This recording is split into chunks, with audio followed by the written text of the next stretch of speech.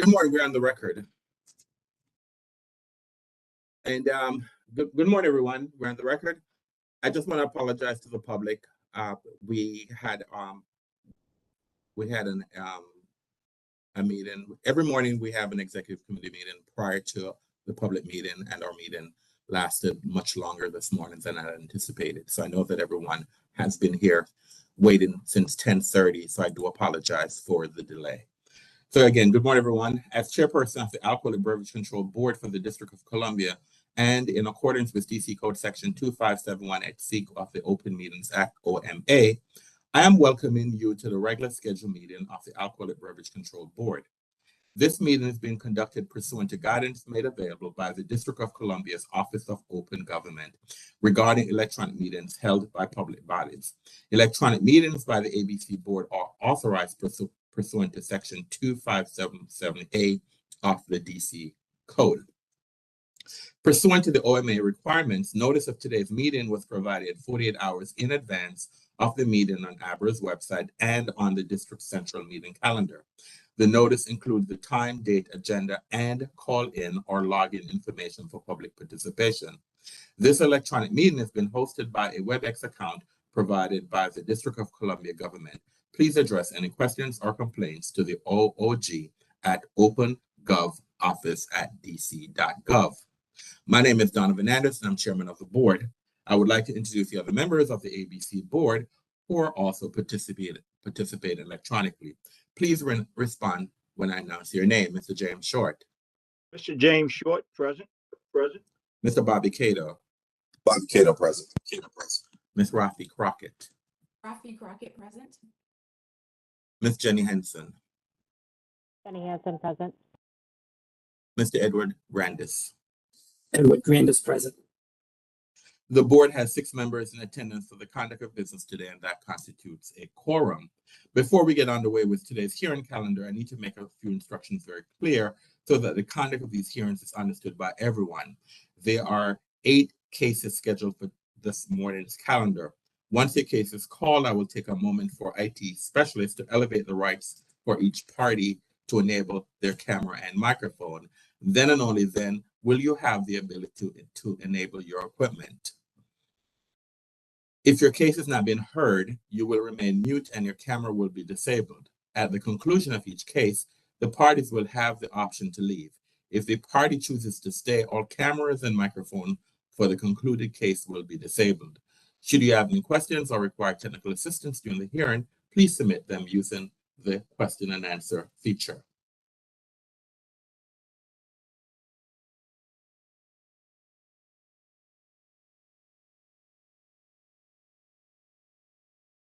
Our first case today, it is a protest hearing status. And this is on case number 22PRO00101, Nelly's Restaurant and Sports Bar, license number 75240. Could you please elevate the rights of the parties in this case, please? Morning, board members. Please stand by. Sidon Johannes, your rights have been elevated. Commissioner Dan Orlasky, your rights have been elevated. That is all, Mr. Chair. Thank you.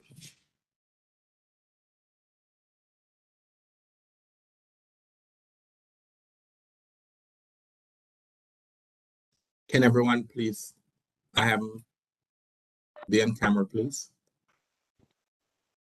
Good morning. Good morning, Mr. Orlansky. I can't see you. Are you there? Yes. All right, good morning. All right, good morning, everyone. This is a protest hearing status case for Nelly's Restaurants and Sports Bar. Let's have the parties spell and state their name for the record. Let's start with the licensee, Ms. Johannes. Yes, Sidon Johannes on behalf of the applicant, SIDONYOHANNES. Mr. Orlansky, can you please spell and state your name for the record? Dan Orlasky, that's Dan, D-I-N, Orlasky, O-R-L-A-S-K-E-Y, Commissioner of 1BO2. Good morning, everyone. All right, this then is a protest hearing status. Are there any preliminary matters that need to be brought to the attention of the board? No preliminary matters for the applicant, other than, we do still want to move forward with the mediation and hope to be in touch with Ms. Fletcher to schedule one. I thought you had a mediation was held on the 10th. So when was not held? No, One was the mediation was not held. rescheduled. Correct. Sorry. Yeah. So you're saying the mediation was rescheduled. So okay, so fine. It will be rescheduled for the parties to participate. Okay, thanks. All right. Any other preliminary issues by either side? Nothing. None for, Hearing none? no. All right. Then this matter is scheduled for a protest hearing on January 11th. If this matter is not settled, then this matter is scheduled for a protest hearing on January 11th, 2023 at 1:30 p.m. Any questions by anyone? No questions. Do I need to read the instructions for protest hearing, or are the parties familiar with the process? The applicant is fine. Yep, we're familiar. The only thing I just want to remind the parties that if this matter goes to a protest hearing, 7 days before the hearing, both parties are required to exchange documents and witnesses. That those documents and witnesses must be exchanged between the parties, and a copy should be sent to Abra Legal. All right, thank you very much. I hope you have a fruitful discussions at your mediation. And if this matter is not, I have a happy holiday. And if this matter is not settled, I will see you on January 11th, 2023 at 1:30 p.m. Have a great day. Thank you very much. Thank you.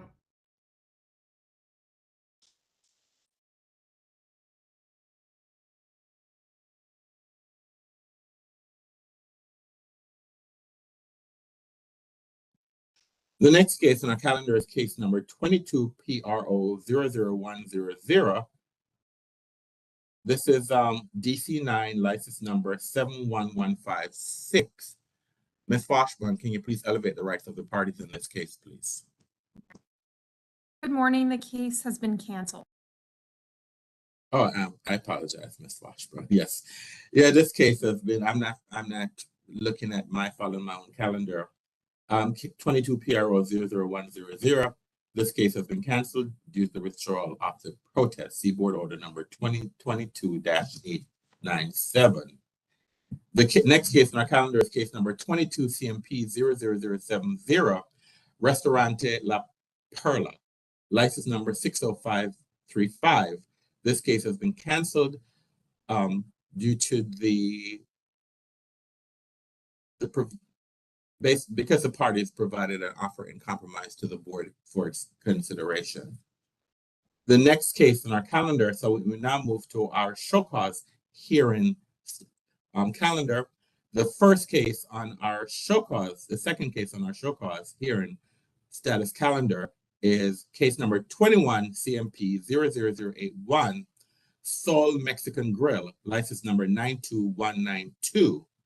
Ms. Washburn, can you please elevate the rights of the government and the respondent, if the respondent is online for this case? The respondent is not online.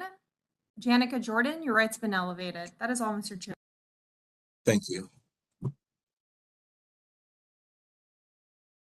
Good morning, Ms. Jordan. Can you please spell and state your name for the record? Good morning, Mr. Chairperson. Janica Jordan, JANIKA here on behalf of the government. Good morning. All right, this licensee is not here. All right, this matter then, and because it's a protest hearing, it's a show cause hearing status, a licensee does not have to be at a hearing. So then this matter, if this matter is not settled, it is scheduled for a show cause hearing on December 14th, 2022 at 10:30 a.m. Thank you. All right, the next case in our calendar is case number 22 CIT 00238, the Queen Vic, license number 83930. Ms. Washburn, can you please elevate the rights of the licensee in this case, please? Please stand by. Ryan Gordon, your rights have been elevated. That is all, Mr. Chair. Thank you.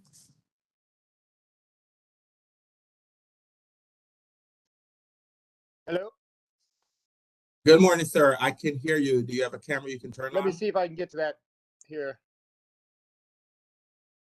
Let's see. Yes, I I- can see you now, sir.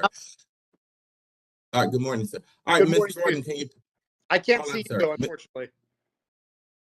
Well, we can all see Okay. you, sir. All That's right. perfect. Ms. Jordan, can you please identify yourself for the record, please? Yes, Mr. Chairperson. Janica Jordan, here on behalf of the government. That's Janika Jordan. Mr. Gordon, can you please spell and state your name for the record and your relationship to this establishment? Sure. My name is Ryan Gordon, Ryan. Last name is Gordon, Gordon. I'm the owner of the Queen Vic. Good morning, sir. Good morning. All right, are there any, Ms. Jordan, are there any preliminary matters for this case? There are no preliminary matters at this time from the government. All right, thank you. All right, then this matter is scheduled for a show cause hearing on December 14th, 2022 at 10:30 a.m. What that means, Mr. Gordon, is that since this matter is moving to a full hearing, 7 days before the hearing, you are required, if you're going to call any witnesses and if you have any documents you're going to rely on, you must provide copies of those documents and witnesses to the government. I don't know if this is Ms. Jordan's case, to the government 7 days before, and the government has to provide you a copy of those documents and witnesses 7 days before also. If the parties want to settle this matter they can have conversations and they could provide the board with a settlement offer if that's reached, but that's where we are. Do you have any questions, sir? So as of right now, we don't talk about anything right now. This is just a show cause. So we don't. The status, it's a status, so we don't talk about it. Only if you have any procedural problems, that's what we talk about here. And then I can talk to the lawyer on behalf of the city before Yes, this. Ms. Jordan, whose case is this? Do you know? Andrew Coughlin is handling this case, and I believe he's been in contact with. We have been in contact. Yeah. In fact, we talked this afternoon or this morning already. So we can come up with an idea of how we can fix this before going to court. Is that correct? Yes, you and the government can continue talking, and if you come to an agreement, Sure. that can be memorialized in writing, provided to the board, and the board will vote on it, whether or not to accept it or reject it. So, but you can continue having conversations before the 14th with the government, sir. Okay, that works for us. All right, so if this matter then is not settled, then we'll see you on December 14th at 10:30 a.m. Thank you for your participation this morning and have a great day. You too. Thank you so much.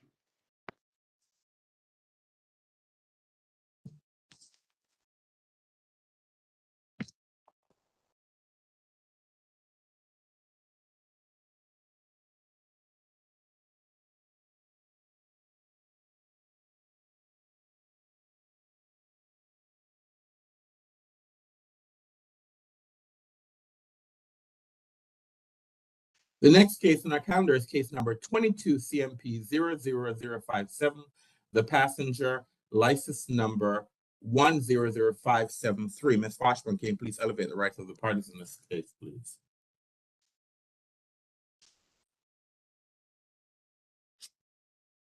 Please stand by.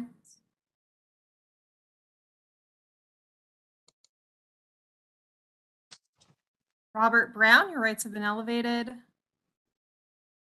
Demetris Monis, your rights have been elevated. That is all, Mr. Chair. Good morning, thank you.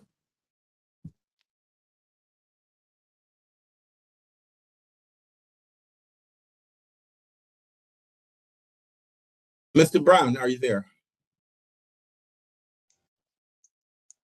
All right, I see. Yes, I believe so. And all right, okay. All right, Ms. Jordan, can you please identify yourself for the record, please? Good morning. This is Janica Jordan on behalf of the government. That's Janika Jordan. All right, so I see Mr. Montes and Mr. Brown. So can Let's start with Mr. Brown. Can you please spell and state your name for the record and identify yourself, your relationship to this establishment, sir? My name is Robert Brown, RobertBrown, and I am a partner in Passenger 2 LLC. Good morning, sir. And Mr. Moniz, can you please spell and state your name for the record and identify yourself also too, please? Good morning. Can you guys hear me? Yes, sir. Great. My name is Dimitri Moniz. I spell Demetris, last name Monis, and I'm also a partner at Passenger 2 LLC. Good morning. All right, Miss Jordan, are there any preliminary matters in this case? At this time, the government does not have any preliminary matters in this case. And Mr. Brown or Mr. Moniz, a preliminary matter is not substantive. Just are there anything that you need to bring to the attention of the board? Just not substantive, just preliminary. I was just wondering if a lawyer has, or a representative from the DC government has tried to reach out to us, because I haven't heard any word about anything about the case. All right, Ms. Jordan, whose case is this, please? I'm handling this case along with Mr. Walter Adams. We were just able to receive the establishment's email this morning, so we'll be reaching out soon. Can I double check that it's what I have is correct? Could you also, yeah, my personal email would be best if that's. Okay, can you go ahead and Are you hold on, Mr. Can you put it in the chat? Which is not I'll necessarily figure that out. accessible. Sure thing. Okay. Which is not necessary unless you want the entire world to have your personal email address, sir. So if you, it's up to you. You guys seem trustworthy. But I'll go ahead and put it in the chat anyway, not to waste anybody's time. No, it doesn't matter. Remember, this is on the World Wide Web, so it's accessible to the entire world. That's Never mind then. I will definitely put it in the chat. I did not realize that. Yes, sir. Anyone can watch. Anyone can log into YouTube and watch our hearing. So, okay. All right. So it's in the chat, Miss Jordan, his email address, and so therefore, thank you for bringing that to our attention. And all right, so this matter then is scheduled for if this matter is not settled, the matter is then scheduled for a show cause hearing on December 14th, 2022 at 1:30 p.m. What that means, if this matter is not settled, that's 7 days before the hearing. If both parties have to exchange documents and witnesses that they would be relying on at the hearing, and failure to do that, the board might prevent the parties from relying on documents and witnesses that have not been previously disclosed. But the parties can have conversations, and if a settlement is reached, the parties can provide that written document to the board, and the board will vote to accept or reject the settlement. Any questions by anyone? No. No? All right. Good luck with your conversations, and if not, if this matter is not settled, I will see you on December 14th, 2022 at 1:30 p.m. Thank you very much. Thank you. Thank you. Thank you. Thanks. Miss Jordan Dallin, I'm going to call the cases out of order. So the next case I'm going to call, well, it doesn't matter. It doesn't matter. So the next case I'm calling, then if you need to, if this is not, the next two cases are not yours, that's fine, Miss Jordan. You can leave if they're not yours. The next case on our calendar is case number 22CC00019, New Dodge Market license number 99565.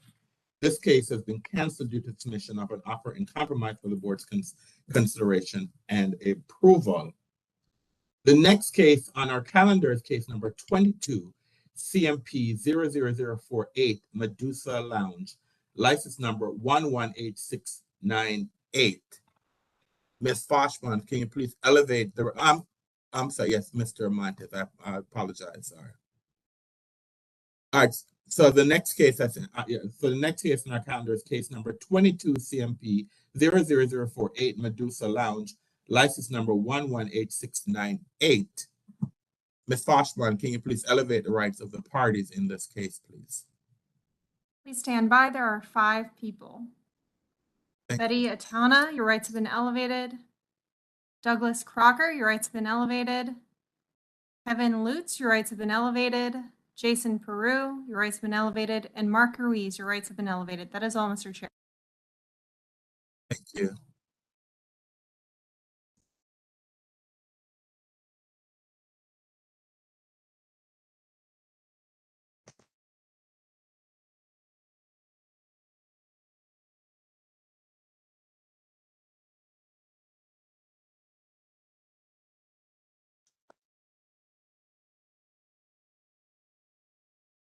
Hello?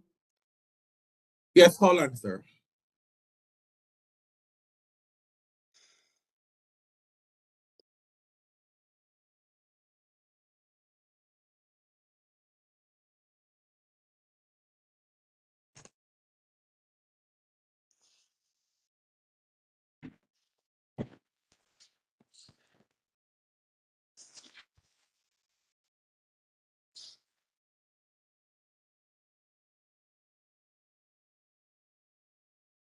All right, good morning, everyone.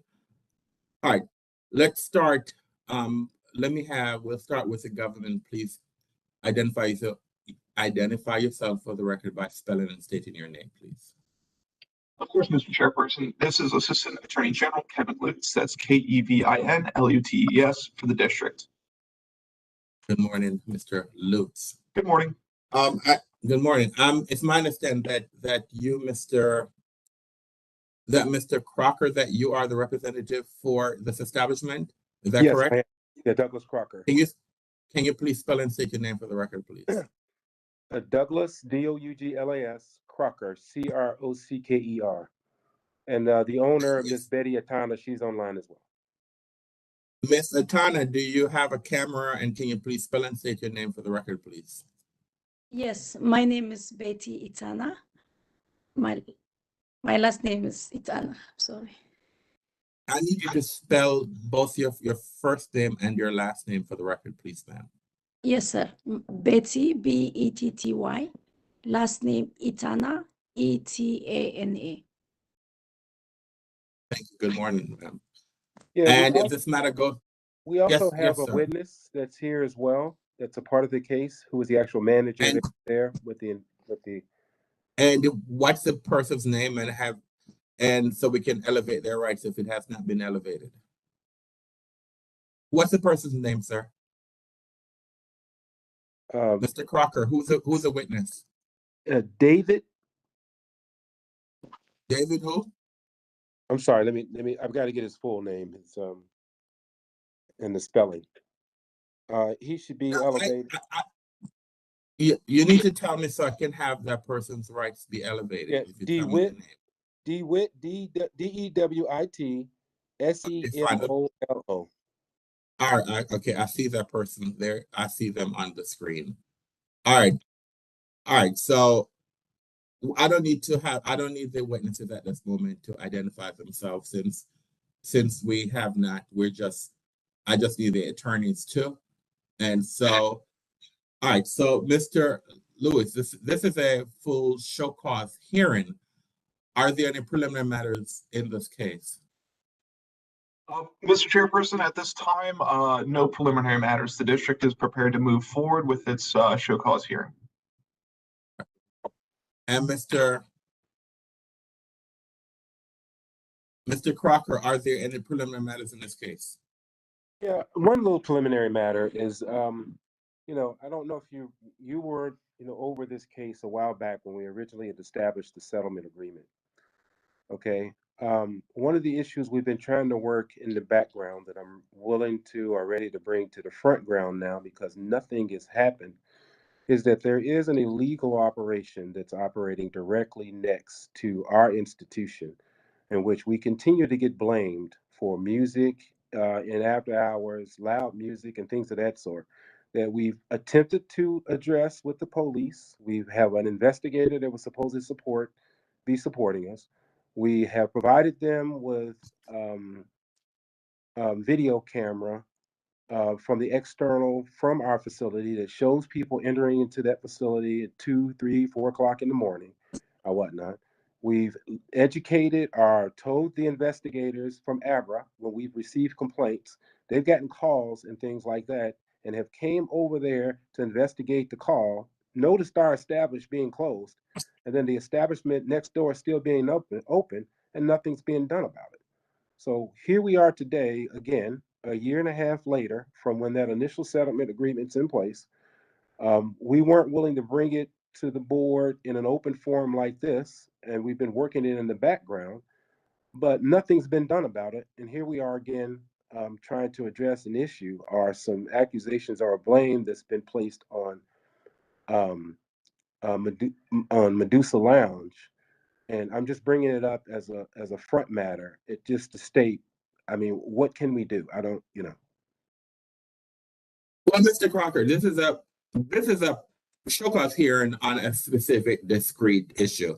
Yeah. I am not sure the issue that you're talking about, if you need to file a complaint with the agency and the agency will dispose of it, but that the issue that you are talking about, it's not relevant to this hearing because I'm not quite sure what the issues are in this case while we're going to a hearing.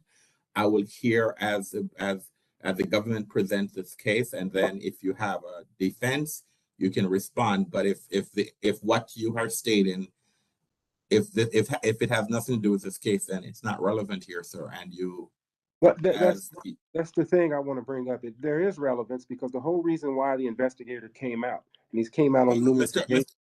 But Mr. Crocker, then that is something you can, in the presentation of your case, okay, you can present testimony and evidence on that issue. But right now, that's not a relevant issue. What I'll ask you to do, Mr. Crocker, I can see from your nose down. So can you please adjust your camera so I can see? Fine, I now can see your full face, sir. Thank you. Okay. All right. Sorry, so there are no other preliminary matters. Okay, is the government, as said before, it's a full Mr. Chair, apologies. I got the, Mr. Chair, apologies. There's one quick preliminary matter I'd like to address. Mr. Chair, just for the preservation of the record, I would like to object on the basis that there was a lack of witness disclosure by the respondent regarding Mr. DeWitt Samolo's presence and testimony. However, the district is prepared to move forward. All right, so Mr. Crocker, when we had, I'm not sure if you were at the show cause status hearing. I specifically advise both parties that if you're going to have documents and witnesses, those documents and witnesses must be disclosed 7 days before the hearing.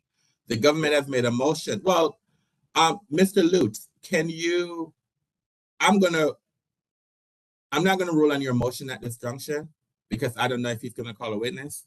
So when once the respondent decides to present his case, you can renew your motion, and I will take arguments, and the board will then make a determination whether or not a witness can be called. So I will. Can I just make one brief? Yes. Yeah, just one brief. Mr. DeWitt's Mr. Crocker, there's no issue for you to respond to now. What I've stated is that the government, the way this operates, that the government is going to call its witnesses, it's going to present its case. Once the government has called its witnesses and has concluded and presented its case, then you will have an opportunity to present your case. At that time, if you plan to call a witness outside of the licensee, then we will address those issues. I believe, well, having Ms. Atena as a witness is no surprise, so I would not prevent her from testifying, because I believe that the government would have known that the licensee would testify, even if there was no disclosure. However, I don't know about the other witness. So at that time, if you're going to call another witness, the government will make a motion, and then the board will rule on that motion. Okay? Yes, sir. All right. So, does the government wish to make an opening statement? Yes, Mr. Chair. Good morning, Mr. Chair, Chairperson, and members of the board. This case is about Medusa Lounge violating its settlement agreement and board order by exceeding its board-approved hours of entertainment. The evidence will show that around 1 a.m. on June 3rd, 2022, Abra investigator Mark Ruiz arrived at the establishment and heard loud bass coming from the establishment. and after entering the establishment, Investigator Ruiz observed a DJ in the DJ booth entertaining the licensee's patrons. Next, you'll hear how under the licensee settlement agreement and board order, Medusa Lounge must conclude all live entertainment prior to 12:30 a.m. Sunday through Thursday, well before Mr. Ruiz's 1 a.m. visit.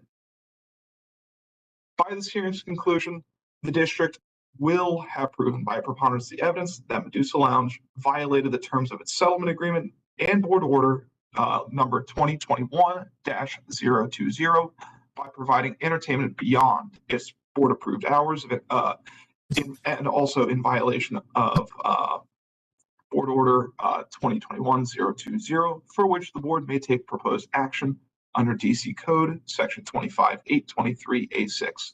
Thank you. Good morning. Mr. Crocker, do you wish to make an opening statement at this juncture, or do you want to reserve until you present your case? I'll make What's your pleasure, sir? It kind of goes back to the actual. I can't hear you, sir. I'm sorry, what did you say? Yeah, I'd like to make an opening statement. Can you hear me? I can hear you. No, I said yes, you can. I'm just saying you can. Okay, go ahead, sir. Yeah, and I guess just in response to the settlement agreement, we had a hearing, and in the hearing, ABRA did, outline what the hours for live entertainment would be, but we were not restricted from having background music. It was just for live entertainment. And just as an opening statement, we disagree with the investigator's initial accusation. And then once again, the investigator, once appearing at the establishment and walking through the establishment with David, who is our witness online, he did not express any issues with the music, which was just background music, and it was being performed, just being played not by a DJ. It was actually one of the employees of the company was just playing Spotify music or playing Apple Play music off of his laptop or whatnot, and that's what we contest to. And the witness here can talk to that, as well as I'm glad that we have the investigator here too as well, because we're getting two different messages. The investigator's telling us one thing, and then the state's representative is telling us something. DC representative is telling something different. Thank you. That's it? Yes. All right. Does the government wish to call in witnesses? Yes, Mr. Chairperson. The district would like to call investigator Mark Ruiz. Where's Mr. Ruiz? Mr. Ruiz, can you raise your right hand, sir? Do you swear or affirm to tell the truth and nothing but the truth? You're on mute. I did not hear you, Mr. Ruiz. My apologies. Yes. I think you need to turn your microphone up some more too, sir. All right. Thank you. Go ahead. Your witness, Mr. Lutz. Thank you, Mr. Chairperson. Mr. Ruiz, could you please state and spell your name for the record? Yes, my name is Mark Ruiz, M-A-R-K-R-U-I-Z. Where do you work? Alcoholic Beverage Regulation Administration. And if I use the acronym ABRA, do you understand that refers to the Alcoholic Beverage Regulation Administration? Yes. And what is your position at ABRA? An investigator. And how long have you worked in that position? Over 3.5 years now. And what duties does being an investigator for ABRA entail? Conducting various inspections and investigations of licensed ABC establishments within the District of Columbia. And what types of trainings have you received for conducting these investigations? There was some book and field training at the time of hire to learn the regulations, yes. And during your investigations, have you ever come across Medusa Lounge? I have, yes. And how are you familiar with Medusa Lounge? I made a stop there on the evening of this incident to address the noise coming from the establishment. And what evening was this? Did this stop occur? It would be in the morning of June 3rd, 2022. And so you mentioned that there's a stop coming, that you stopped there on June 3rd, 2022. Can you please tell me what you did during the stop?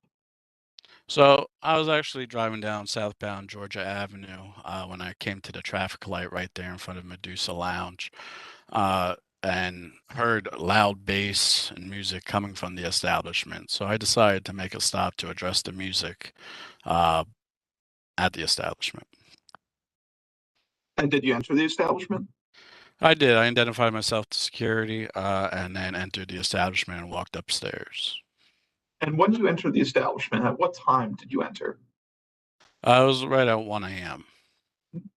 And so you said you entered the establishment, you walked upstairs. What happened next? I made contact with the ABC manager that was present that evening. Made observations that there was a DJ up in the DJ booth, wearing headphones, making announcements, and then I continued to have conversation with the ABC manager. And other than the headphones, was the DJ operating any type of equipment? Laptop. And did you and then you mentioned you spoke with the ABC manager on duty. What did you speak about? I told him I had stopped there because of the loud music that I heard coming from the establishment. Also, while I was there, I notified him that his entertainment hours were ended at 12:30 a.m. per a board order as well, and that it was 1:00 a.m. And it included a DJ playing. And then so what happened next? He then continued to explain. We actually went downstairs to so we could talk without the noise. He went to explain that that only forbidded them from having a live band. It did not pertain to a DJ, which I went to explain that the board order did not specify what kind of entertainment was not allowed. It just simply entertainment, and included with entertainment is a DJ, live band, trivia hosts, etc. And what happened next? He continued to talk about that particular issue, and then we exited the establishment. And after exiting the establishment, did you write a report? I did. And was this report drafted shortly after exiting the establishment? Within a day or so. Mr. Chairperson, the district requests permission to share what's marked as Government Exhibit A. Ms. Washman, can you allow Mr. Lutz to share his screen, please?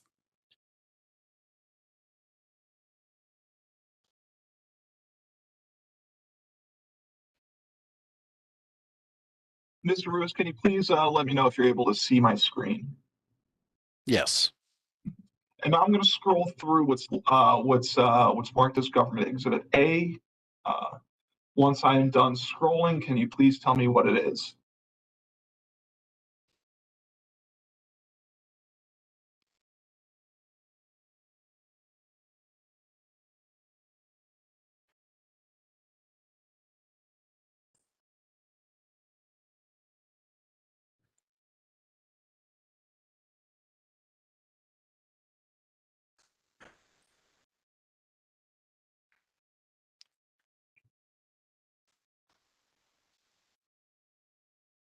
All right, that would be.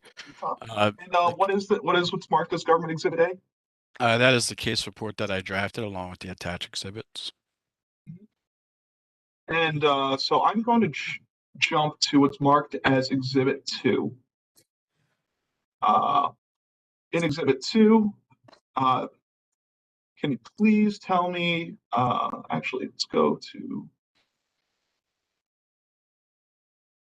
here. This is a document listed in Exhibit 2. It's, can you please tell me what this is? This is a settlement agreement by and between Advisory Neighborhood Commission 1B and Hope Lounge LLC, doing business as Medusa Lounge. And so I'm going to scroll down to page 2. Can you please tell me? Can you please read paragraph B, including the header as well? Yeah, paragraph B is titled Interior Hours of Entertainment, followed by to be determined by ABRA order. Now I'm going to scroll down to what's listed as page 8 of 7 of this settlement agreement. Can you please, and give me one second while I resize this so it's a little easier to read. Can you please tell me whose signature is at the top and whose signature is at the bottom? The top signature is ANC Commissioner Eric Bana, and on the bottom is the applicant Betty Atana. And what date was this signed? By Betty Atana. December 22nd, 2021. Thank you. And now I'm going to scroll up to the skip to the what's marked as exhibit number 2. Can you please tell me what this document is? This would be the final board order. And is Medusa Lounge a party to this board order? It is. What's the board order number? 2021-20. And now I'm going to skip to paragraph 6 of the board order. Can you please read the first sentence of paragraph 6 for me? The board limits the establishment's entertainment hours to 12:30 a.m. Sunday through Thursday. Now I'm going to scroll up to what's marked as exhibit 1 on this report. Can you please tell me what this is? That's a photo of the raised DJ booth with a DJ in the booth. Yeah. Thank you. Now I'm going to stop sharing my screen. Mr. Chair, just as I would like to confirm that government exhibit A is admitted as part of the record. It is exhibit, and as by operation of law, it's part of the board's records, but it is a part of the record. It's moved into evidence. Thank you, Mr. Chairperson. Now, the board order stated that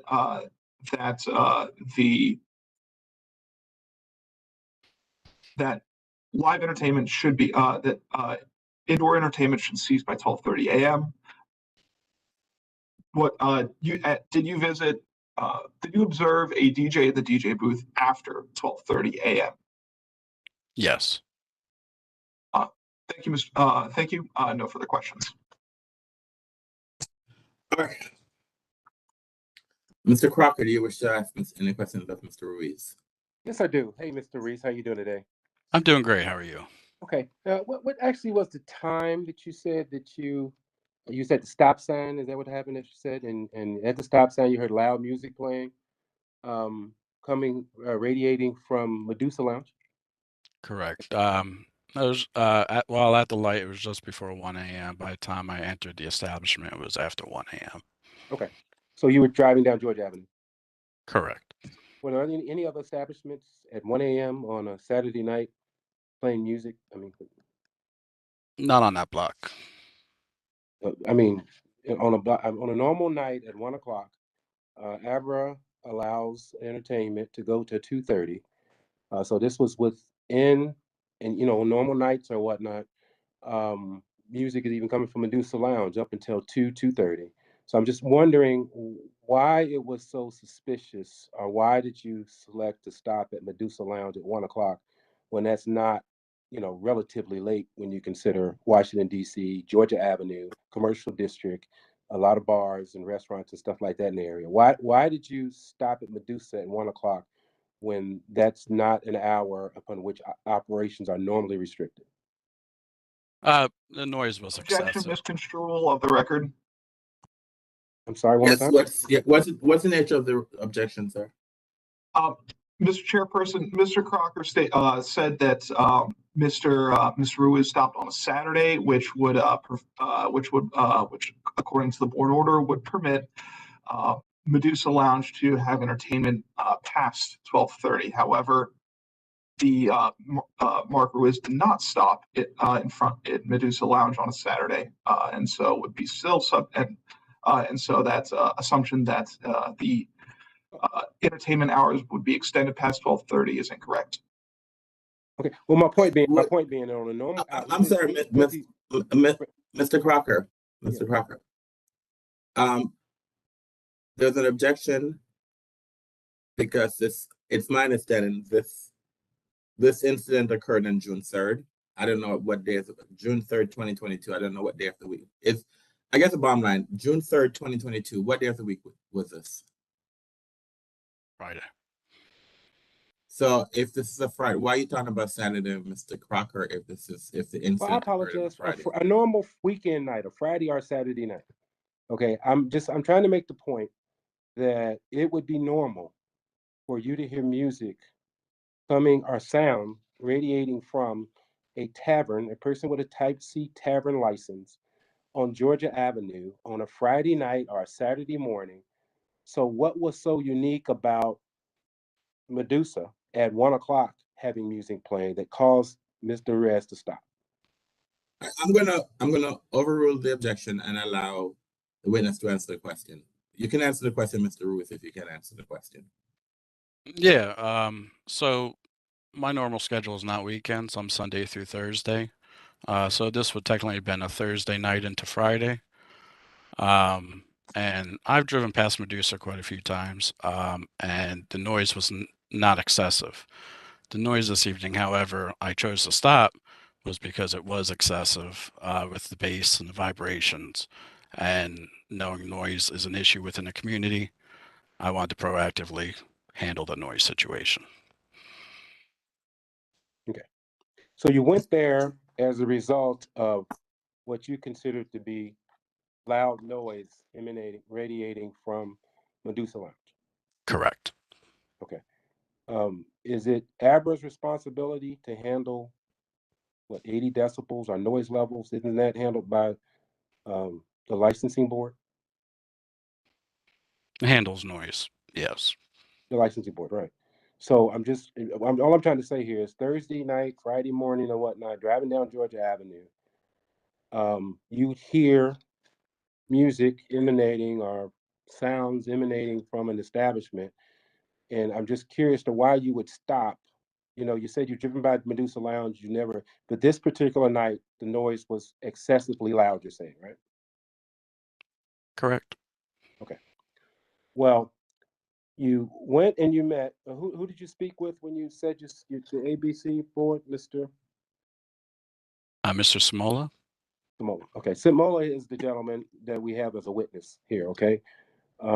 Just want to bring this to the attention as far as when we get to, they objected to our witness, but actually they've identified in their evidence this individual. Mr. Crocker, are you asking? Please ask the question, sir. Okay. You're cross-examining this witness, so can you please? You're doing arguments. You can do that later on. So please, this is your opportunity to cross-examine the witness, sir. Okay. Have you ever been to Medusa Lounge before? Prior to this incident? Yes. I was there actually the start of my shift on Thursday, yes. Okay. So you had came to Medusa Lounge, the start of the shift on Thursday. Okay. That was earlier in the day. Now, what was the reason why you had came to Medusa Lounge earlier? I conducted a regulatory inspection and I was following up on some activity that I saw on a prior night. A regulatory inspection? What do you mean? What's a regulatory inspection? That's a inspection that we conduct on establishments to verify that all licenses are proper and posted in order and that the establishment is following the proper rules and procedures of the ABRA code. Okay. Was there any result found as a result of that, or any findings or any report? Was there a report made about that initial? Inspection was completed, but there was no violations noted at that time. Okay. Was it, you just randomly selected Medusa Lounge to go conduct this inspection? Exceptional relevance. This is the relevance. He's came by there 3 times. Okay. Sounds, So, Mr. Chair. in the stop, what the government stated was, it made it appear as though he just happened to stop at a stop sign, and he just happened to hear noise, and he happened to come by. You mentioned that in your initial initial presentation, but you didn't mention the other 2 times that he came earlier in the day. For what reason? All I'm trying to state here is, what were those reasons? Why did the first time you came by, you said that was you just happened to say, I wanted to do a regulatory inspection, and you just happened to have selected Medusa Lounge to go and do that regulatory inspection. When you did that regulatory inspection, were there any findings? All right, Mr. Crocker, that's not really relevant to the issue at hand. The issue at hand is, the issue here is whether or not a violation occurred on June 3rd, 2022, when the investigator went to the establishment. I recognize that, but if a police officer spends an hour following me driving down the street, he'll find a time when I do something that violates the law. So all I'm pointing out here is, what's the nature of continually coming to Medusa Lounge? Why would an inspector come 3 times in one day until he finally found something? And then he made the statement that the reason why he stopped at Medusa Lounge was because of the excessive noise. But nowhere in the report did he talk about excessive noise. He talked about entertainment. So if the inspector comes by your establishment 4 or 5 times a day, he can find something. So this is I'll get to my point in a second. Let me just continue my cross-examination. Okay. So how many other times did you come to the establishment? Objection, relevance. Mr. Crocker. Yes. I'm sustaining the government's objection. Move on. It is not relevant how many times they establish. It's not relevant to the issue here. If you believe that this investigator or any other investigator is picking on this establishment, you can file a complaint with our agency, with the director. But the issue here is specifically what happened at 1 a.m. on June 3rd, 2022, when the investigator got to the establishment, sir. Those are the questions that the board that's relevant to this issue, sir. Well, just as if a police officer pulls me over, he has to have an articulated suspicion on why he's pulling me over. Okay. So the point I'm trying to make here is, if his articulated suspicion to reason to why he stopped that last time was because of excessive noise, why is it that the violation that we're here discussing today has to deal with entertainment? Mr. Crocker, you have a license. Yeah. I'm sorry, your client has a license that provides an entertainment endorsement. Yes. If your client didn't have a license, if your client's license, and this is not my hearing, this is not my job, sir, to explain to you what an entertainment endorsement is and what occurs from an entertainment endorsement. We need to move on, sir. We're not trying to go down that. But we need to, sir, you need to move on. Okay, I'll move on. Let me ask the next question then. Okay. Yes, sir. Thank you. Now, it would be normal on a Thursday or Friday night for a tavern or an event place like Medusa Lounge to be having music playing. Am I correct? I'm sorry, can you repeat the question again? The question is, would it be normal? I mean, you for you to be driving down Georgia Avenue and for you to see a tavern, a nightclub, or anything like that that has music playing, for you to be able to hear it from your vehicle or at a stoplight, is there anything abnormal about that? Objection, speculative. It's not speculative. That's what he stated was the reason for his stop.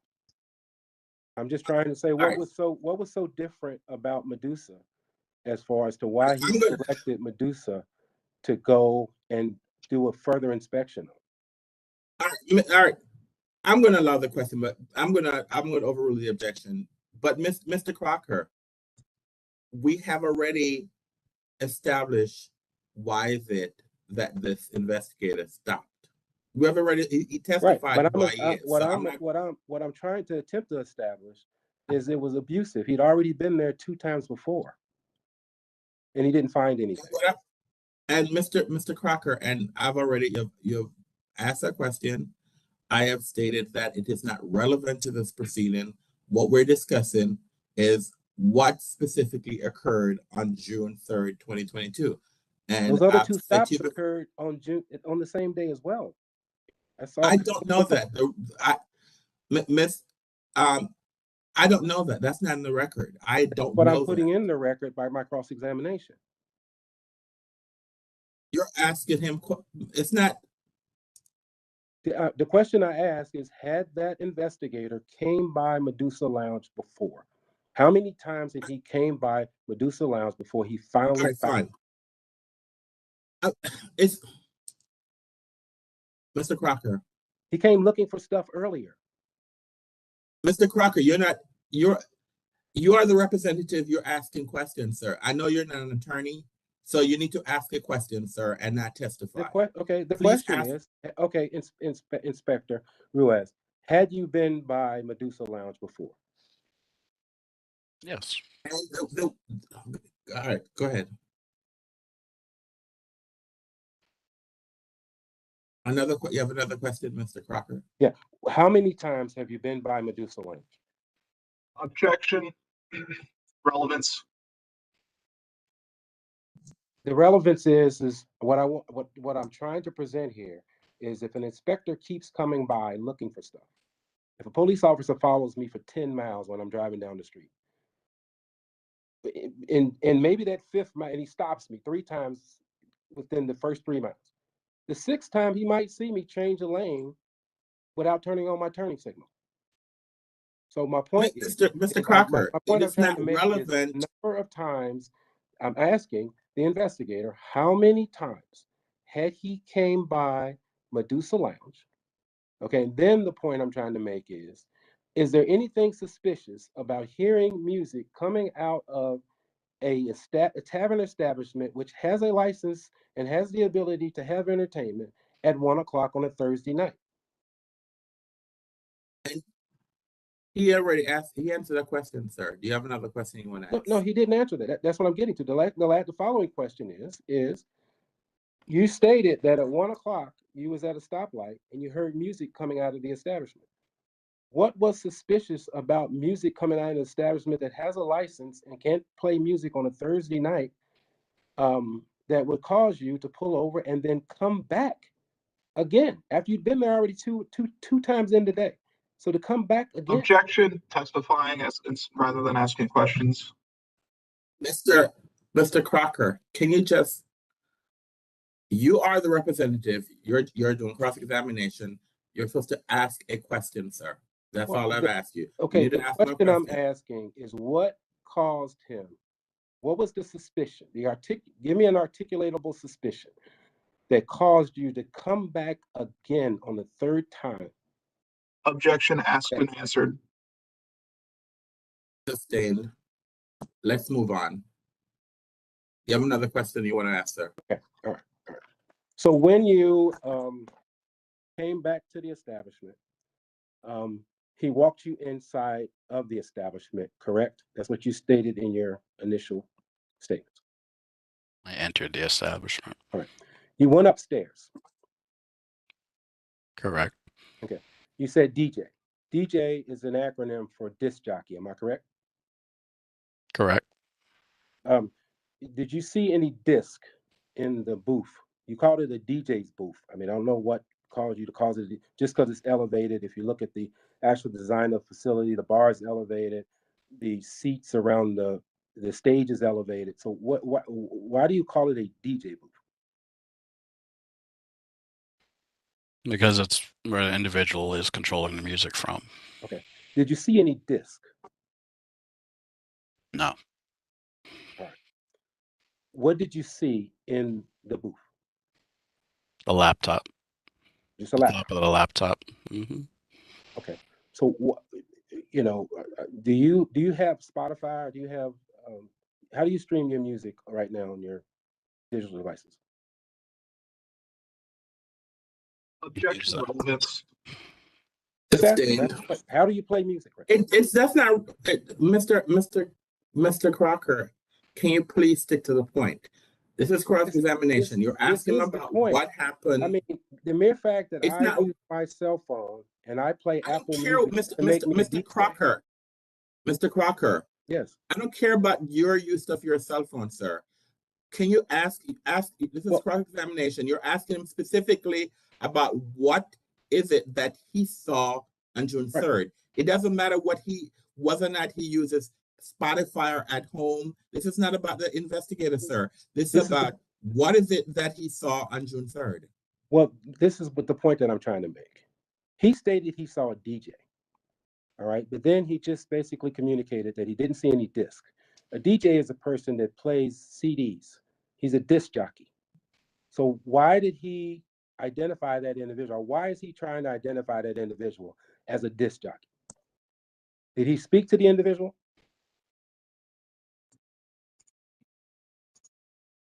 Mr. Ruiz, did you speak to the individual that was in the booth? You can answer that. Yes, sir. Go ahead, sir. No, I did not speak to him. Okay. Well, why did you automatically assume that he was a DJ? Based on my knowledge in modern days, DJs now mix music from laptops. Well, a DJ is a specific title. It's a disc jockey. A laptop doesn't have any disc. Mr. Crocker, can you please ask a question? Mr. Crocker, Mr. Crocker. All right. You're not an attorney, so therefore I'm giving you some leeway. However, sir, this is cross-examination. I need you to ask him a question. I do not need you to put testimony in evidence that's not. Please ask him a specific question, sir, about what happened on June. No, basically, he testified about what he observed on June 3rd when he got to the establishment. Can you please ask him about that, sir? I don't need you to give him a definition of what a DJ is, sir. Okay, I got you. Well, my question, I'll reiterate it again just to make sure it's a part of the record, is your reasoning of titling him a DJ was based upon what? Objection, asked and answered. Let's I move asked the on, question. sir. What he the gentleman was a DJ. Mr. Crocker. What was it based upon? Mr. Crocker. Yes. The government raised an objection. I sustained the objection, meaning that I give credence to the government's objection. The witness does not have to answer the question. I need you to move on to the next question, sir. Okay. Well, let me rephrase the question. How about that? Did you speak to the gentleman was it a male or a female that you saw in the booth? Objection, layering questions. I'm sorry, what, Mr. Lutz? Yeah. Can explain what are you objecting to, Mr. Lutz? Yes, Mr. Chairperson. Mr. Crocker asked Mr. Wiz if two questions in his question. One was, did he speak to them? And then two, was the person a male or female? Mr. Crocker, can you ask? Did you speak to the individual that you identified as a DJ? Objection, asked and answered. Sustained. He already answered that he did not speak to the person, sir. Do you have another question? Well, was it a male or a female that you identified as a DJ? Appeared to be a male. Okay. Is the only thing that the male happened to have with him that caused you to identify him as a DJ a laptop? He was also wearing headphones used to mix the music. Did you see him having a mixer? Did you see a mixer? You said he just had a laptop. That's what I saw, yes. Did you see a mixer? I did not see the mixer, no. Okay, you said the headphones were used to mix music. So Common practice. you're stating that he performed a function that he didn't have the equipment to do. So did you see him mixing music? Objection asked and answered. The question was, did you see him mixing music? That wasn't answered. Who answered? I'm going to sustain the objection. He stated that I'm going to sustain the objection. Let's move on, sir. The point I'm trying to make is that the gentleman in the booth was not a DJ. It doesn't matter. So what? It doesn't matter. The reason why it matters is Mr. Crocker is alleging Mr. that we had live music and that a DJ. Mr. Crocker, yes. Mr. Crocker, the issue here is whether or not your client had entertainment past 12:30.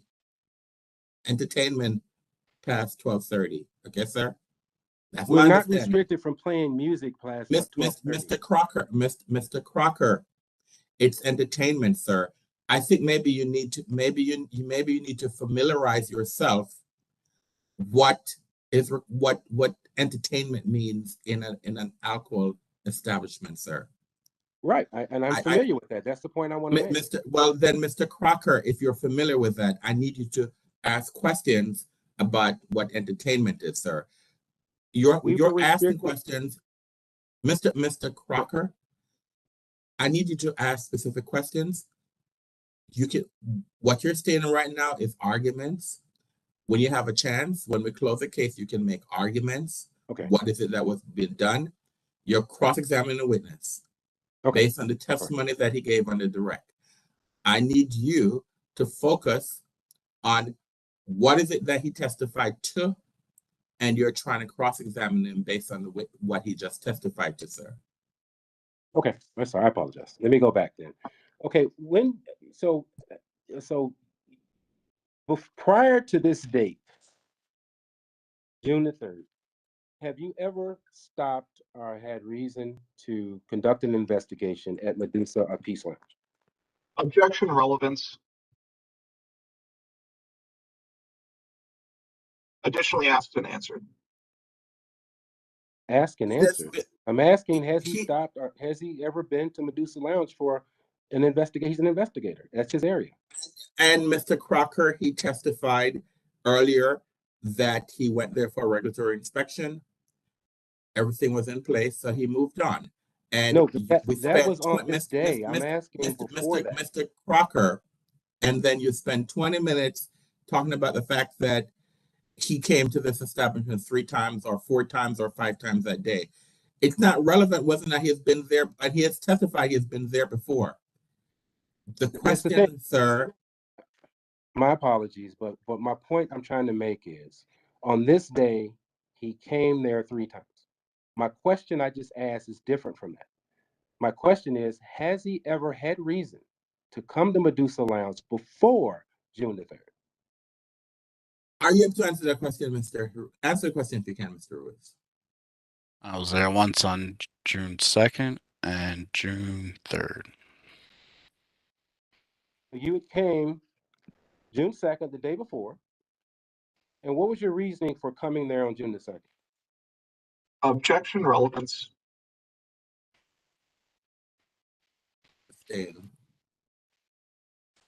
Let's move on, sir. The relevance is if it's supposed to be an articulated suspicion on why you're coming. He came the day before on June the 2nd. So was there a report or any finding on your visit on June the 2nd? Objection, relevance.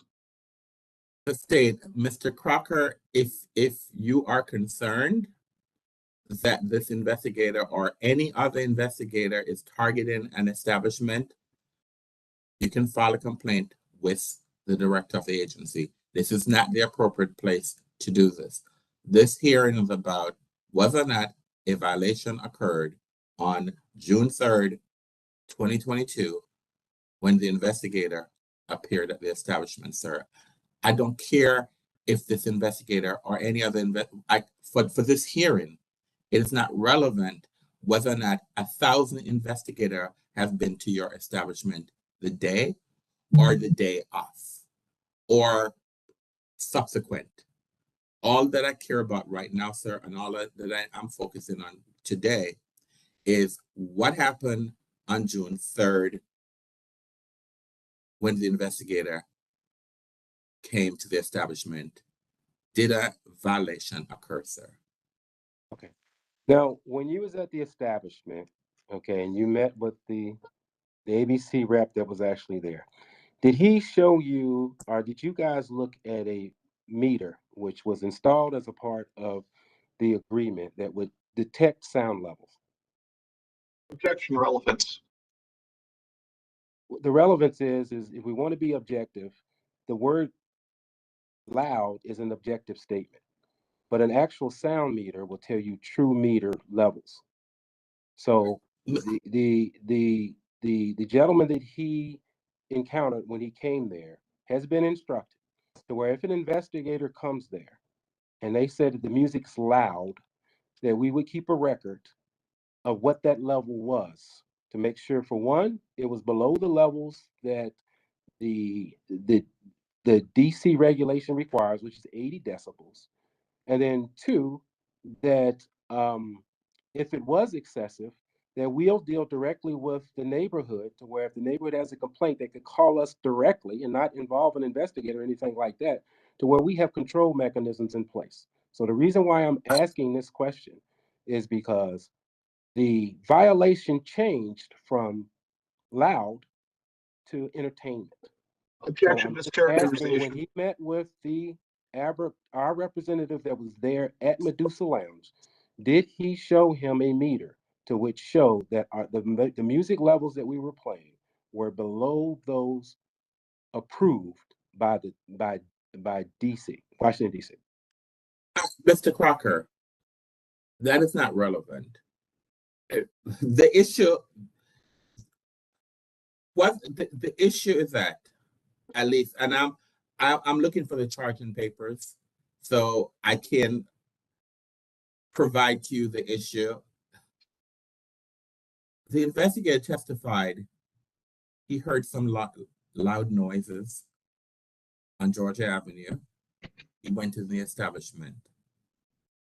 Now, it's not my understanding that the establishment was charged with noise violation. It's my understanding it had to do with your entertainment endorsement, sir. And it's my understanding as presented is that based on the board order, there should be no entertainment after 12:30. No, sir. There's no live entertainment. There's a difference. Sir, Mr. Crocker. Yes. Once again, it is not my job to explain to you what entertainment, what's the definition of entertainment and what is required for an endorsement for an ABC establishment, sir. Okay? I've had cases, sir, where they are playing bingo. And we have issued violation because someone is using a microphone to call bingo. And because that's considered entertainment, sir. Okay? Well, this is the point. We didn't have a microphone in the but I'm just saying to you, sir,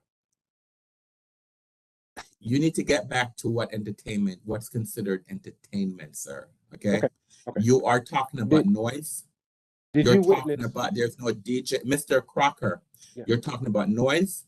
You're talking about that there was a male or a female there was no disc jockey. This has to do with whether or not this establishment has violated the terms of its license, sir.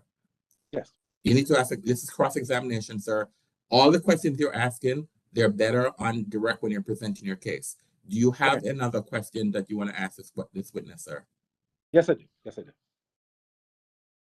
What is that, sir? So the reason why you stopped was because of the loudness of the music, and I'll be bringing a witness in a few minutes as well, or whatnot. But then once you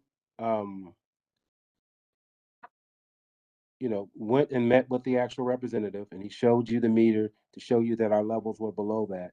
Then it Objection argumentative. Sustained, Mr. That is not the issue that is here, sir. This is not a noise case, sir. This is a matter of whether or not this establishment has complied with the terms of its license. Okay, right. Well, when did you become aware of the settlement agreement, Mr. Riss?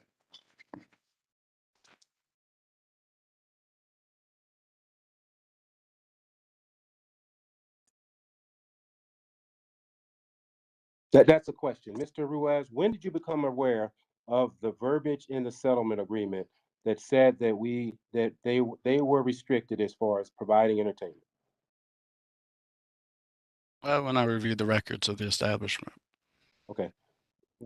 You've only been to the establishment twice, on June, the day before, and you testified, and on June the 3rd. So when did you review the records of the establishment? I reviewed the records during the investigation after the visit to the establishment. Okay, so you were looking for something after you had visited the establishment. So therefore, you went to look at the settlement agreement. No. After June the 3rd. The license states the hours, sir. Yeah, but the hours, the license doesn't state the restrictions on entertainment. That's captured in the settlement agreement, which is a separate document. The license tells you that their operating hours are up until 2:30.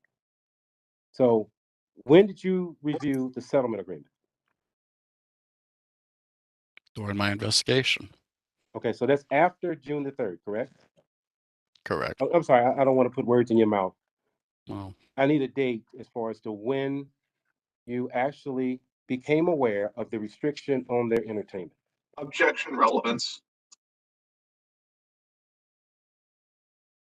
I'm going to overrule it. I'm questioning, the thing I'm questioning here is June the 3rd, June the 2nd, and June the 3rd, he visited the establishment. And he then later went and reviewed the settlement agreement after he had visited the establishment on June the 2nd, and then 2 times earlier on June the 3rd. And then he goes to I'm asking, when did he actually review the settlement agreement and find that, they're not supposed to have entertainment after 12:30?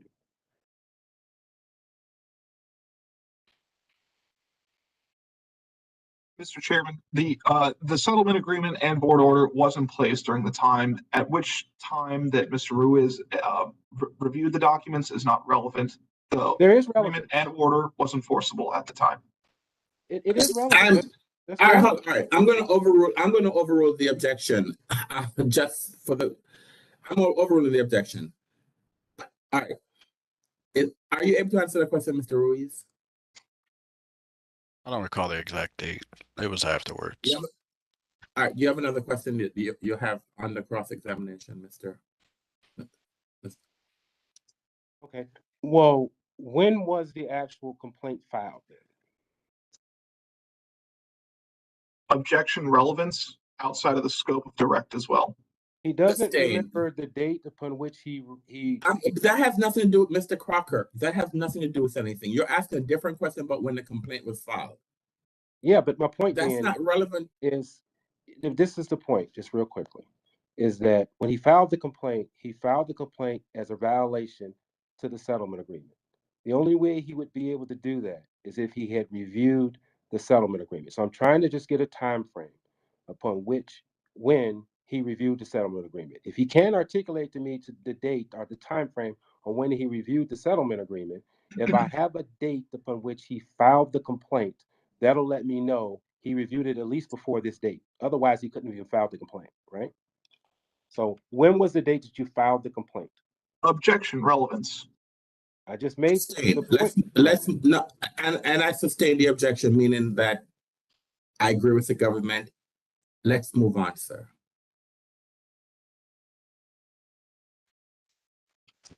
Okay. Is it common for other establishments to have settlement agreements and for the inspector to have reviewed the settlement agreement prior to conducting an investigation?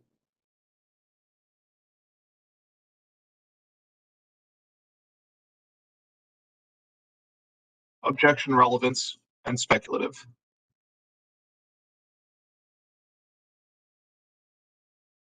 This is what he did, so I'm just asking, is it common? I'm gonna overrule the objection. If he can answer it, he can answer it. If not, let's move on. Can you answer the question, Mr. Ruiz?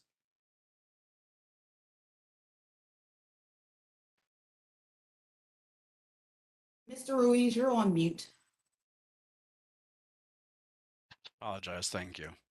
It was common knowledge during the course of an ABRA investigator's duties to review settlement agreements even prior to visiting establishments. Yes. Yeah. Okay. So traditionally, an investigator will review, if it's their neighborhood or their area that they actually are assigned to, a settlement agreement or have knowledge about restrictions or things like that have been placed on an establishment prior to them conducting investigations, correct?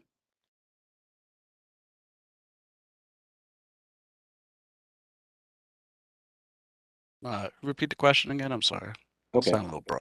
And I just ask, is it common for I guess, would it be considered a best practice for an investigator to have reviewed or have some insight in or understanding into board rulings or restrictions that may have been placed on an establishment prior to them going and conducting an investigation? Objection, relevance.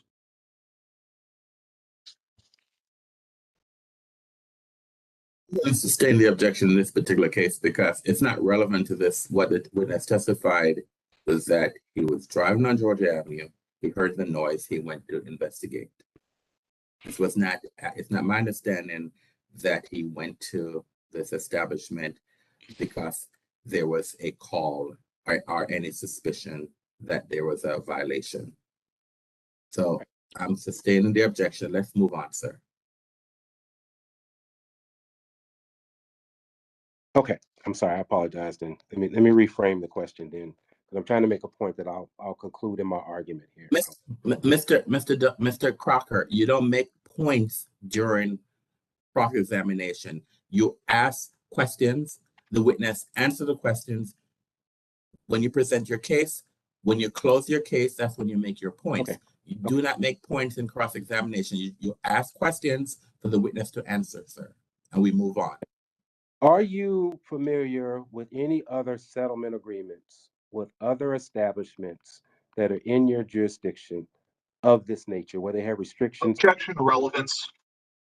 Sustained. Let's move on, sir. It is not relevant to what happened on June 3rd when this investigator went to this establishment, sir. Let's move on. Okay. Is it a common practice from an investor? I'm just trying to get some understanding as far as— It's not relevant, sir. Can we move on from this line of questions, sir? Mr. Crocker, we need to move on. You're cross-examining. Let's move on from this line of question. It is not relevant to why. It is not relevant. The investigator testified that he was driving on Georgia Avenue. He heard some noise and he went to investigate. That's what happened, sir. Let's move on from there, sir. Well, just as a matter of questioning, why is it a reason that, is there any reason why you did not cite Medusa Lounge for what your original articulated suspicion was, loud noise? Objection, relevance, and mischaracterization. Sustained. Let's move on, That was the sir. reason for his stop. And let's move on, sir.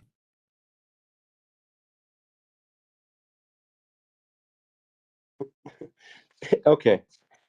Had you received any calls or complaints about Medusa Lounge in earlier or at any time? Objection, relevance. Sustained. Let's move on, sir.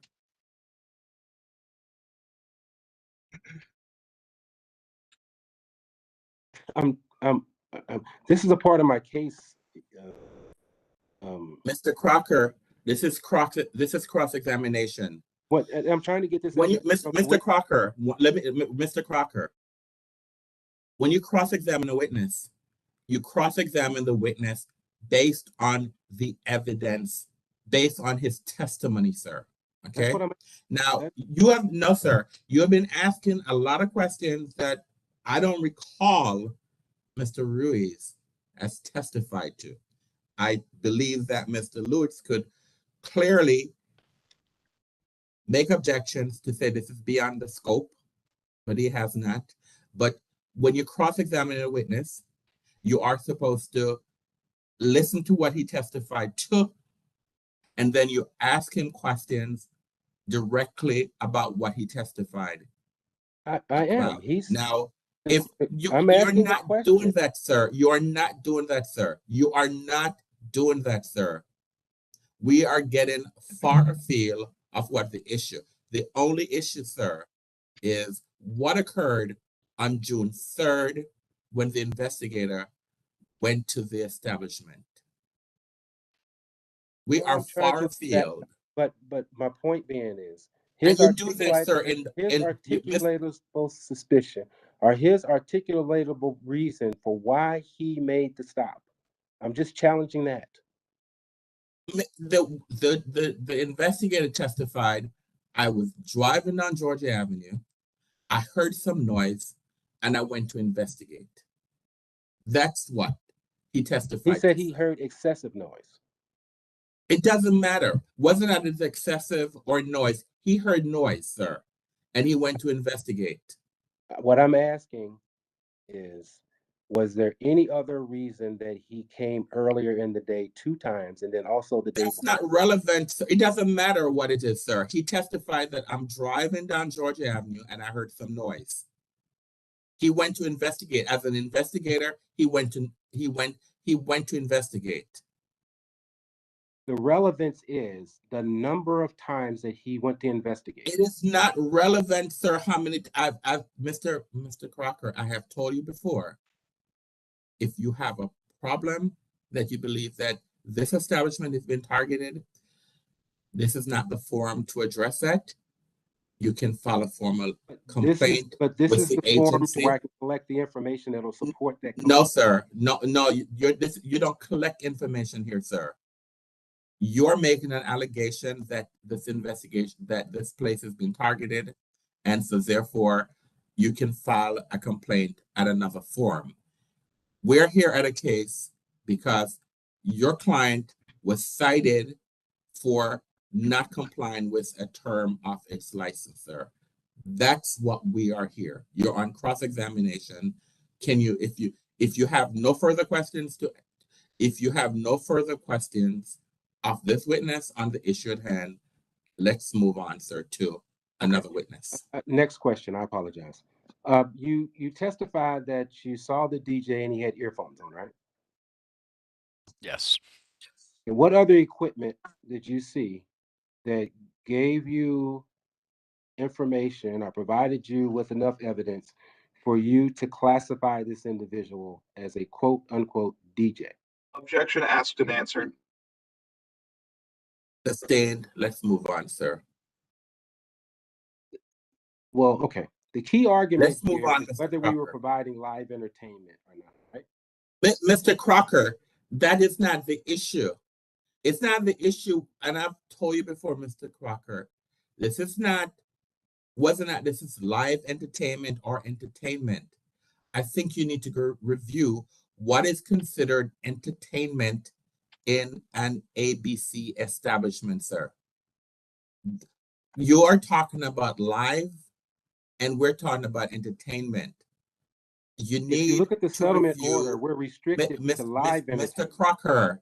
Mr. Crocker, you need to determine, you need to apprise yourself of what is considered entertainment in an ABC establishment, sir. Let's move on. If you don't have any other questions for this witness, it's not for the board to ask questions, sir. Just with all due respect, we are restricted from live entertainment. And This all is not an issue. attempt to Mr. establish here that Crocker. we did not have live entertainment there. All right, can we take a pause, please? Mr. Lewis, do you have a copy of the charging documents, please? Yes, I do have a copy. I'd be happy to share the charging documents. What is the charging documents in this particular case, sir? So the charging document is a notice of notice of status and show cause hearings that I filed on board's indulgence that I filed on August 26th. The one lone charge we have is the establishment exceeded the approved hours of entertainment in violation of Board Order 2021-020, for which the board may take the proposed action under DC Code Section 25823A6. Mr. Crocker, this case is about entertainment. It is not about whether or not it's live entertainment, whether or not a Spotifyer, whether or not someone's doing sign language, all it has to do, sir, it's what is considered entertainment for an ABC establishment, sir. Entertainment. It has nothing to do with whether or not it's live, whether or not it's a DJ, whether or not it's a Spotifyer, whether or not someone is singing, whether or not someone is miming. All it has to do is entertainment, sir. What is considered entertainment for an ABC licensed establishment, sir? Right. Entertainment. If you have other questions about, I do not want you to talk about live entertainment, sir. It is entertainment, sir. No, but this is the distinction. Our settlement agreement restricts live entertainment. It does not restrict Mr. Crocker. I don't really care what your settlement agreement talks about, what live entertainment is. That's what you're What I've said to you, Mr. Crocker, you need to get a firm understanding of what entertainment is. There's a settlement agreement and there is a board order. Yeah. The board order established the hours of entertainment for your establishment. Live entertainment. The board order, sir, I saw the settlement agreement. The settlement agreement specifically states the board order. So the board order established what the times for your entertainment. For live entertainment. No, Mr. Crocker, there is nothing in the board order that I just read that talked about live, and it talks about entertainment. And as I stated to you, sir, you need to review what is considered entertainment for an ABC establishment, sir. And I'm giving you a whole lot of leeway, sir, but you are pushing the bounds of what's considered cross-examination, sir. This is not cross-examination. And if you are unable to properly cross-examine this witness, we're going to move on, sir. And if you if you believe that this board has acted, that as chair I've acted improper, then you can appeal this matter, whatever decision the board makes. However, sir, let me just ask some more general questions then. Let's get back to the question. I apologize. Okay. How long have you been an investigator? I'm sorry, Mr. Ruiz. Asked and answered, sir. He stated on a direct that he's been for 3.5 years from my notes. That's what he testified to, sir. Okay. Have you ever wrote a violation of another establishment for providing entertainment? Is this something you've ever done before? Objection, relevance. He's been working there for 3.5. I'm gonna overrule the objection. Let him answer the question if he can. Yes. Okay. Is that's other establishment in the Georgia Avenue area? Objection, relevance. Sustained. Let's move on. Okay. And in those violations that you've written for entertainment, has it been principally as a result of settlement agreements that has caused for these violations? Are these for you to cite an establishment for live entertainment? Objection, relevance. Sustained. This is not Mr. Crocker. This is not Mr. Crocker. I've told you this has nothing to do with live entertainment, sir. It has to do with entertainment, sir. There's no difference. We're talking about entertainment, sir. So you're either asked about entertainment or don't ask about entertainment. This is a question This about has nothing to do, Mr. Crocker, this has nothing to do with live entertainment, sir. It has to do with entertainment. Entertainment. Well, let me frame the question. Have you written violations of this sort because of for other establishments that are in the Georgia Avenue area for violations of having live entertainment that were based upon settlement agreements? Objection, relevance. I'm just trying to, he said he's Sustained. been there for 3.5 years. I'm Sustained. trying to No. identify what his experience is in writing these types of violations. That's all. I sustained the objection. You have already asked him that question. He answered. There are certain questions you have asked that's not relevant. Let's move on, sir. Do you have another question that has nothing to do with live entertainment? And sir, there was no testimony on Mr. Crocker. There was no testimony on the direct examination regarding live entertainment, sir. There was no question. So I'm not quite sure. This is beyond the bounds of what is considered cross-examination, sir. All I'm trying to do here is establish his experience. All right. He has already done that, sir. No, he's told me the number of years. He's told me the number of years he's been working as an investigator. I'm just trying to establish if he's ever in the past written these types of violations for violating in this type C establishment, which under DC law has the ability to provide entertainment. I'm just asking, has he written violations to where, even though this is an establishment with a type C license, in which he's written a violation for them providing entertainment, which is within the laws of a type C establishment? I just answer the question, Mr. Ruiz.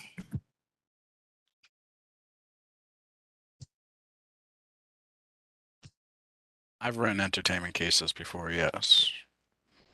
You have another question, Mr. Crocker? Yes.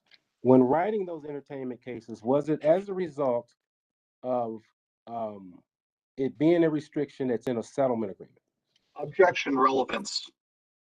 Just real quickly, the relevance here is that it's not relevant, Mr. Crocker. It's not relevant. Let's move on. Can I explain the relevance? It is not. It's not relevant, Mr. Crocker. Let's move on, please. Okay. Let me ask you this. Then, in your car or whatever, I'm not sure if you have personal vehicles or vehicles that's provided by ABRA. Do you have the ability to pull up a settlement agreement and read it, like prior to going into an establishment? Objection, relevance. You know, if he had the ability to do it and he didn't do it, he testified that he didn't do it until afterward or whatnot. I'm just asking, could he have read the settlement agreement before he had went into the establishment? That's all. I'm going to overrule the objection. He can answer it if he can.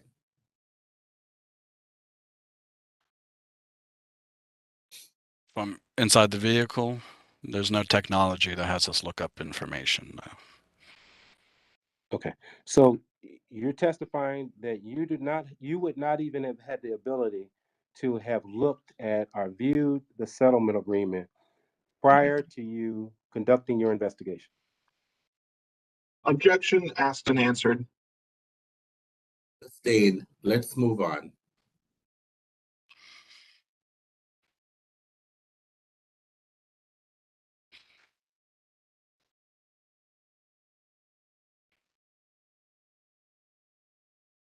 Okay. Did you observe any other violations while you were there that you may not have written up or just decided to let go with regard to Medusa Lounge? No. Did you communicate to the representative that was there that you were going to cite him for entertainment? I told him it was a violation, yes. You told him it was a violation that it was a violation for him to be having music playing? Having entertainment past 12:30, yes. And you told him this when you went there on June the 3rd.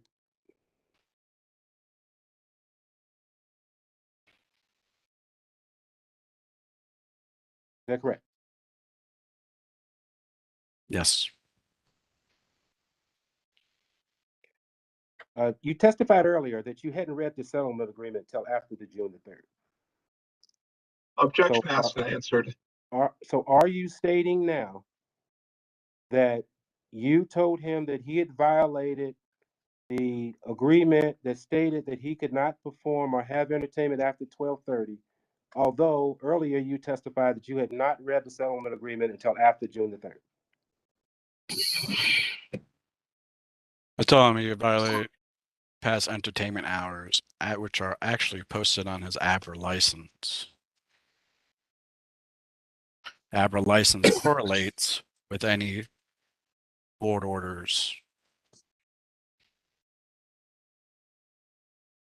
Okay, so you said you didn't have any technologies to review the settlement agreement, but you do have the ability to view his ABRA license. Is that right? It's posted on the premises. So you didn't find out that he was restricted to entertainment hours, the 12:30s, until you came in the establishment and viewed his ABRA license, right? Yeah, I viewed his license.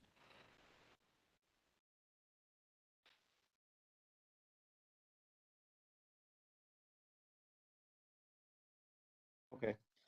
I don't have any additional questions. Ms. Atana, do you have any questions as the owner? She can't ask any. No, Mr. Crocker, you are the representative. You're the only one who can ask questions. So you don't have any other questions. So, all right. Okay. Does the board have? I rest. I don't have any additional questions. Thank you, sir. Are there any questions by any board members? Chairman, I just have two. Go ahead, Mr. Grandis. Lewis, thank you for your testimony today. Let me just make sure that our record is clear. The night that you were out, which was a Thursday night, that was part of your routine schedule for that week? Yes. And when you're on your routine schedule, must you have a legal reason to enter any ABC establishment or any establishment you believe may be serving alcoholic beverages? No. Thank you. Mr. Chairman, thank you very much. Any other questions by any of the board members? No? Any questions? Mr. Ruiz. Yes, Mr. Ruiz. What's considered entertainment in a ABC licensed establishment, if you know? Entertainment includes individual using amplified sound, to include disc jockeys, trivia, comedy shows, anybody who is hosting and via microphone, etc.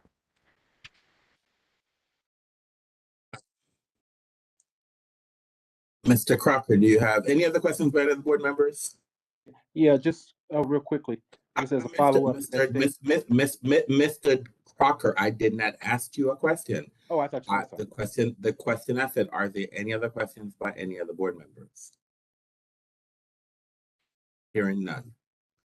Mr. Crocker, do you have any questions of the board based specifically on the questions that were asked by the board? Yes, I do for the board. You No, I'm asked, saying you're you- asking a question investigator. specifically what was asked by the board. Go, yes, sir. What's the question, sir? Yeah, you put into the record from the investigator his opinion of what's considered to be entertainment. And I would argue, I would hope that the board in its function as a judge.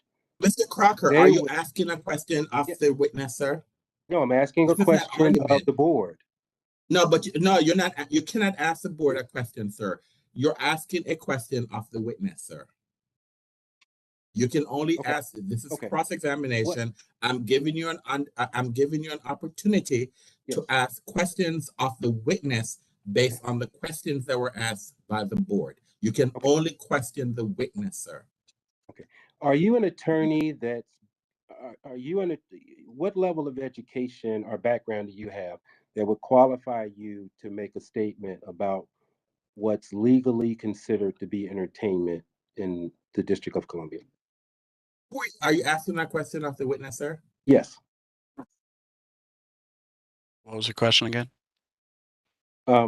What is your background and your educational level as far as the laws and the regulations with regard to the District of Columbia? So that's why I asked you, are you barred by the courts or whatnot? That Objection, relevance. This as is the well as thing. asked and answered to a degree. He was asked a question with regard to what's considered entertainment, and he made a statement. I'm cross-examining him on asking him on what's his educational background that puts him in a position to where he can make a statement on what's considered entertainment in the District of Columbia. Mr. Crocker, you can ask. You need to rephrase the question. His educational background is not. He's an investigator for ABRA. He's been working for three and a half years. You need to ask him that question. Asking him about his educational background is not relevant to this question. To answer the question, sir. Are you stating that 3.5 years worth of experience with ABRA is where you came from or made the conclusion about what's classified as entertainment in Washington, D.C.? No, it's included in the definition section of our code book. Okay, so what training and education have you had as far as to understanding? I mean, there's no bar requirements or anything. You haven't been to law school or anything like that. As far as to what that understanding is, as far as what's in the code book. Objection, beyond the scope. He's the expert witness for the state. I'm just asking about his experience and his knowledge level. Objection, mischaracterization. Mr. Ruiz has not been called as an expert witness. Okay, let's move on, sir. He's called as your witness, so I'm just cross-examining him as far as to what his experience and background is. Mr. Crocker, this is way beyond. Do you have a specific question to ask about the question that either myself, the questions that were asked by the board? I think 3 questions were asked by the board. Okay. That's during this juncture. Those are the only questions you can ask about, sir. So your knowledge about what entertainment is self-study. Objection, relevance. And also asked and answered. No, I'm asking you, is a self-study. He's articulating as an expert about what entertainment is. I don't know. Mr. Let's move on, sir. Okay. What's your level of education? Objection, relevance. Sustained. That's beyond the scope. Mr. Crocker, I told you this juncture, you can only ask questions that were directly asked by the board. No board member asked him about his education, so therefore you cannot ask him. So, okay. Sustained. Well, the reason where this follow-up. There's no reason, sir, Mr. Crocker, there's no reason. You can only ask questions that the board asks. You can only cross-examine him on questions that were asked by the board members. So no, sir, you cannot ask that question. Well, You have another specific. You ask him a question. You ask him what is considered to be entertainment. and he gave a response from his perspective on what he considered to be entertainment. Okay, I'm just cross-examining and asking him what his educational knowledge is or what his background is that gives him the ability to make a statement or classify or identify what entertainment is in the District of Columbia. That's all my question is about, is a follow-up to your question. He presented his interpretation or what he considers to be entertainment, and I'm just asking him, what is that based upon? What education or background does he have that he bases that on? And he answered that question, sir. His education is not relevant to this question, sir. Let's move on, sir. Do you have another question, sir? No, I'm through with my cross-examination. Thank you. Mr. Lutz, do you have any other questions that you want to ask? Yes, Mr. Chair. The district requests a brief redirect. Mr. Ruiz, can a DJ play music using a laptop? Yes. And was the DJ seen in a DJ booth? Yes, Did you hear him making announcements? I did. And now turning back just to clarify the dates. So I understand that June 3rd was a Friday. I understand you arrived at June 3rd at 1 a.m. in the morning. Can you please relate how that would how you calculated that to have violated the hours limiting entertainment on Thursday? So Friday morning, 1 a.m. is included with the Thursday hours on the license schedule. Thursday starts beginning at a certain time and ends usually into the next day. Thank you. No further questions. Thank you. Does the government have another witness? No, Mr. Chair, the government does not call another further witnesses. Does the government rest? I have an additional question as a follow-up to. No, you don't, Mr. Crocker. You don't have any right. You do not have a right to ask any further questions, sir. The government just This is asked the additional government. questions. Mr. Crocker, this is the government's witness. The government has the last word because the government has the burden. So therefore, you had an opportunity to cross-examine the witness when the government after he testified on cross. Then the board asked, so this is the way it goes, Mr. Crocker. The government presents its witness. After the government presents its witness, you have an opportunity to cross-examine the witness. After you cross-examine the witness, then the board asks questions. Once the board asks questions, I once again give you an opportunity of cross-examining the witness based on the questions that the board asks. Once that's done, because it's the government's witness, I give the government the last opportunity to ask questions of its witness. Once that's done, you don't have any other opportunity to ask, no, Mr. Crocker. Once that's done, you do not have any further opportunity to question the government's witness. That's how it goes, sir. That's elementary. Mr. Donovan, just Mr. Anderson, he redirected. So he it doesn't matter, Mr. Crocker. It doesn't matter. That's his right. You no longer have a right to ask questions. It's the government's witness. The government has the last word. When you present your case, Mr. Crocker, listen to me, please. Listen to me, Mr. Crocker. When you call your witness, we're gonna follow the same procedure.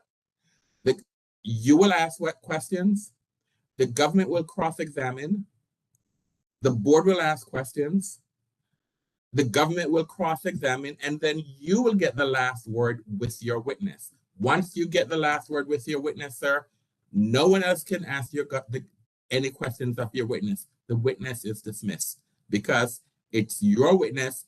You have the last word with your witness, sir. Okay? Okay. The government's witness. All right. Thank you.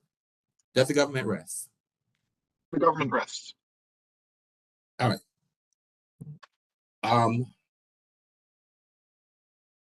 It's 1:00. All right, I'm gonna take a break. I need to take a break, but I need to figure out, all right, you're saying, sir, that, do you have witnesses that you wish to call, sir? Yes, I do. The witness I have is the Mhm. actual manager who was on duty that the investigator actually spoke with that night. And who is the witness that you plan to call? I got to get this correct. We call him David, but I got to get his correct spelling of his name. David, you want to introduce yourself and give him your full name and first and last name? No, sir. No, sir. He can't do that, sir. I'm asking a question preliminary, so I don't need him to speak. I'm asking you. So, okay. So you're planning to call a witness outside of Miss Etna. Is that correct? Yes. He's the All right, manager okay. that the investigator actually met with that night. Fine. Mr. Lutz, do you have a motion you wish to make, sir? Yes, Mr. Chair. The district would renew its objection to Mr. DeWitt Sermolo testifying because the representative for the licensee failed to properly disclose witnesses and potential exhibits as required by the board. He's in your exhibits. DeWitt Sermolo, you called him in your witness. Mr. Crocker. Yeah. How do you respond to the government's motion? I respond in that in his motions or in his submissions, Mr. DeWitt Sermolo is in the investigator's results, in the investigator's report. I can't see you, Mr. Crocker. Move your camera over, sir. I can't see you. So you're saying because his name is mentioned in the government's documents, so you have a right to call him. Is that what you're saying? Yes, he is a witness. He is in the investigator's results or whatnot, and he is the primary witness who was actually there, who the investigator actually met with. And so, why did you not disclose him that you're planning to call him as a witness? He was already disclosed in the documents that were submitted to the courts. All right. How was he disclosed? He's disclosed in the investigator's reports. His name is listed in the investigator reports that were submitted, a week and a half ago. You're saying that because his name was in the investigative report, that you have a right to call him? Is that what you're saying? Yes. Now, do you remember, Mr. Crocker, when we had a show cause hearing status on October 26th? Yes, I was here then. Okay, do you remember that at that hearing, this is what I said to you. Hold on. I called the case and I said to you specifically, I'm gonna read this. This is exactly what was said, and please forgive what's said. Chairman Anderson, all right. Mr. Crocker, well, if this is not, there are no preliminary matters. This matter is then scheduled for a show cause hearing on November 30th, 2022 at 10:30 a.m.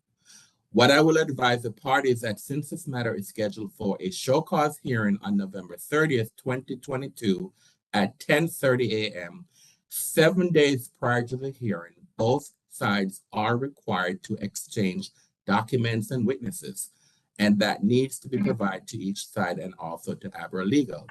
Failure on either party to exchange, to provide documents or witnesses that they are going to rely on at this hearing, that the ABC board, unless reasonable cause is shown, that the ABC board is empowered to prevent that side from relying on documents and witnesses that have not been disclosed 7 days prior to the hearing.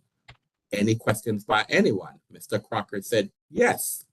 So we only have 7 days to review the evidence that Kevin is alleging against our venue. Just 7 days? Chairman Anderson, well, sir, when you go to the hearing, 7 days before the hearing, you have to let the other side know what documents that you have, what documents you are going to use at the hearing, and what witnesses and what witnesses you are going to use at the hearing to present your case. Mr. Crocker says, okay. So, Mr. Crocker, where is there a confusion, sir? Why is it that you were specifically told that you needed to provide these documents and witnesses and you did not do that? So why is it that you believe today that the board should allow you to allow your witness to testify? Okay, well, you granted that concession to the government side. So if that's the case, they didn't submit Mr. Ruiz's name until 2 days ago. So therefore, I'd like to have all of that was presented scratched. So if you're not going to grant me the concession, then don't grant them the concession. They did not submit Mr. Ruiz's name 7 days in advance. They submitted that as a modification 2 days ago. But Mr. Crocker, you never objected to that. But you never questioned them about that initially when we started. I don't know that, sir. Mr. Crocker, I don't know that. He called his witness. He called a witness. He called a witness. Well, I wasn't aware. He also objected earlier to our calling of the witness, and had you went through that statement then, when he objected, I would have objected to his witness too. Mr. Crocker, as soon as you stated you're going to call a witness, this is even before the case started, the government made, before any witnesses were called, the government made a motion. The government made a motion. I said to the government, I'm not going to rule on your motion. At the time when you present your case, if you call a witness, then we will discuss it, whether or not we're going to move forward. You never said anything. The thing is, at that time, you also knew that he presented a witness late. I don't know that, Mr. Crocker. I don't know that, Mr. Crocker. You have to tell that to me. I don't know that. Well, all I'm asking for Mr. Crocker. I'm not an attorney, okay? So I'm up against an attorney. He knew that, But Mr. Crocker, I don't know that. I wasn't even aware because I don't necessarily have the documents before me. These hearings are virtual. So therefore, the case presents itself. The government made a motion to say what you did not do. You had every right to say. Now that we're dealing with my portion of the case, I'm making a motion. I'm making a motion that you grant me the same concessions that you granted the government, and that you allowed him to have a witness come to the stand that was not supplied to me 7 days in advance. So the same thing you're chastising me about now, I'm just asking you, if you're going to do that to me, then do the same to him and scratch that witness's testimony. Or else just grant me the same concessions that you're granted them and allow me to present my witness. That's all I'm asking. I'm not an attorney, and please just accept that.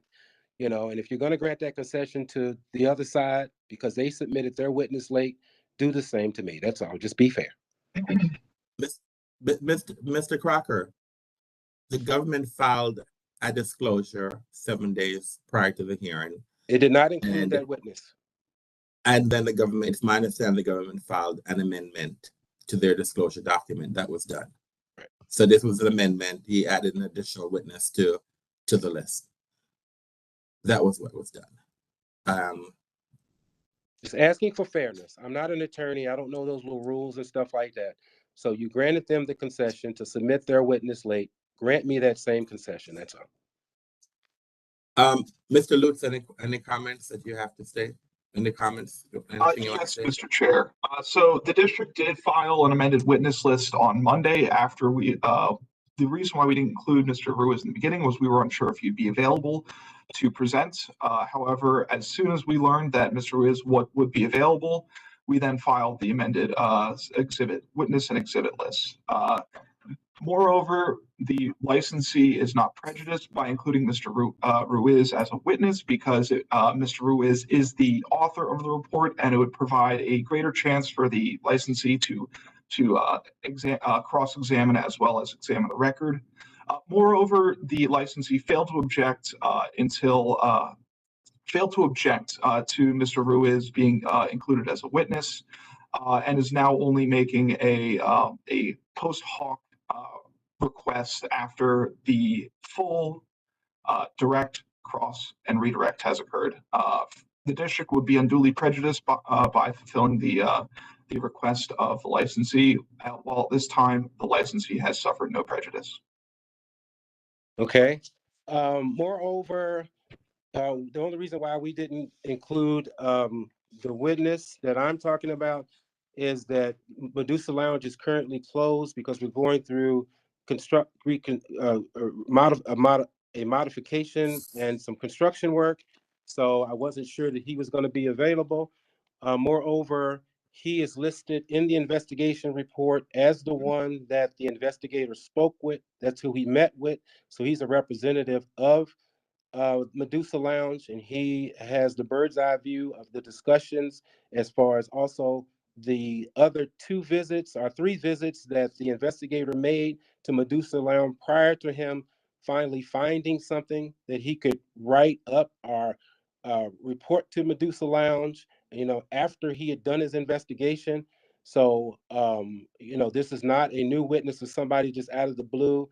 Moreover, his name is included as a part of the investigation result report or whatnot. And now we're just finally getting to my portion of the case, where I'm getting the chance to present my portion of the case.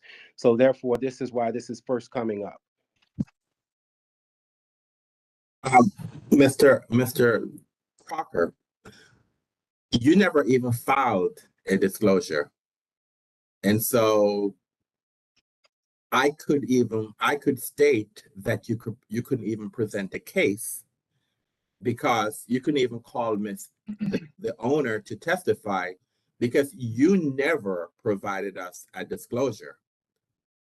And I'm inclined to allow the licensee to testify because it's no surprise that the licensee would testify. But you remember specifically on the 26th, I specifically advised you that you need to disclose these documents. And so you did not as a courtesy even state to the government that you were going to call any witness in this case, sir. None. Well, I apologize. I'm not an attorney. I was under the impression because the government the paperwork, this individual's name was listed in their filing. But Mr. Crocker, we had a pre-hearing conference. The show cause hearing status on October 26th. Okay? And I read you the statement. I'm reading the transcript. I just read the transcript. Yeah. That I specifically said to you, word for word, what I said to you on October 26th. Mm-hmm. You had some questions. I answered them. So what I just read, sir, it was a transcript of what I said to you on the 26th. Yeah. So you never said to me on the 26th that you needed further. I said, are there any other questions? So that's one of the reasons why I specifically asked for the transcript. I want to make sure I knew what I told you on the 26th. Right. But you told both of them. us. And I said that to you. I told both of you the same thing, right, sir. All right, but is there anything else you want to say? Yeah, you granted concession to the other side. You allowed them to bring in their witness after the 7 days. And I have the same exact reason upon why I didn't submit my witness, because the establishment is closed right now. So I didn't know if he was even going to be available. And oh, by the way, his name has already been included in the government's witness list. I mean, in the government's evidence. So it's not like I'm introducing some, Joe Smo out what they're filing the claim on. And they have the burden of proof that we've committed some type of violation. So I'm just bringing in the actual representative who was there, who the investigator spoke with, who the investigator had went to 3 times before, the day before and 2 times earlier in the day. Objection, mischaracterization, and argumentative. And attempted to find something wrong with Medusa Lounge. And then for him finally to go after the fact, after the investigation or whatnot, then go read the settlement agreement and then write us up for something, after he finally found something that we might have violated. All right, Mr. All right, okay.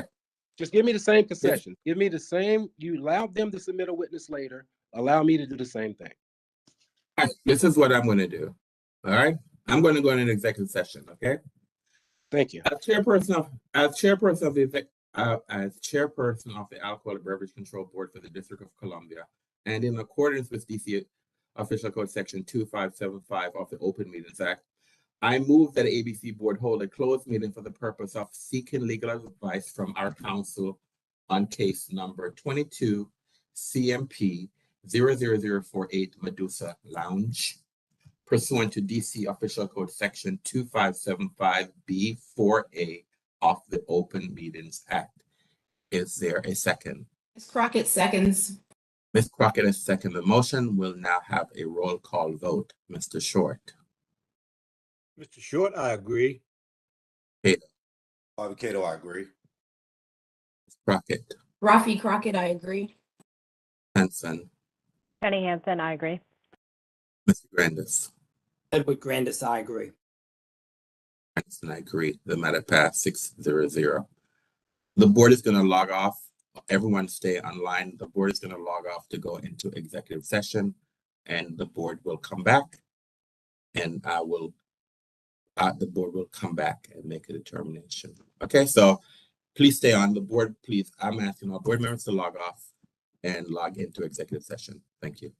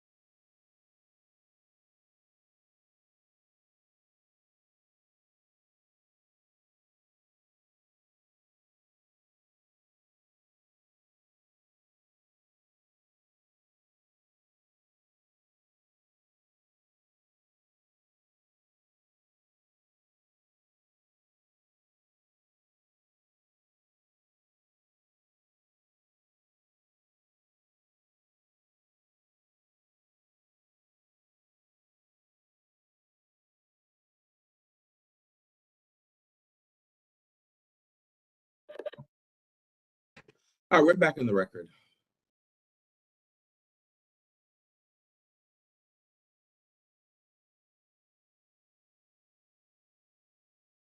Mr. Crocker.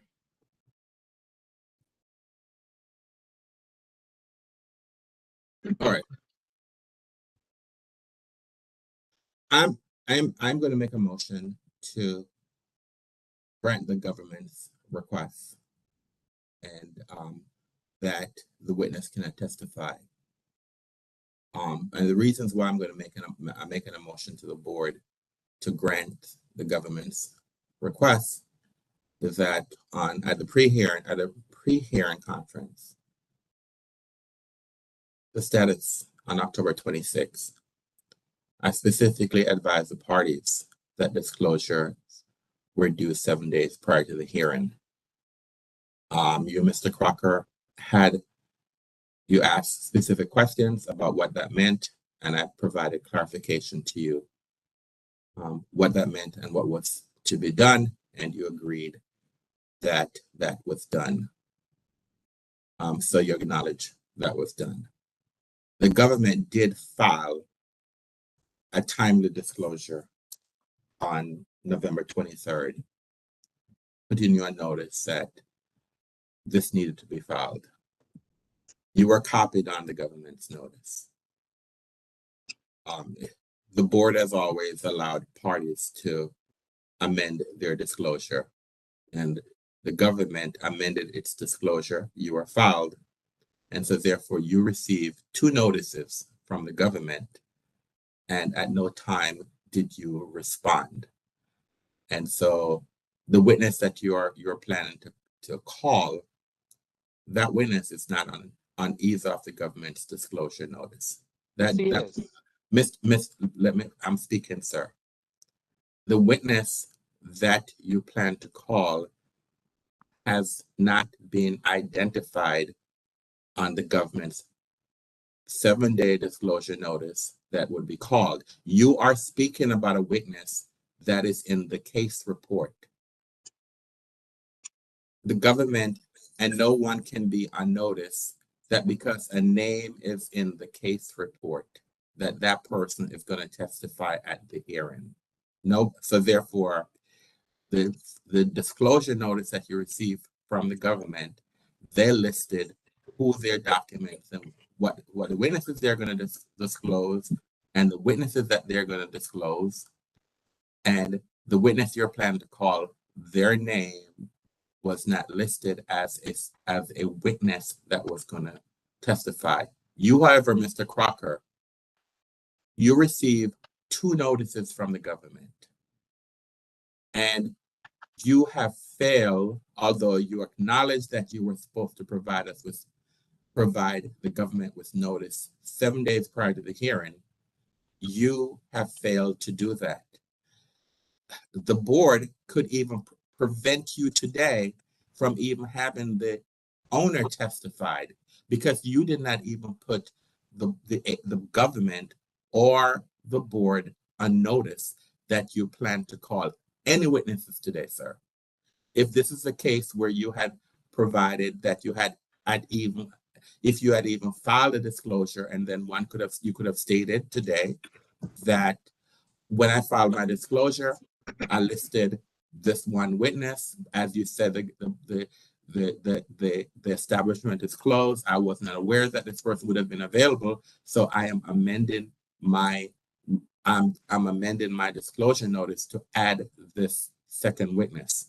But at no point, sir, did you even put the government on notice. And so therefore it's my recommendation to the board that the board grants the government's motion that the witness not be allowed to testify because you have not provided us with reasonable cause why you failed to put us on notice that this was a witness that you would call. So that's my recommendation to the board. And I'll now take a roll call vote on this. Can I respond to that first, though, before we take the roll call vote? Yes, sir. What's your response? My response to it is that, we're not in a court of law. So I understand we're not under the court rules of regulation or whatnot. I understand we are trying to have a formal proceeding, but even the board, the board's not made up of barred judges or those that have to worry about being elected or appointed to a position or whatnot. So they are in a role of authority or whatnot or making rulings. But I do ask that the board just remember that we are citizens and own a business and run a business in the District of Columbia, and all we're trying to do is to, one, protect our business against unduly, aggression, unduly inspections, unduly, attempting to find something. So when I received the filings from the attorney for the district, and they had this individual's name in that filing. His name is listed as the one that the investigator actually spoke with or whatnot. I interpreted that as saying that this individual was a part of the case. He was the representative. I wasn't there. Miss Atana wasn't there. The owner wasn't there. So we weren't there. So that investigator that was allowed to come in, and he wasn't submitted as a witness 7 days in advance. As a matter of fact, our witness was on the documentation on the initial submission. So not being an attorney, I just interpreted that as being that this individual would be a representative that could come and speak to the board about what had happened. Now, for the government to be against that and not want just the truth, all we want to do is just have the actual people who were there to come and speak the truth, and to use some technicality to attempt to eliminate that person. I just ask that the board recognize I'm not an attorney. I don't know. I haven't been to law school. I'm an engineer and whatnot. So I don't know all the rules of, I don't know all the, as you know, I don't know all the verbiage to object and read what the difference between what a redirect is and a new question and all of those types of things. I'm just a business owner there in the District of Columbia, and all we're trying to do is just protect our interests and just prevent these unruly inspections and stuff like that, to where they just keep coming and just until they can find something. So I'm just asking, let's just what's wrong with the truth? All we're doing is just why would you not just allow the person that is in the actual report that the investigator talked to just come and present our stuff? And if we're just trying to be fair, then there should be no fear away from the truth. That's all. Mischaracterization. Mr. Luce, you don't need to respond, sir. The only thing I'm going to state before the board rules is that you present yourself, sir, as a representative of this establishment. We had a pre-hearing conference on the we had the show cause hearing status on the October 26th. I specifically advised you what the procedures that you were supposed to follow, sir, to prepare yourself for the hearing. You asked, sir. Could I ask everyone to put their phone on mute, please? You specifically, I need everyone to mute their phone, please, their line, please. After I advised both sides that they should disclose their documents 7 days prior to, you ask a specific question to say, well, do I only have 7 days to respond to what, and I'm quoting, quote, what Kevin provided. And I said, yes, sir, 7 days. So you were advised, you acknowledged, I gave you an opportunity to ask questions about what was needed. And sir, you failed to comply, and you failed to provide, and you failed to give us reasonable notice. So therefore, I'm making a motion. Mr. Crocker, there's a motion on the table.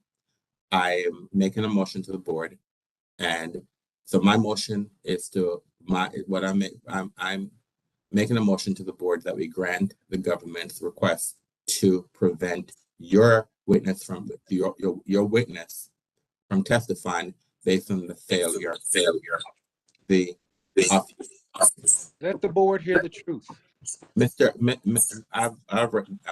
voting on a motion. So the motion is that we grant the government's motion to prevent you from presenting this witness as this witness. Is there a Mr. Short, I second? second. Mr. Mr. Short, Short, I I second. Mr. Short, I second. The motion will now have a roll call vote. Mr. Short. Mr. Short, I agree. Mr. Cato. Bobby Cato, I agree. Ms. Crockett. Rafi Crockett, I agree. Henson. Jenny Hansen, I agree. Mr. Grandis. Edward Grandis, I agree. And Mr. Anderson, I agree. The board has voted 6-0. Mr. Crockett, although you did not, if you had disclosed, or even, Mr. Short, can you please mute your line, please? Mr. Crockett, if you had filed a late disclosure, the board probably would have considered it, but you failed to provide a disclosure. Now, do you wish to call? I don't know those. What is Mr. Crockett, do you wish? Is that even English? Do you wish to call a witness, sir? Although you did not provide a disclosure, the board would allow you to call the owner if you so choose, sir. I'd like to call. Yes, sir. Yes, I would like to call a witness. All right. What's it? Who is the witness that you wish to call, sir? David. The board has already ruled that you will not be allowed to call that witness, sir. He's the owner. Why would he not be listed? I'm sorry, who? He's the owner. Why would he not be allowed? He's the general manager. I have not been provided any information that he is the owner. All I was told that he's the ABC manager who presented himself at. He's the current of the establishment. It's no longer in Betty Itana's ownership or license or whatnot. He's the new owner. Was that information filed with the board, sir? Yeah, the Abra license is filed with the board.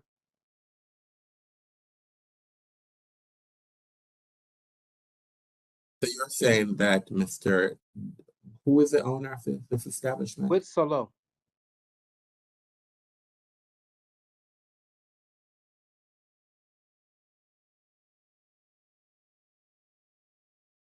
As I mentioned, the establishment's going under reconstruction right now, and its ownership is being transferred over.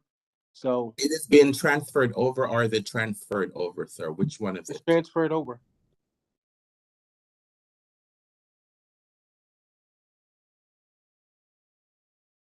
So you never have any more hearings with Betty Itana anymore if there's any more violations or anything like that. And when was this filed? When was this transfer filed, sir? I can probably get you a copy of the transfer. I don't have it handy with me now, but when was it filed? It doesn't matter. It's not. Nothing is finalized until the board has voted to approve a new owner. Yep, it's been probably about a month and a half, 2 months, and that's when the construction had started. So that's why it's been going through the transfer over to him. So it's been filed. There is an ABRA number associated with it. I don't have the documentation with me here now. I can have maybe Ms. Itana to look it up real quick on the internet if you give her a few seconds, and we can give you the actual record number and stuff like that. If the ABC board has approved, if the ABC board has, I'm trying to find out whether or not who is the owner of. It's my understanding that the ABC board does not have any pending transfer application, sir. Do you have the pending transfer application? David, are you online? Betty. Mr. Crocker. Mr. Crocker. Yeah, she can give you the transfer application. Mr. Crocker, Ms. Itana is the owner of this establishment until such time that the ABC board has voted and to approve a new owner. Hey, Mr. Itana, can you speak? The owner, Mr. Crocker, the records of the ABC board, the records of Abra states that the only owner currently of this establishment is Betty Atena. She is the owner of she is the owner of record until the ABC board has a hearing like this. That was back in June. It's Sure. Mrs. David Yelaka. Miss, can you hold on? It doesn't matter when it was done, sir. What I'm trying to say to you, sir, No. the ABC board has not approved a transfer application. This is what for, I'm saying. Sir, Application occurred it does, in June, okay? So Mr. you're looking Atana, at records Mr. Crocker, June, Mr. and currently. You're not hearing what I'm saying, sir.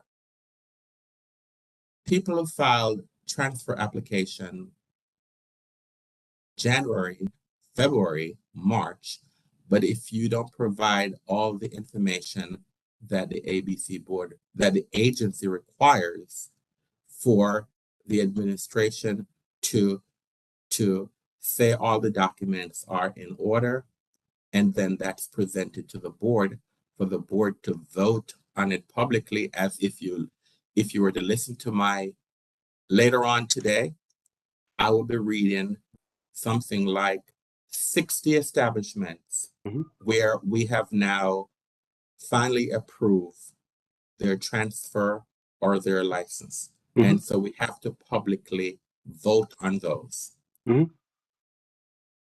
We have not done that. So therefore, the only owner of record for this establishment is Betty Atena. Okay. So therefore, I could state to you today, sir, that because you never filed a PIP, that you can't present a case because you didn't even tell the ABC, the agency, you didn't even tell the government that you'd be calling Betty Atena as a witness. You didn't even tell them that. However, because in these cases, the government is on notice, although you didn't file a complaint, that the owner could possibly testify. So the government cannot say that, oh, I wasn't aware that this. So I could rule, the agency can rule right here, sir, that you can't even present a case because you never provided a disclosure. But there is a desire for the city or the District of Columbia to be fair. It's not a matter of fair, sir. Sir, listen to me, sir. Listen, sir. We had let me, Mr. Crocker, let me say this to you, Mr. Crocker. If you were an attorney, what you did today, your client could report you to the bar. Right. You could listen, sir. Let me finish, sir. Let me finish. If you were an attorney, your client today, sir, could report you to the bar, and you could be suspended or disbarred for your action today. Mr. Crocker. And if you were a judge, I'm saying two different things, Mr. Crocker. Okay. You have identified yourself as her representative. Therefore, if this was Ms. Atena representing herself today, that's even a little bit different. But you publicly said to her, I will represent you at this hearing. So therefore, sir, you have presented yourself to her, and maybe I'm assuming, but you have presented yourself to this board as someone who's familiar with the process and procedures, and so that's why I am representing the owner. So sir, you have taken on a job that you're representing someone, and you don't know what you're doing, sir. Right. And that's not, I can't help you because you should not present yourself today, sir, as a representative of an ABC licensed establishment if you don't know what you're doing, sir. I'm sorry. We had a hearing, we had the status hearing on the 26th. I specifically told you what you need to do. I specifically asked you if you had a question. I specifically told you that you need to disclose your documents and witnesses 7 days. You asked a question and I said, yes, this is what you need to do. And you ended by saying, okay. You never reached out back to agency. If you had, once Mr. Lutz provided you his disclosure, 2 times he gave you documents. At no time did you think that it was important for you to respond, to say, oh my God, I was supposed to do this, I didn't do it, so let me file it late. You didn't do that, sir. Twice you were put on notice that you were supposed to do something and you did not do that. All I'm doing is just one, asking. No, sir. for the No, same no. The board has already ruled. The board has already ruled. The only license, I'm sorry, Mr. Crocker, this has been going on way too long. And so I will allow you to call the owner of record, Miss Atena, if she wants to testify. If not, you tell me how you're going to present your case. It's your time. Point. The only reason why that Mr. Tana. I'm sorry, sir. I don't. Please let me respond to your statement. Just let you me. Don't need to. There's no responses needed, sir. The board has ruled. We'll move on. Do you have a witness you wish to call? Yes. The reason why Mr. Tana is still the owner is because of delays related to this board. Not anything related to her submission of the documentations, not anything related to the submission of Mr. Dwight Solo's documentations. It's delays related to this board. Okay. This incident happened back in June of 2022. All right. Here we are in November of 2022. The documentation and filings for the transfer of ownership for this property, for this business was filed back in July of 2022. So the only reason why she's still the owner is because of delays of this board. Okay. Now I will move forward. I'll not try to fight this. I mean, I'm understanding we're using these technicalities to prevent us from just being fair.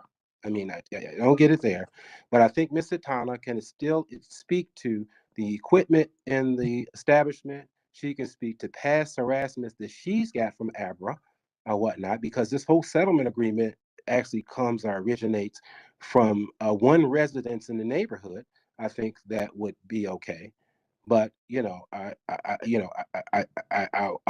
I'll leave it at that. I ask for fairness. We're not attorneys. You're not a judge. So, we do have rules, and I understand that. You were very clear in your request of what I was supposed to respond to, but I just interpreted the government's filing of their documentation and this gentleman's name being included in that documentation, meaning that this person would be a fair representative to come and speak from the owner's perspective. But if you're going to allow me to have the owner come and speak from her perspective, I think we'll be fine with that. I do apologize. I'm not an attorney. I just interpreted Kevin's filings, and he is an attorney. He knows the rules. I interpreted that as this individual's name was listed in his filings, so therefore it would be okay for me to bring him as a witness, as our witness. That's all. I just want to record to reflect, Mr. Crocker, that on May 31st, the agency informed the ownership that the application that they filed was deficient. May 31st, 2022, a letter went out to say that the application was deficient, and that the licensee was told what needed to be done. That was May 31st, 2022. As late as October 19th, 2022, we again responded back to you that you still didn't provide us the information that's needed. And we told you that we are unable to transfer the license until we receive.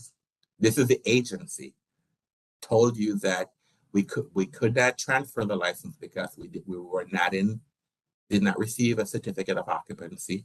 We need a business license.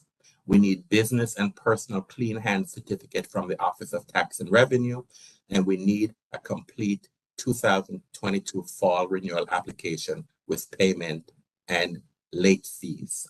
That was provided to this business on October 19th, 2022. So I am unsure. The ABC board has not seen this application because your client, we first reached out in May. I don't know when the information was provided, but on the 19th of October, the agency still informed you that information was still missing. The ABC board does not receive information to approve until you, the transferee, has provided sufficient information to the agency. And once the agency has received sufficient information, then the agency provides it to the board for final approval, sir. Okay? And as I stated before, please understand, you never, small business. We're just a small business trying to. And as I said, so business or whatnot. I'm giving you a courtesy to even call a witness because you never did the basic. So if you want to call Mr. Tanya, and the only thing, this is on whether or not this licensee failed what happened on June 3rd, 2022. That's all. Nothing else, sir. Okay, Ms. Atana, you there? Does she have a camera? I need to see her because I need to swear her in. Do you have a camera? You have a camera, ma'am?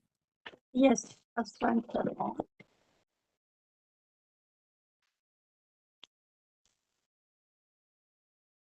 I think ideally I prefer to see the witness who's testifying to make sure that whoever is, that there's nobody coaching the witness.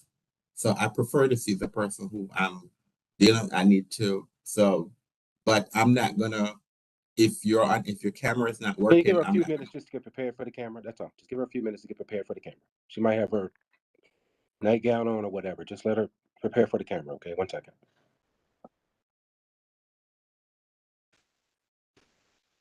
When I turn on my camera, I cannot really hear you guys. I'm sorry, say what, ma'am? I'm not going to delay this, but I need you to, do you swear or affirm? Do you spell your name again for the record, ma'am, please? Okay. My name is Betty Itana. Betty B-E-T-T-Y. My last name is Itana, E-T-N-A. Do you swear or affirm to tell the truth and nothing but the truth? Yes, sir. You can ask some questions, sir. Okay. Mr. Tana, are you familiar with the layout of Medusa Lounge / Peace Lounge? Yes. Okay. Exactly how long have you owned that property? Yeah, can you say that again? I said, how long have you owned that property? I haven't had time. I can't hear you, ma'am. That's one of the reasons I prefer to see. Part of the problem is that I prefer to see the people I'm talking to because I'm not sure if you're talking to somebody else in the background.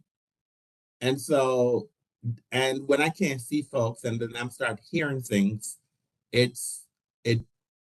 so I prefer to see the people to make sure that there's no one there coaching the person in answering a question. And I'm not saying that's occurring. I'm just saying that's why I prefer the witnesses to be on camera so I can see them and know what's going on in their environment. Mr. Chairperson, the district would also like to raise an objection on the basis of relevance. The licensee's representative asked Ms. Atana regarding a Cloud LLC, apologies. Yes, a Peace Lounge. That is a separate corporate entity and is not at issue in this matter. I was just gonna allow My question- some background when it was under her- some background. I was just gonna do that. I was not gonna allow extensive I'm sorry. testimony there, but Medusa, that's fine. Just as background. And I think the witness is gone. I don't see her on my screen anymore. She might be trying to dial back in just because her video wasn't working. Just give her a few seconds.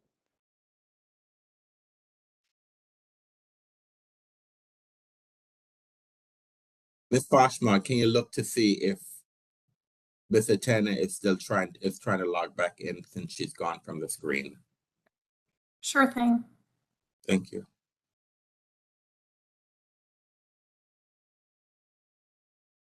She's back on.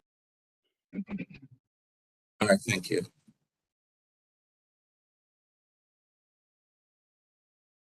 Ms. Atena.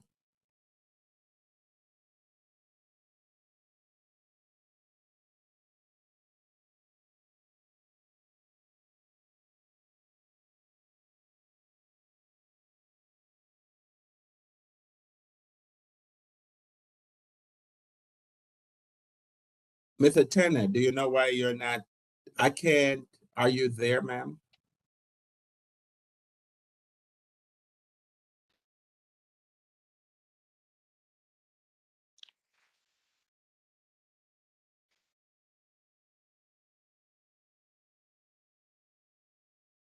Sir, can you find out what's going on with your witness, sir? Well, is she showing up right now as dialed in?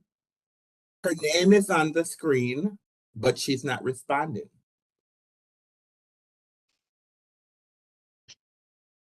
Okay, now she's on. Can you unmute your line, ma'am?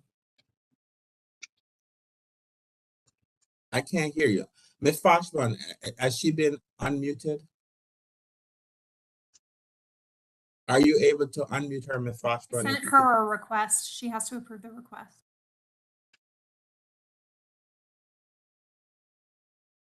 Ma'am, you need to unmute yourself, ma'am. All right, so, all right. Can you hear her now? Yes. There she is right there. Perfect.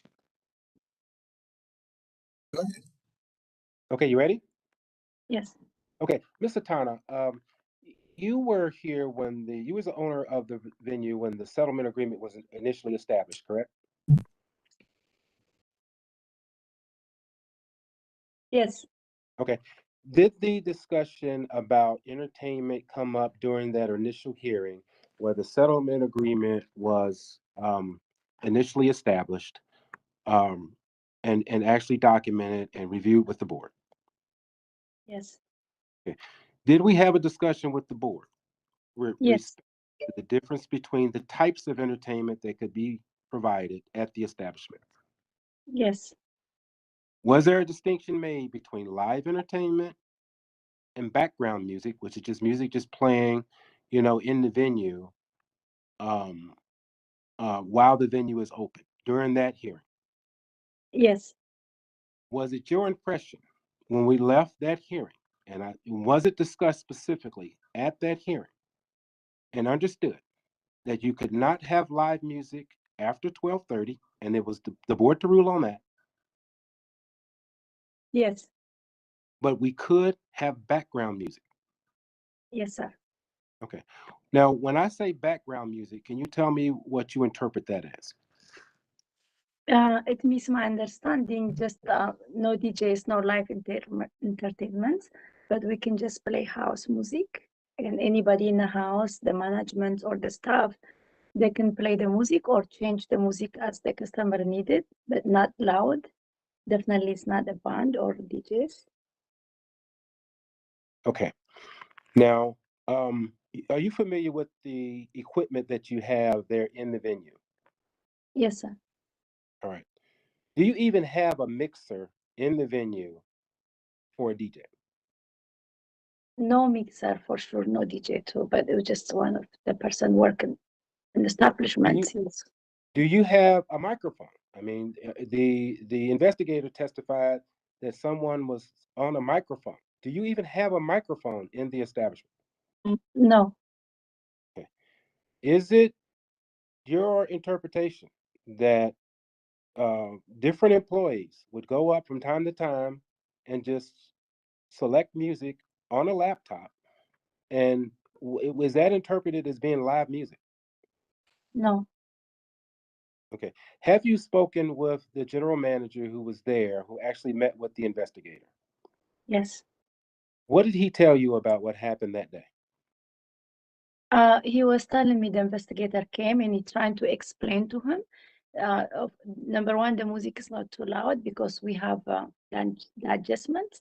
And also he was trying to explain to him we were not doing live entertainment, we just playing the house music. Okay. Now, had you ever had, prior to the new manager that you brought into the establishment, have you ever met this investigator, Mr. Ruiz? He said he's been working for Abra for 3. Objection, relevance. Well, the thing is here is she wasn't actually there on the day of the event, and she didn't interact directly with Mr. Ruiz. And what I'm asking this question for is asking, has she ever interacted with Mr. Ruiz? No. Wasn't allowed to ask. Okay, all right. Yeah, I was going to overrule the objection, but okay, go ahead. Okay, all right. Is it did you ever have a contract or anything that night to have a specific DJ in the venue that night? No. Okay. Now you're in a position to where you're the actual owner, and he was the manager, but now you're transferring ownership over to him directly or whatnot. So you would be in a position to where if David had hired a DJ, you would have known about it because you would have known or else had seen the contract. Am I correct? Yes. Okay. So would you be willing to stand here and testify today that the individual who was there today was just one of the workers that work? No, let me let you explain. Who was the individual that the investigator says that he saw, that he classified or identified as being a DJ? Well, the investigator, he spoke to David, which is the timing the manager, now is the owner. And he's the one he spoke to him. Okay. So the investigator testified, though, that he never talked to what he classified or called a DJ. And it's my understanding, in talking to you and to David, that the gentleman that was up in the DJ booth was not a DJ. He was just selecting songs upon which, depending on the individuals who were there in the venue, you would select songs. If it's Spanish people, you'll play Spanish music. If it's Asian people, you play Asian. If it's Ethiopian people, like you mainly have there, it's Ethiopian people. And they showed a of the venue showing the actual DJ booth, and they showed maybe 3 or 4 people there. So it wasn't like the venue was packed. So traditionally on a night like that, how is the house music managed? But by the staff on the house and the timing, especially the person is always look after the place, cleaning and working with the staff there, and pretty much look after the manager. He's the one playing the music and the timing. Okay, so let's just replay that night. There was 5 like gentlemen, I think he showed in the picture. So if 5 Ethiopian gentlemen come up the stairs, they come into the venue, and they're seated, what would normally happen with respect to house music? We just play what they request for. So the person, the timing, he just gonna Google and play the music for them, but definitely it's not that too loud. And we do have the sound controlling too. And when sound control, I think you're talking about, if you take a look at the settlement agreement, we wanted to make sure that people's interpretation of what loud is, because that's a very subjective statement, would be backed up by science. So objection, relevance. Sustained. Sir, we're just talking about, it's not a matter of loud. This has to do with the entertainment endorsement. Right, but my point, in terms of the entertainment endorsement. This is why it's important, this information, because the articulatable suspicion of why the investigators stopped was because of loud. All right, but sir, This is not a noise. This is not a noise. We did not, it's not my understanding that the infraction is because of noise. Right. The infraction has to do with the entertainment endorsement and what it is that you can, or what time this establishment can have entertainment on June 3rd, 2022. It's not, if you were cited for noise, then the arguments you're making would be perfectly fine. Right. But it has nothing to do with noise, sir. It has to do with your entertainment endorsement and whether or not this licensee complied with the terms of their license as far as entertainment is Investigator concerned. came to the establishment 4 times. And That's not relevant, sir. Sir, Mr. Crocker. Let me make the statement. The reason why he came, Mr. Crocker, Mr. Crocker, please. They were cited for any of those reasons. That's the point I'm trying to make here, is that for those 4 times that the investigator came out in 2 days, all right, there was never a citation given for the reason he came. And afterward, that he wouldn't found a reason, that we're here today. So my point is arguing that if a police officer follows me for 20 miles, just continuously following me, I haven't broken any laws or whatnot, he'll find me doing swerving or hitting a yellow line or something like that within those 20 miles. That's just, all I'm asking for is just fairness. Mr. Crocker, that's not the issue here, sir. I know, and I do not the entertainment piece of it, but I want to start with just identifying whether it's fair or whether the investigator even had a reason to target the establishment to go searching for stuff. Mr. Crocker, please ask your witness about what happened on June 3rd, 2022. It's irrelevant whether or not you believe the person's been targeted. It's irrelevant. It's about this case has to do with whether or not this licensee complied with the terms of their licensor. Okay. All right. Okay. As you're going through the transition process, as the board has recognized, May the 31st was the initial filing. Objection, relevance. The relevance is the property's been transferred over from Misitana over to Duet Sewell. Okay. And I'm going to sustain the objection because it has. I don't care about the transfer, sir. I don't care about that. All like Ms. Atena is the ABC board, ABRA, the agency, recognizes one owner, and that's Ms. Atena. Yeah. And she's responsible for what happened on June 3rd, 2022. I don't care about a transfer. What I care about is what happened on June 3rd, 2022. Please let me make my point here. You're not making a point, sir. You're asking a question, sir. And there's an objection, and I'm sustaining the objection, sir. Removed from the establishment. Is that correct? I'm sorry, what's the question? During the transfer, now the transfer is transferred out of her name as of May the 31st, all the DJ equipment, which she's calling, or what the investigator calls a DJ booth, had been removed from the establishment. Yes. So that was May the 31st. This incident happened on June the 3rd is when this actually was filed. So on that day, when the investigator came into the establishment, was there even any DJ equipment in the establishment? No, it was not DJ equipment. It was just a laptop. Anybody comes, walk in and play any music they want. But he is not a DJ. We don't have any DJ equipment there, just a regular laptop. You go right now and you see it there. Is there a microphone there to where the voices could be amplified, so where you can make announcements? No. All right. Is there a mixer there to where, as a DJ, like the investigator said, he had headphones on so he could mix the music? Is there a mixer there to where he can mix the music? No, just the music he can select whatever he could listen to, select any music he wants. That was there, but it was not any DJ equipment. Okay. Is there any dance lighting, anything that like a DJ would bring if they were. No, sir. Is there any disc there? DJ is a disc jockey. Are there any CDs or anything like that? No, just a laptop, and that's it. Okay. Have you had a chance to take a look at the picture that the Kevin, the attorney, had provided, I guess, from the investigator? Yes.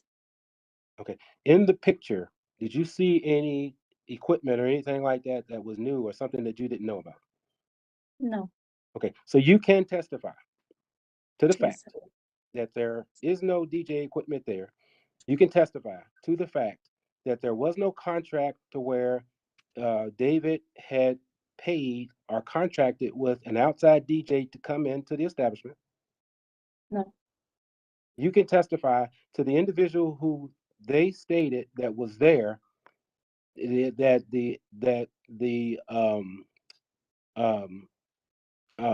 Kevin stated was a DJ, was not a DJ. No. Okay. You can testify to the fact that the individual that was playing the music or selecting the music, it was not his only job. Yes, sir.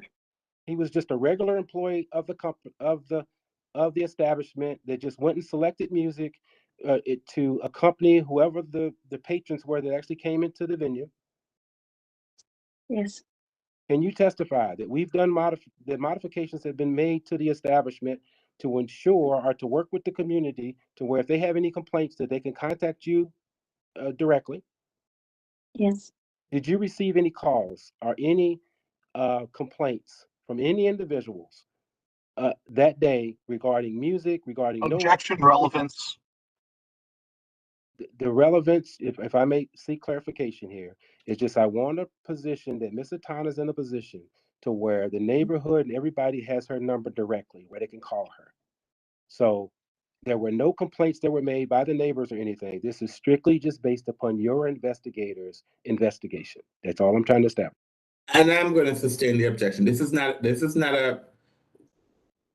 establishment is not charged with any noise violation. This establishment is charged with not complying with the terms of its That license. was the articulatable suspicion of what the investigator said he initiated the investigation with. It's the only reason why I'm bringing that up. So I'm challenging that. Okay.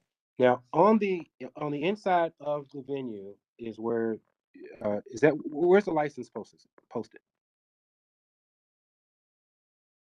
Medusa Lounge?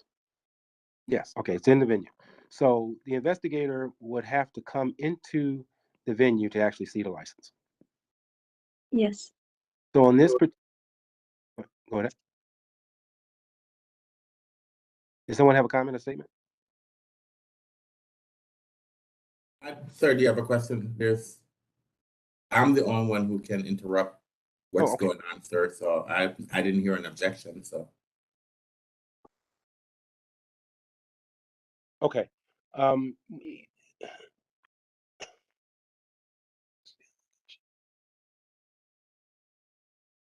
One second.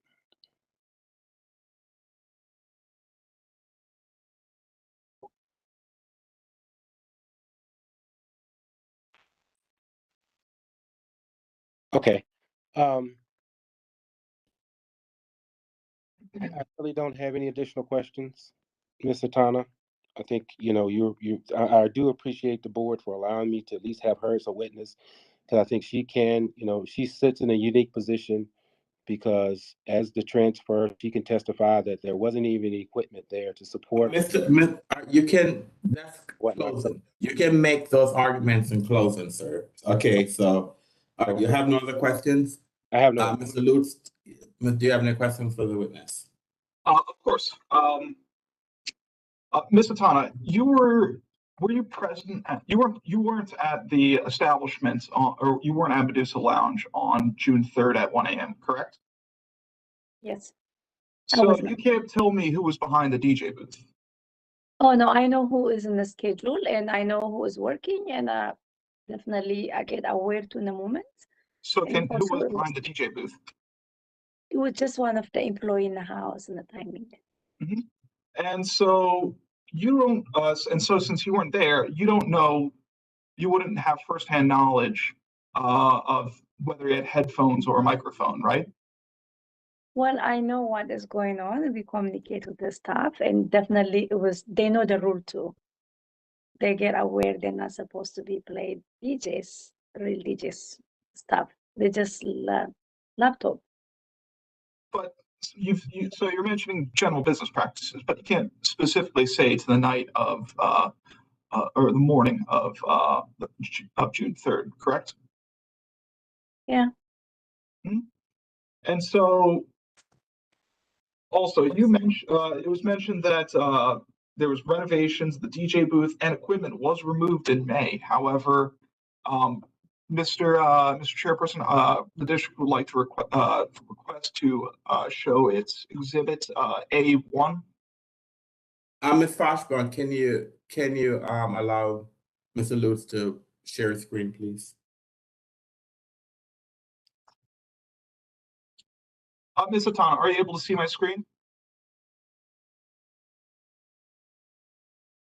Yes.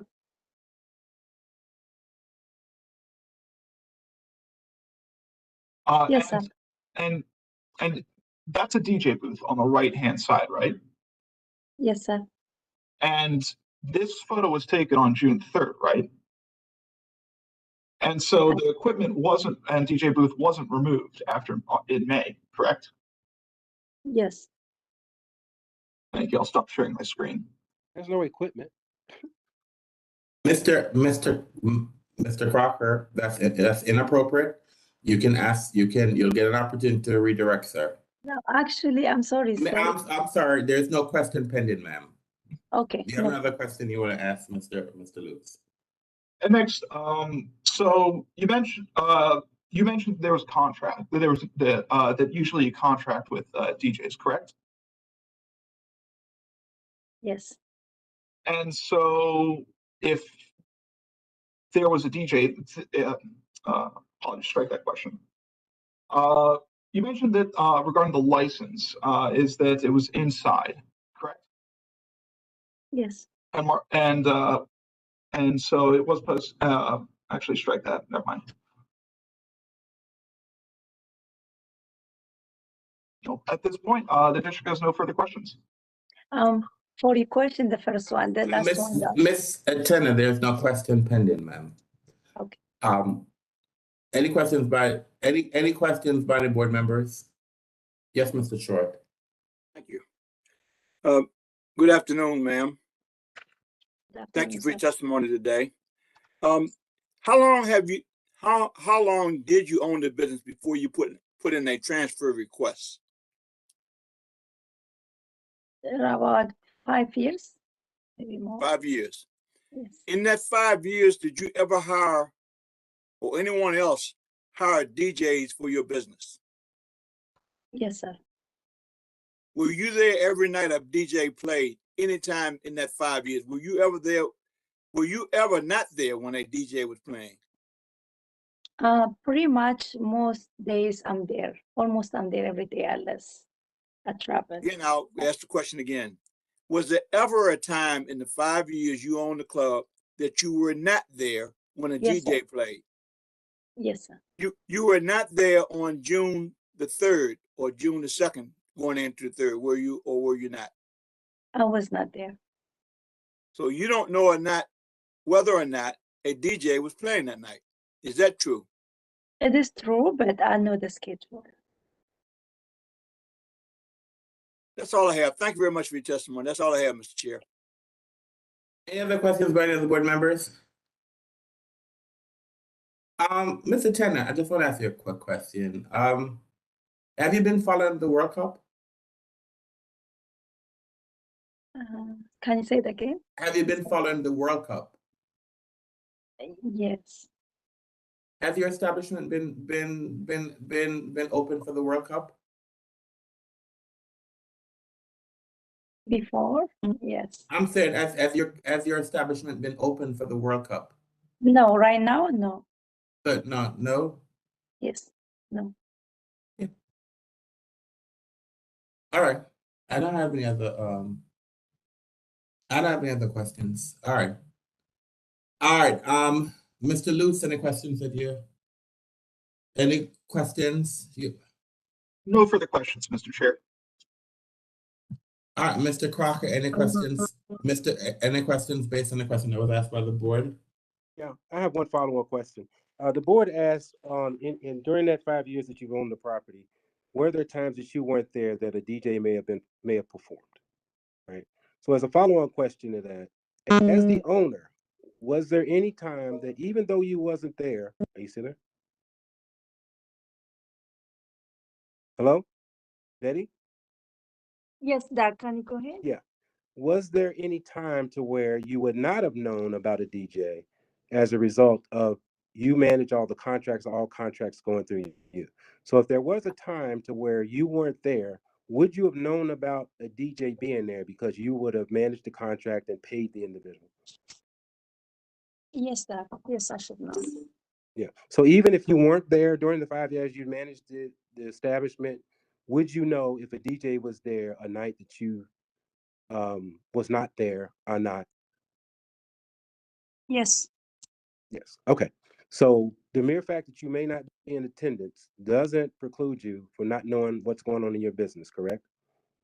Yes. Okay. Now, in the picture that Kevin showed, he showed a picture of what he calls a DJ booth, which I would classify of if a DJ is up there, okay, it might be a DJ booth. But if it's a singer up there, it's a singing booth. If it's a speaker up there, that's a speaking booth. Was there any DJ equipment, what he calls DJ equipment, in that booth after May the 31st when the transfer occurred? No. Okay. So in that picture, it shows a laptop, but I don't think anybody, I got a laptop in front of me, but I don't think anybody would call me a DJ or whatnot. So you would testify that there was no DJ equipment in there after May 31st or during the transfer of this license. So on June the 3rd, even though you weren't there, there was no DJ equipment there, correct? Did you have a contract or had you seen a contract employing a DJ for those periods of days upon which the investigators said that there was a DJ there? Yes. I haven't had time listening, but yes. Okay, that's the only question I had, just as a response to the board's question. Thank you. Do you have any other witnesses, sir, or do you arrest? Can I bring another witness? No, sir. No. All right. No, David. David is. Miss, you can't speak. All right. Okay, so do you arrest? That's the only witness you're allowed to. All right. All right. Does the government? All right. So, does the government wish to make a close? So you rest. The government rests. Time for closing. Does the government wish to make a closing statement? Yes, Mr. Chairman, the district would like to make a closing statement. Go ahead, sir. Mr. Chairman and members of the board, one must keep their word. And is for this reason, the district requests you to hold the licensee accountable to this fundamental principle. Specifically, that in the settlement agreement, the licensee promised to cease providing indoor entertainment after 12:30 a.m. Sunday through Thursday. However, the district has proven by preponderance of the evidence that the licensee broke their promise by having a disc jockey or DJ entertain their patrons after 12:30 a.m. in violation of Board Order 2021-020. Under DC Code 25823A6, the board may fine a licensee for failing to follow a settlement agreement or board order. Here, the licensee entered into a settlement agreement with the ANC on December 22nd, 2021, which stated that the interior hours of entertainment were to be determined by an ABRA order. Subsequently, the board issued Order 2021-020, which limited the entertainment to 12:30 a.m. Sunday through Thursday. Moreover, DC Code 2510121A defines any live music or other performance, including disc jockeys, as entertainment. And today you've heard uncontroverted evidence that Betty Atana and Medusa Lounge broke the promise they made to the community when Investigator Ruiz observed the licensee providing entertainment after its board-approved hours on June 3rd, 2022. Specifically, you have heard how Investigator Ruiz, specifically that the licensee had a DJ entertaining its guests from DJ booth, playing music and while making announcements well after the board-approved hours ended. And while the licensee contends that the DJ does not constitute entertainment, the law itself provides us with the answer. DC Code 25-101-19A defines anyone who plays music from a disc jockey booth or takes requests and makes announcements as a DJ.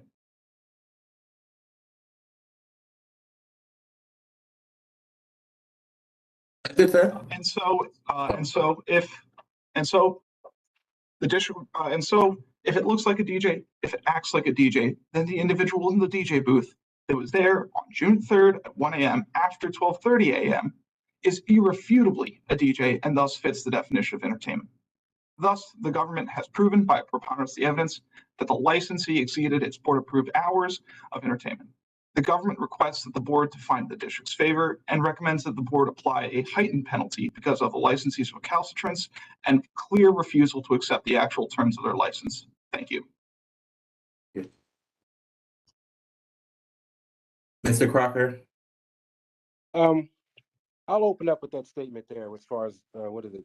I can't hear you, sir. I can't I'll hear open you. myself with that in response to that statement there about 25.101. I think I'm not an attorney and whatnot, so I don't know all the codes or whatnot. But he made the statement, takes requests and makes announcements. Ms. Satana basically just told you that it's not even physically possible for him to make an announcement because there's no microphone in the establishment. They don't take any requests.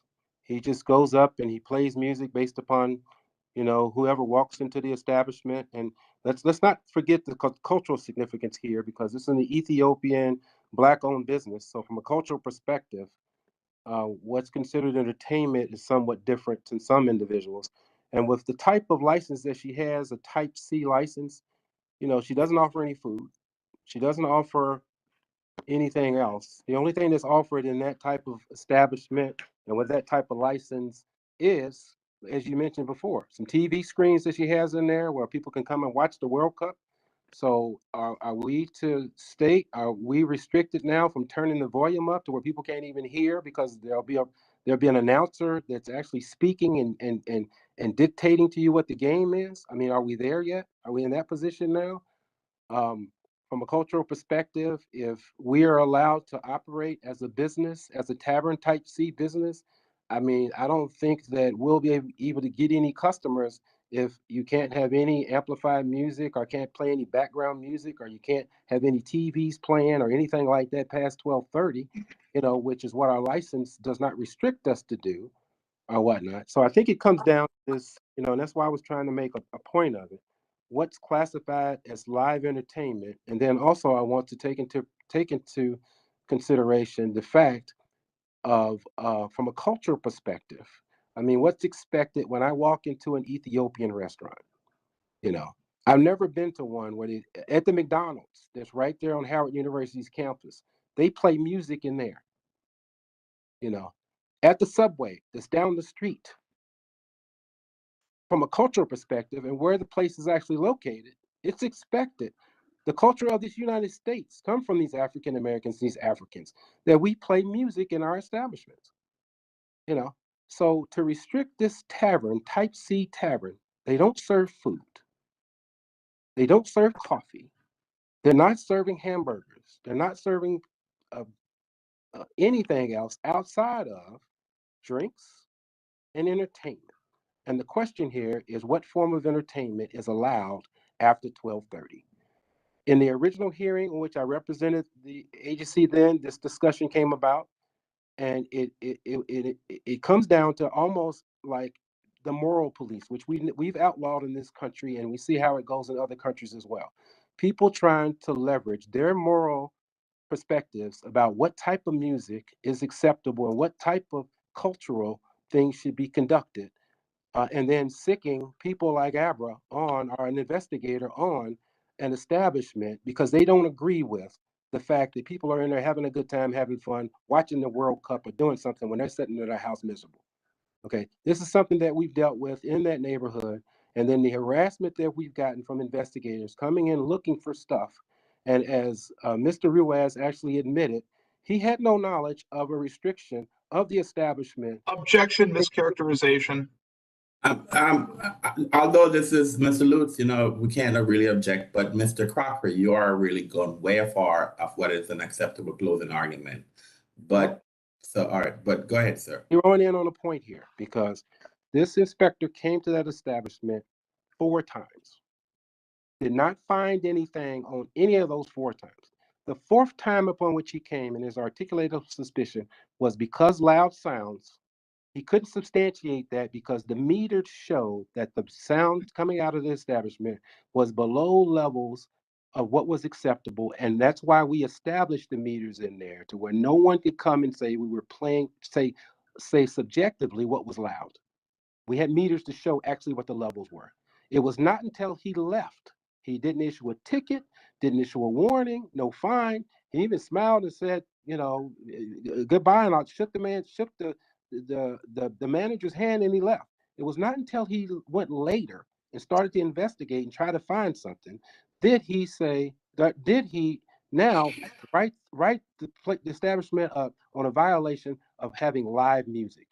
And like I said, I think it is a matter of perspective, and from a cultural standpoint, there's not a Black or African establishment that you can go to on Georgia Avenue, whether it be a McDonald's, a Subway, a coffee shop, that doesn't have background music playing.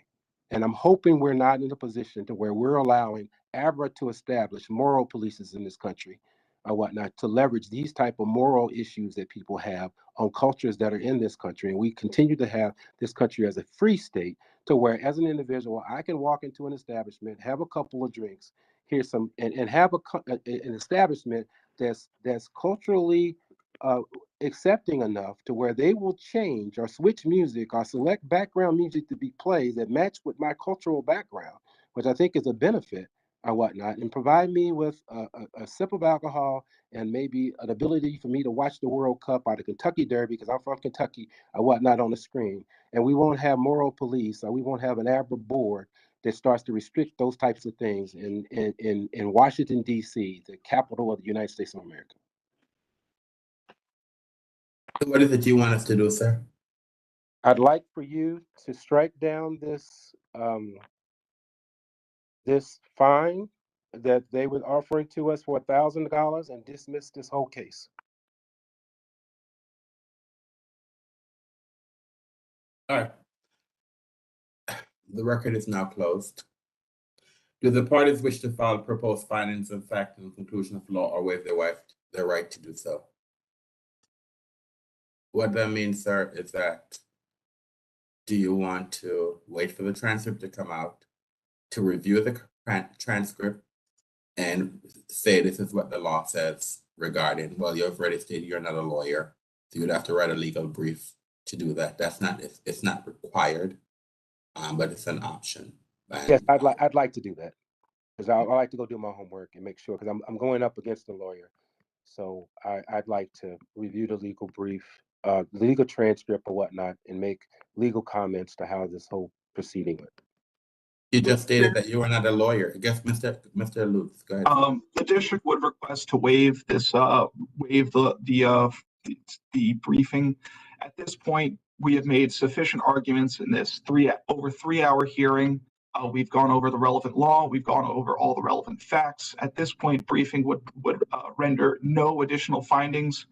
And so the district would request to rest on the on its case today. I have to ask the question. He said that it's something that he wants to do. Are you sure this is something that you want to do, Mr. Crocker? You have already stated that you're not a lawyer, so how are you going to write a legal brief if you've stated that you're not a lawyer? You know, this is 2022. I have access to LexisNexis, so I can do the research. All right. So what this means, Mr. Crocker, is that if the parties, okay, so the board The transcripts will be mailed 3 weeks. The transcripts will be mailed to each party in the next 3 weeks. 30 days, and I'm saying this again, the transcript will be mailed in 3 weeks. 30 days after the mailing of the transcript, sir, you are then required to provide this briefing to the agency. You can, if you change your mind, please let us know. So therefore, Mr. Lutz doesn't have to respond or have to write one. So if you change your mind, please let us know. But this is what this is, sir. You're not going to bring in stuff that is not relevant. That wasn't. You're going to read the transcript and state what was stated here today and apply the law to what was stated here today. You're not going to bring something from outside. You're not going to make new arguments that were not made today. This is just based on the arguments you read in the transcript and you apply the law to the facts from the hearing today, sir. Is that correct? Yes, sir. I understand that and I interpret that. And that's also the rules of the actual proceedings, right? As far as if I felt as though it wasn't questioning, right? No, sir. This is conclusion of law. Proposed findings and conclusion of law is based on you reading the transcript and you state that the conclusion the board should make based on what was presented today. Okay. So again, the transcript will be provided to the parties in 3 weeks, and approximately 3 weeks and 30 days after the transcript is provided, your response is due. Okay.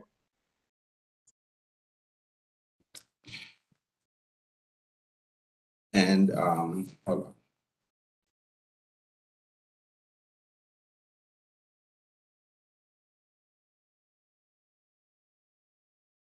And as I said before, if you change your mind, you can let us know as soon as possible that you've changed your mind, that you're not doing this. So, all right. As chairperson of the Alcohol Beverage Control Board for the District of Columbia, in accordance with DC Official Code Section 2575 of the Open Meetings Act, I move that ABC Board hold a closed meeting for the purpose of seeking legal advice from our counsel on case number 22 CMP 00048 Medusa Lounge, pursuant to DC Code Section 2575B4A of the Open Meetings Act, and deliberating upon case number 22 CMP 00048 Medusa Lounge for the reasons cited in DC Official Code Section 2575B13 of the Open Meetings Act. Is there a second? Mr. Chair, apologies before you call roll on the vote. I would like to just request clarification that the district would be able to provide a chance to write a brief as well, since Mr. Yes. Yeah. Yes. Yeah. It's too late. Course. Thank you. Mr. Crocker said he wasn't. Mr. Crocker. Come on, be fair. Come on now. Mr. Crocker, both parties, this is not a matter of being fair. The transcript will be provided to both sides in approximately 3 weeks. He already stated that he did not want to provide Mr. Crocker, it doesn't matter what he already stated. You have stated this is what you're going to do, and it's the government's right whether or not they're gonna do one. Okay. But the time period is that 3 weeks. In approximately 3 weeks, the transcript will be made available, and 30 days after that, the answer that the document is required. Okay. And so you could decide that you're going to change your mind, and then he doesn't have to do it, or the government might decide that whatever that they're not going to do one. So I don't know, sir. So that's how that is, sir. Okay. All right. And now I forgot where I was in my closing. And I need to comply. There's some legal requirements that I have in closing this case. And so now, because I've forgotten where I was, unfortunately, I need to repeat this because this is the legal. Mr. Chair, you made the motion and I seconded it. Okay, so you made the motion, you seconded. All right, so now I guess all right. Thank you, Mr. Short. So let's have a roll call vote on the motion, Mr. Short. Mr. Short, I agree. Mr. Cato, Bobby Cato, I agree. Ms. Crockett, Rafi Crockett, I agree. Ms. Hanson, Jenny Hansen, I agree. Mr. Grandis, Grandis, I agree. Mr. Anderson, I agree. As it appears that the motion has passed, I hereby give notice that ABC Board will recess its proceedings to hold a closed meeting pursuant to Section 2575 of the Open Meeting Act. Thank you very much. Have a great afternoon. All right, then. Bye-bye. Thank you, Mr. Chair. All right, it's 2:41. Our schedule is way off whack. The board needs to take a break for lunch. And so therefore the board will come back on to the public session. We're not going to do an executive. So we'll log back on at 3:15 to the public session.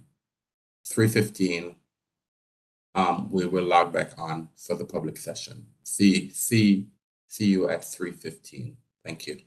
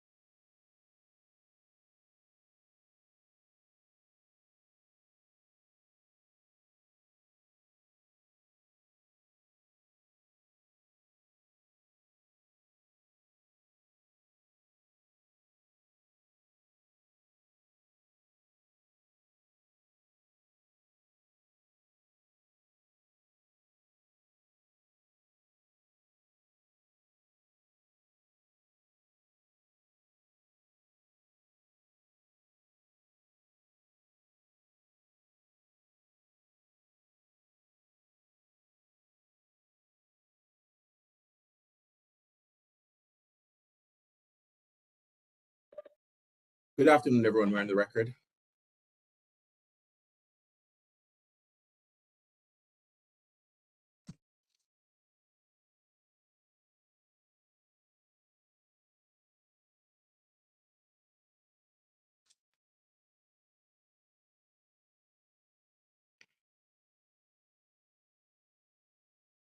Good afternoon, everyone, and welcome to the afternoon session of the ABC Board. My name is Donovan Anderson, Chairman of the Board. Joining me this afternoon are 5 other board members, Mr. James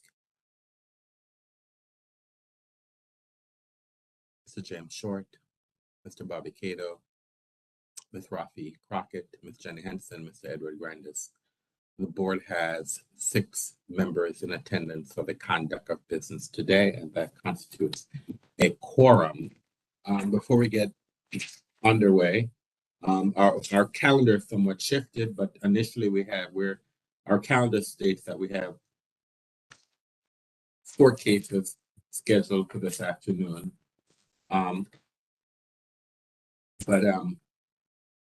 the case is called, I will take a moment for IT specialists to elevate the rights for each party to enable their camera and microphone. Then only then will you have the ability to enable your equipment. If your case has not been heard, you will remain mute and your camera will be disabled. At the conclusion of each case, the parties will have the option to leave. If the party chooses to stay, all cameras and microphones for the concluded case will be disabled. Should you have any questions or require technical assistance during the hearing, please submit them using the question feature. Going by our afternoon, we were supposed to have had a fact-finding hearing on 3 cases that was scheduled for 1:30 this afternoon, but because we are running extremely late, the licensee had some concerns in the sense of time concerns that was provided to the board earlier this afternoon because this hearing was scheduled for 1:30. So we are going to postpone this hearing to a date to be determined. So that's why. So the fact-finding hearing that was scheduled for 1:30, that's going to be postponed to a date to be determined. The next case on our calendar is case number 25 CMP 00051 Highmark, license number 105727. This case has been continued to December 14th, 2022 at 10:30 a.m. due to the inadequate service of the notice to the owner of record. The next case on our calendar is case number 22 CIT 00038 Focus DC, license number 118015. This case has been canceled and this case has been canceled. We're canceling the hearing due to submission of an offer in compromise for the board's consideration and approval.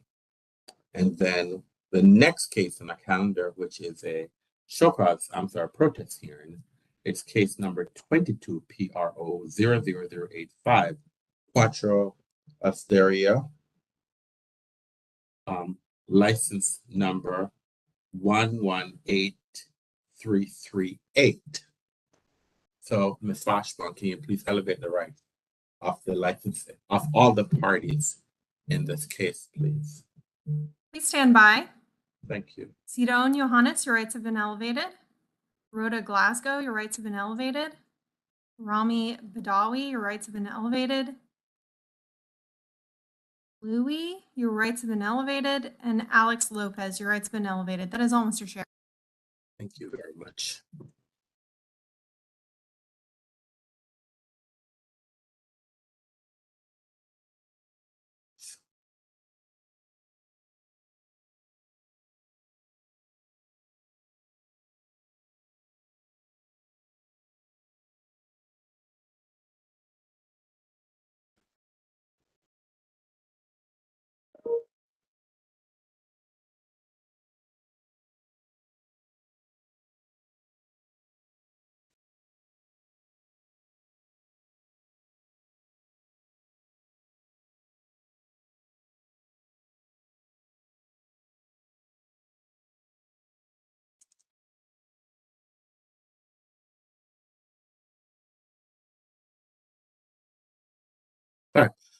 Let's, good afternoon, everyone. And let me have the parties identify themselves for the record. And let's start with the representative of the licensee.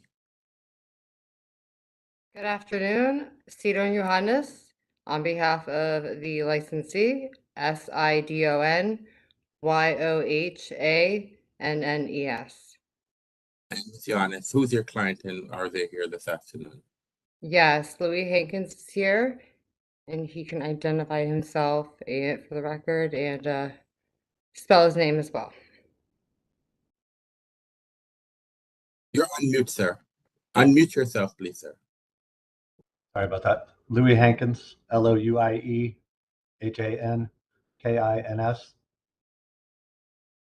What's your relationship to the establishment, sir? I'm the managing member, sir.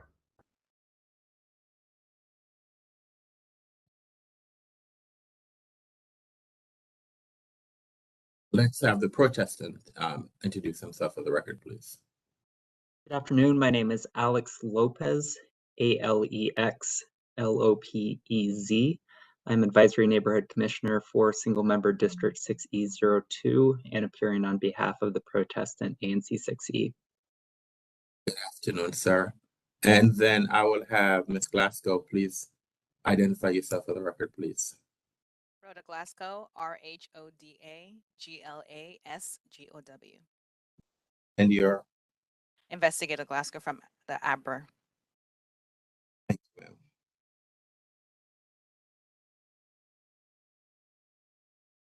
I know that there are other individuals on the, well, you know what, I'll just, who else is on the line? I'll just have, although we might not call them, but I'll just have, who else is on the line? Can you introduce yourself for the record and who do you represent?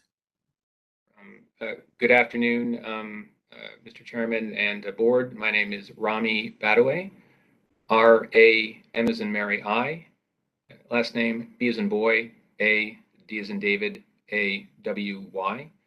I'm a resident of the community and a prospective witness for Mr. Lopez's presentation. Thank you. Good afternoon, sir. Anyone else that I need to identify? Any other potential witness that are on the line or should be on the line? So is everyone here? Everyone is here on your side, Ms. Johannes? Yes. Mr. Lopez, every potential witness that you plan to call, are they here? Or do we need to? All right, fine. All right. This is scheduled for a protest hearing, and I just want to advise the parties, just generally for a protest hearing, the way it operates is that the board will call a witness. The witness will testify based on, well, we'll do opening statements. So both parties will be allotted 5 minutes to do an opening statement. Then after the parties do an opening statement, then the board will present its witness, and the board's witness is our investigator. That witness will testify about her conversations, the case report that she has written, and the board will question her about the contents of her report. Once the board has questioned her about the contents of her report, then the licensee will have an opportunity to cross-examine the witness.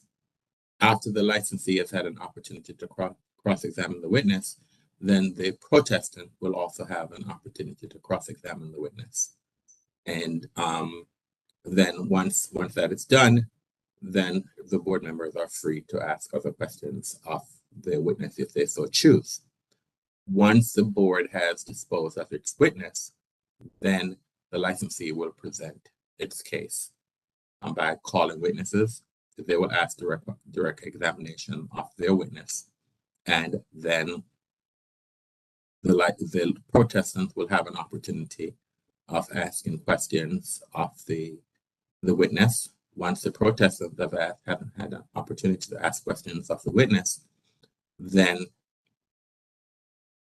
if the licensee doesn't have any more witnesses, once the licensee has presented its entire slate of witnesses, then the protestant will have an opportunity to call its witnesses, and then the licensee's attorney will cross-examine that witness. The board will have an opportunity to cross-examine, to ask questions of that witness. The licensee presents all his witnesses, and then we close the record. We have closing statements, and the case is over, and then the board will make a determination at a later state. At this juncture, are there any questions by anyone? No? No questions by the applicant. Now, are there, I know we're having a protest here, and I did read the case report. And do we have to do a regular elongated protest here? And are there any issues are there any stipulation that the parties are able to make? And then in the sense that, so we could memorialize certain agreements, and then we can then limit testimony. If there are broad agreements in certain areas, then we can, and whatever areas that there are no agreements on, then we can have testimony on the areas of disagreements. If that's so, then if there are stipulations, I'll ask the licensee if there are stipulations, and then I'll confirm with the protestant. Yes, thank you. There are stipulations that I like to read into the record. There is really only one contested issue here. So if I may proceed in terms of what we are stipulating to what the parties have agreed to are the following. 1, entertainment shall be contained to the inside portion. Let's start at the beginning. Is there a stipulation that the license will be renewed? Yes. That should be number one. That should be the first thing. Yes. All right. So that should be number one. Let me correct. Let me start at the beginning. This is a renewal application. So the first stipulation would be that the license be renewed. Thank you. All right. And the conditions in what we are stipulating to will be as follows. 1, that entertainment be contained to the inside portion of the establishment, and that there shall be no entertainment allowed outdoors, including in the unenclosed sidewalk cafe.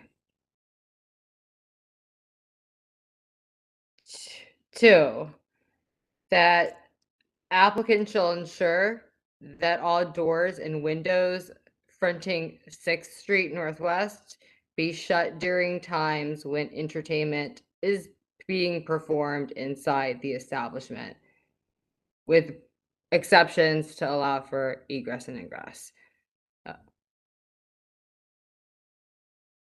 And 3, applicant shall limit the hours of entertainment to those hours approved in the entertainment endorsement, and that it is agreed upon that entertainment shall not occur before 5 p.m.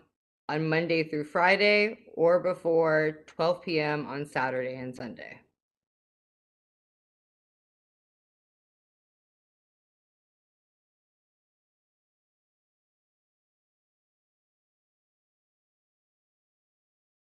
The 12. So shall not occur before 12 p.m. Saturday and Sunday, and not before 5 p.m. Monday through Friday.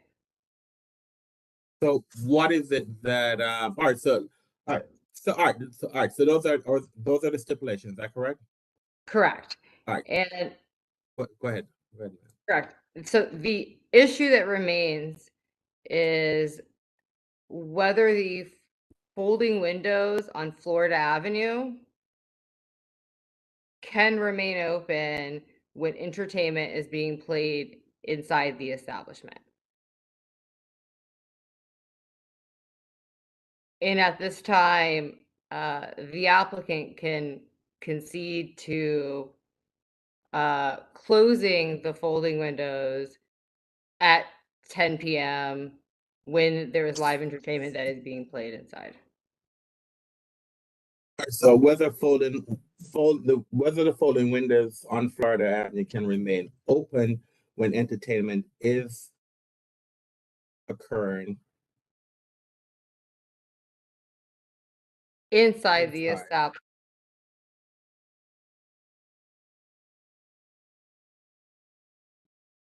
and that the licensee would agree to what?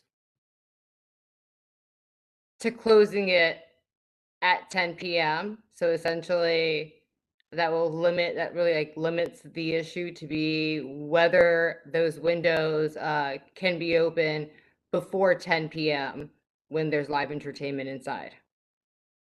Okay, so you're saying that the licensee would agree to closing them at 10 p.m. So the latest, if they're open, the latest they would stay open, it's 10 p.m. Is that what, 7 days a week? 7 days a week, the latest, if live entertainment is inside. So if there's live entertainment being performed inside, if there's a DJ inside, we are willing to close it 10 p.m., 7 days a week. So the question that remains is whether it can be open before 10 p.m. So what are the hours for this? What are the hours of entertainment for this establishment? So the interior hours are the maximum permitted by law. Which So is it starts at what time? 9 a.m. to 2 a.m., 9 a.m. to 3 a.m. Well, I guess what I'm trying to find. I guess what I'm trying to find out. I'm trying to narrow because what time is the business open and what are the hours of entertainment for the opening? Because we know, I think what I'm being told is that there's agreement that that they will be shut at 10 o'clock. So, but but what time is it that the business is open to do entertainment? That's what I'm trying to find out. And I think Miss Johannes has disappeared. Mr. Chair. Hold on, I'm sorry, who's speaking? I'm sorry. Mr. Lopez? Mr. Lopez. Yeah, hold on, Mr. Lopez. I'm gonna get to you. I'm just trying to get clarification from her. And I think someone shut the windows and doors and Miss Johannes because she just disappeared. But I'll wait for her to come back on. Hold on. Ms. Foshman, can you look to see if Miss Johannes is trying to get back in, and then you can elevate her rights, please. Copy. She's not currently in the room, but I'll keep an eye out. Thank you. I can answer the hours. Mr. Louis, she's your attorney, so I have to wait for her. So, okay, no problem. Yeah, no problem. But I appreciate your assistance, sir. I have to wait until I have to wait until she comes back before I can allow you to speak. She has returned. Miss Johannes. I inadvertently pressed the wrong button. My apologies. Oh, so you did we that. left off. Oh, you did that. I was saying that, I think it would have been better if you said that you momentarily lost power. Honesty here. I was trying to change the screen, and I pressed off. That being said, we left off where you were asking about the hours. Yeah, I'm asking for the hours. So, but prior to 10 o'clock, what time is it? First, I have two questions that I need to be answered. Yeah. What time is a business permitted to open, and what's the earliest can they have entertainment? So I need to know that. Okay. Currently, in terms of the license, yes, we are hours of operation. I'll start there. Yes.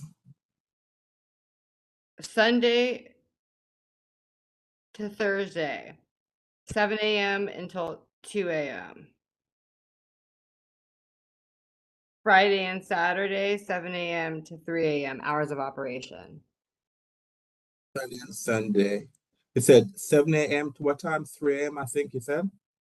For Friday and Saturday, 7 Right. a.m. to 2 a.m. For Sunday to Thursday. And what are the times for the entertainment for those? Yeah, on the current license. 6 p.m. to 2 a.m., 6 p.m. to 3 a.m. To 3 a.m. So basically, this hearing then is whether or not they can have entertainment between 6 p.m. and 10 p.m. So it's whether the windows on Florida Avenue can remain open when entertainment is occurring inside between the hours of 6 p.m.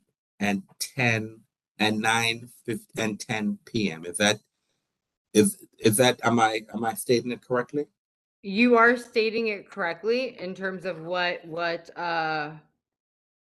in terms of the issue before the board, correct. But if you recall, I did when I laid out what we are agreeing to, as if this was a settlement agreement, that the ANC does not have issue with the earlier hours. However, we would have to come back before we would have to submit an application in essence for a substantial change for the earlier entertainment hours. So we would like a ruling on whether or not those doors can remain open before as well. Okay, but the question I ask you is that what is your current approved entertainment hours? The hours I just stated, 6 p.m. to 2 a.m. and during Sunday to Thursday, and 6 p.m. to 3 a.m. Friday and Saturday. Those are the current hours on your license. Correct. So why is it that you wouldn't have to come back for substantial change if the current hours on your license is if that's already in the current hours of your license? I'm confused. So the ANC is willing, when we file the application or the application state, or they ask hours after 6 p.m. So which is why it states 6 p.m. to 2 a.m., 6 p.m. to 3 a.m. The ANC is part of our discussions, would allow for us to, or have no issue with us having earlier entertainment hours. That in essence would require that we file an application before ABRA just for the earlier hours. Obviously, you all would decide. You're saying earlier than 6. Is that Correct. what you're saying? Correct. Okay. All right. Well, that's not. Well, you haven't filed. Well, unless the ANC would allow you to. We could decide. Well, and I'm not sure. And I have to get some clarification from legal. Mm-hmm. But is the ANC allowing you to amend your the placard notice for what hours? For what hours? And I need to find out from legal if we can rule on that today, or whether or not you have to file a substantial change. Because so that's what I'm trying to find out. What are the hours, and would the ANC agree in this hearing for you to amend your application? Of course, you're going to do it, but there's an agreement, so we don't have to go back then through. If you're going to do a substantial change, then you have to go. Then it has to be placarded, because since there's no, it has to be placarded, and then we can go back through this protest proceeding. So that's what I'm trying to find out. The hours are. I'm coming. Is that you speaking, Mr. Lopez? It is. I'm going to come to you, sir. Everything that she just stated, you have to tell me that you have agreed to it. So I'm coming to you. Okay. All right. Go ahead, Ms. Johannes. The hours are the hours that I stated in the stipulation earlier, but it's entertainment. So it would be 5 instead of 6 p.m. Sunday to Thursday. Instead of 6 p.m., it would be 5 p.m. Monday through Friday. So 5 to 2 a.m. Monday to Friday. And then 12 p.m. to 3 a.m. Saturday and Sunday. But we don't need to, I'm sorry, it's only the opening hour. The closing hours are fine because your current, again, this is just for clarification. There's agreement with the end. It's just the difference would be to allow on Monday through Friday that to adjust the hours that entertainment would be able to start at 5 p.m. and that for Saturday and Sunday, entertainment would be able to start at 12 p.m. Is that correct? That is correct. All right. So I need to find out, and I need to find out from legal, and I need to find out from legal if this is something, if the agency can legally agree to allow you to amend your application in the middle of the protest. So therefore, we don't have to start this process back over again. Okay. All right. Sure. Thank you. All right. So, all right, Mr. Lopez, this is your opportunity now. I've heard from the licensee attorney that there's agreement. The stipulation is that the license will be renewed. Is that correct, sir? That's correct. The license will be renewed. And the conditions is that entertainment inside of the establishment and that there's no entertainment outdoors. Is that something that you're in agreement to, sir? That is correct. And that secondly, all doors and windows facing the 6th Street will close when entertainment is occurring inside. Is that's what you have also agreed to? That is correct. And that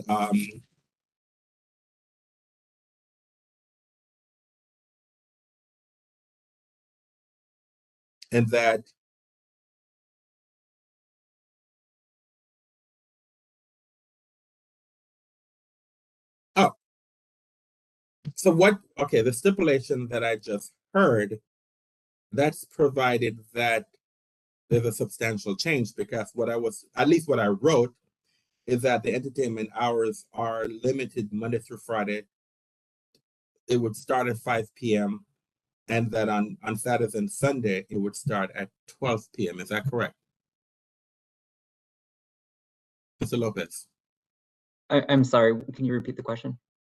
The stipulation I wrote before, and the reason why I was confused, because that's what I was told is that there was a stipulation that entertainment inside is limited to Monday through Friday, that it would start at 5 p.m. Is that correct? Is that what you have agreed to? I think that I don't think that we can agree to that. I don't think that I don't think that we could agree to that without an additional stipulation that the doors and windows on Florida Avenue be shut at times when entertainment is being proposed or being performed. So no, I don't agree to that stipulation. And I also believe that changes to the authorized hour of entertainment, there are other parties who would have standing in such I'm just in this particular case, what other parties? They're not the only protesting. I thought the ANC is the only protesting in this case. That's correct. But if through this case we the board were also to modify the hours of entertainment, that would be deny other residents or ANCs with potential standing from reviewing and potentially protesting that change. All right. So the only two stipulations. So there are only two stipulations. The only stipulation is that the license will be renewed, that the entertainment inside of the establishment and no entertainment outdoors, and that all doors and windows facing 6th Street Northwest be closed when entertainment is occurring inside. That is correct. So those are the only two conditions that have been agreed upon. Is that what you're saying? Yes. And as far as the ANC is concerned, what are the outstanding issues? As far as the ANC is concerned, the outstanding issues, the contested issue that we would request the board to establish as a stipulation is that the applicant shall ensure that all doors and windows fronting Florida Avenue Northwest be shut during times when entertainment is being performed inside the establishment, with brief exceptions to allow for customer and staff ingress and egress. Hold on. I'm trying to see if that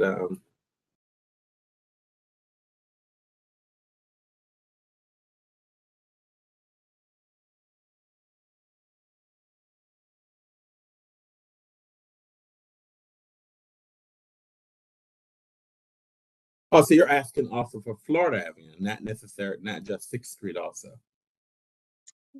Yes, the establishment fronts both 6th Street and Florida Avenue, and the ANC wishes that the stipulation to shut doors and windows when entertainment is being performed in the establishment be extended to both 6th Street and Florida Avenue. Well, you can't.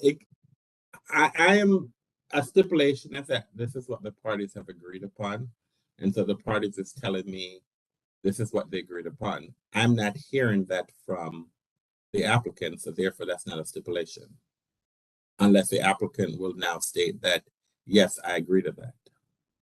Well, if I could revise that, that is what the ANC requests that the board. We're talking about all right. All right. Let me start at the beginning, okay? The stipulation is that the license will be renewed, and two conditions: that that you can have entertainment in the licensee will have entertainment inside of the establishment, and that there will be no entertainment outdoors. And secondly, all doors and windows facing 6th Street will be closed when entertainment occurs inside. Right. You are in agreement with that. Is that correct? Correct. And the licensee. So those are the only stipulations that have been reached in this case. Okay. The contested issue, as far as the ANC is concerned, what are the contested issues for the ANC?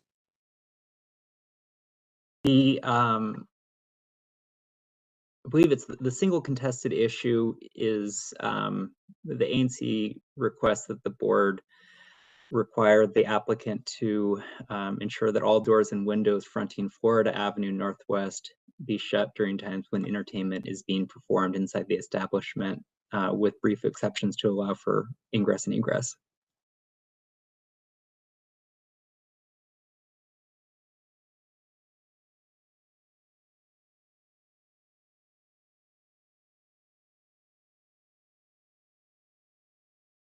What else?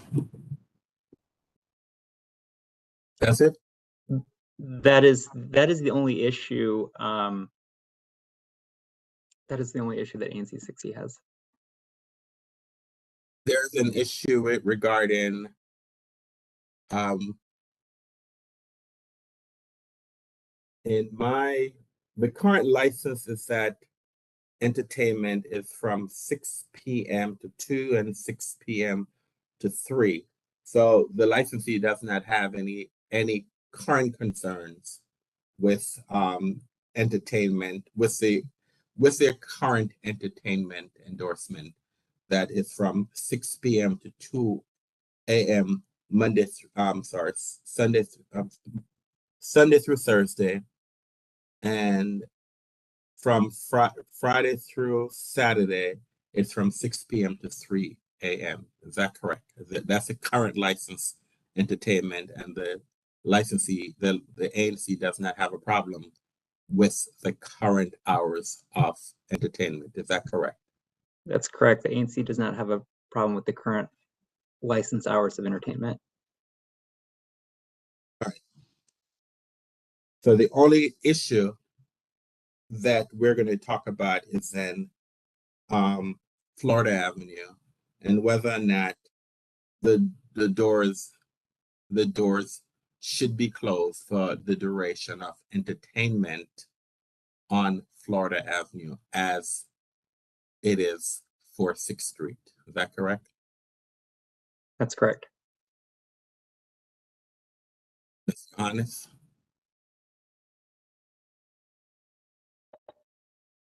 So the sole issue is that is correct, and that is the issue. However, I have some concerns regarding the stipulations as stated, being that I stated the 3 stipulations, and as you know, the ANC stated 2, and therefore we are not on the same page, because that was sort of a we're not on the same page. I do need, unfortunately, I need a few minutes to talk to. I need to talk to my client, and I need some time here to come back. So how much time do you need to speak to your client? Can you give me can you give me 10 minutes at this moment to just talk to my client? Maybe even talk. I need to talk to the ANC as well. Talk to Mr. Lopez. No, I'm fine with that. I'm trying to figure it. I'm going to give you enough time so the board can do some work while you guys speak.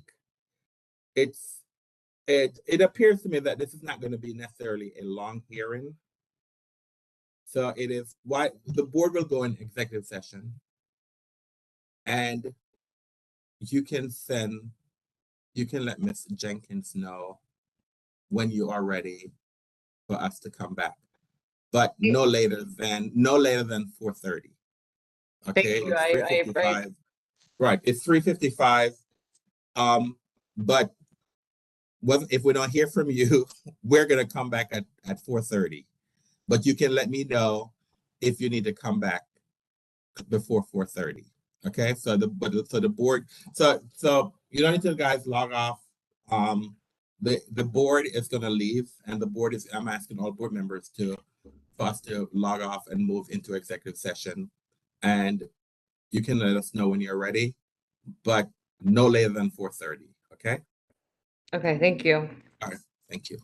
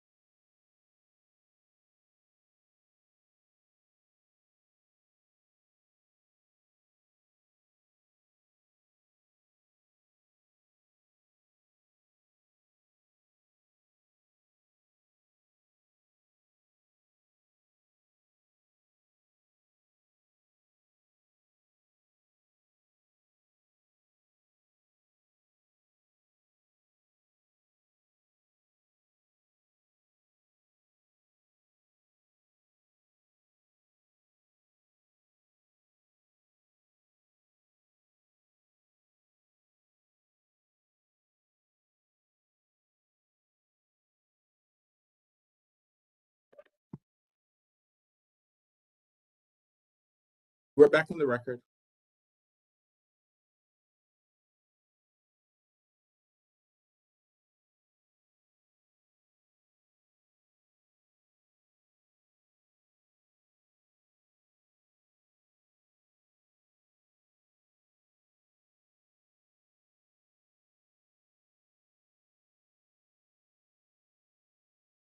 Where's Ms. Johannes?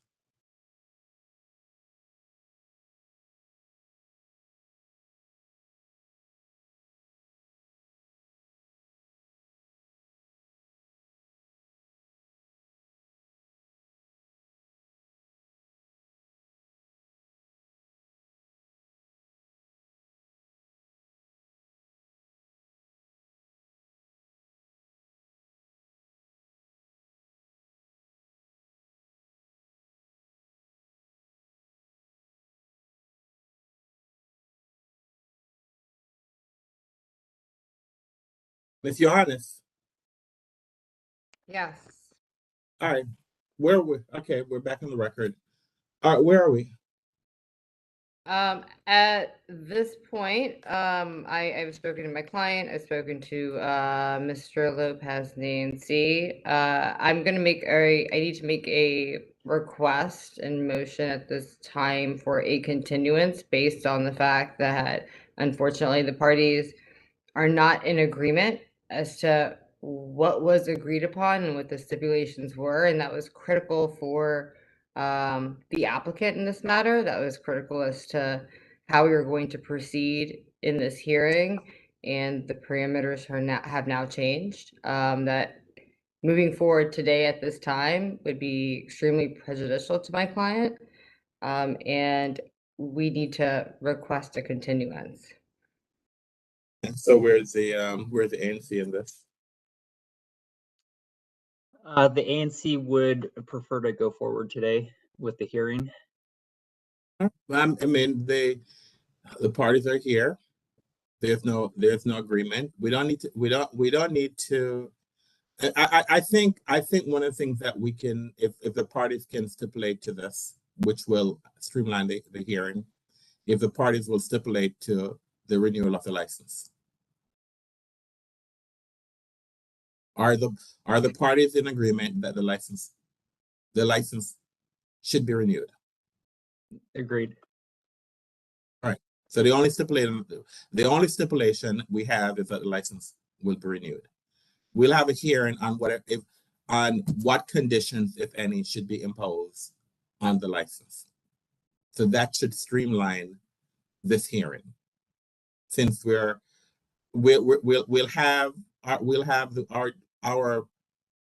still have our witness testify. And so both parties can ask questions, but then we can streamline the hearing to talk about what conditions, if any, should be placed on the license. And if I may, again, that still changes and broadens the parameters of what we expected and anticipated this hearing to be, and that we were expecting this hearing to move forward on one specific issue, and that specific issue being whether or not whether or not the doors or the folding windows on Florida Avenue needed to be shut or open when entertainment is being played inside. Now we're discussing what conditions generally can be placed on the license. And that changes how we would proceed with the hearing. I mean, as of this morning, the way we were going to proceed with a hearing, we didn't even know if we needed to proceed with certain witnesses today. And had we known that additional conditions would be placed on the license, or that was in jeopardy, or there were other things that we were discussing, we would have approached this a lot differently. And I will also say that these stipulations were submitted to legal, yesterday.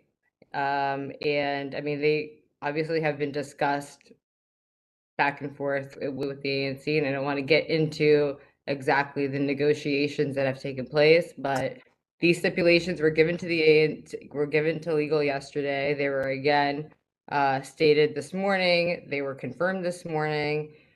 And it wasn't until we were before this board at 3:15 or 3 o'clock today that we were advised and told that that wasn't the agreement. Well, Ms. Johannes, unfortunately, I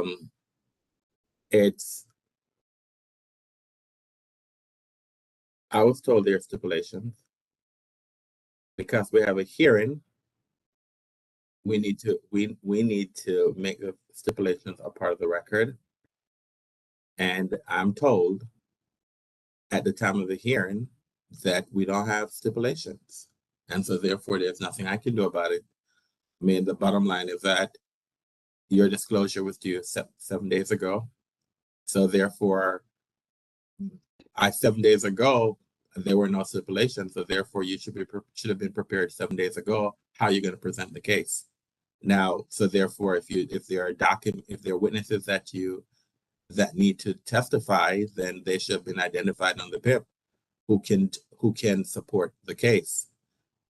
You're finding out today that there's no stipulation, then I don't believe that stipulations were reached 7 days ago. So therefore, you should have had your witnesses identified 7 days ago who were going to testify. If there's an issue to say that, okay, I had this witness to testify, but because there were stipulations, I released the witness, and so therefore this witness is no longer available because of blah blah blah blah blah. That's something that I could consider, but that's not. So we're going to do this hearing because everyone is here. There's no agreement, and I don't believe that this board has the authority to, since everyone is here and there's no agreement in postponing the hearing, that this board is going to say we're going to postpone the hearing. So if there's agreement to postpone the hearing, to continue the hearing, the board is not going to stand in the way. But since there's no agreement and all the parties are here, then we're going to move forward. And that said, I understand that we are back on the record, and for the sake of my client in this matter, I do have to ask that I again have the opportunity to speak to my client, because my client, my witness is here and my witness is my client, the owner of the establishment. The owner of the establishment was prepared to give testimony on specific matters regarding what was outlined in the stipulation. So I do need to discuss what has just occurred and how we're going to proceed with my client. I told the parties. Important. I told the parties that it was 4:50. It was 3:55. It was. And I gave the parties 35 minutes. I said, This is what I said. You had initially asked for 10 minutes, 5 minutes, 10 minutes. I did. I gave you 35 minutes, and I said, you tell me when you're ready. However, I'm going to come back here at 3:10. Because you realize that there was no agreement between both yourself and the protestant to continue the hearing. I mean, what else is there that you need to talk to your client about? I mean, all right, it's 4:46. We need to do this hearing today, and we're going to have a long hearing. Sure. And so it's 4:46. I'm going to give you 10 minutes. It's 4:46. I'm sorry, 5 o'clock. We're at 5 o'clock. The board is going to go back into executive session. At 5 o'clock, we're starting this hearing. The only way we're not going to do this hearing today, unless you come and tell me there's a settlement, or unless you tell me that both parties want to continue this hearing.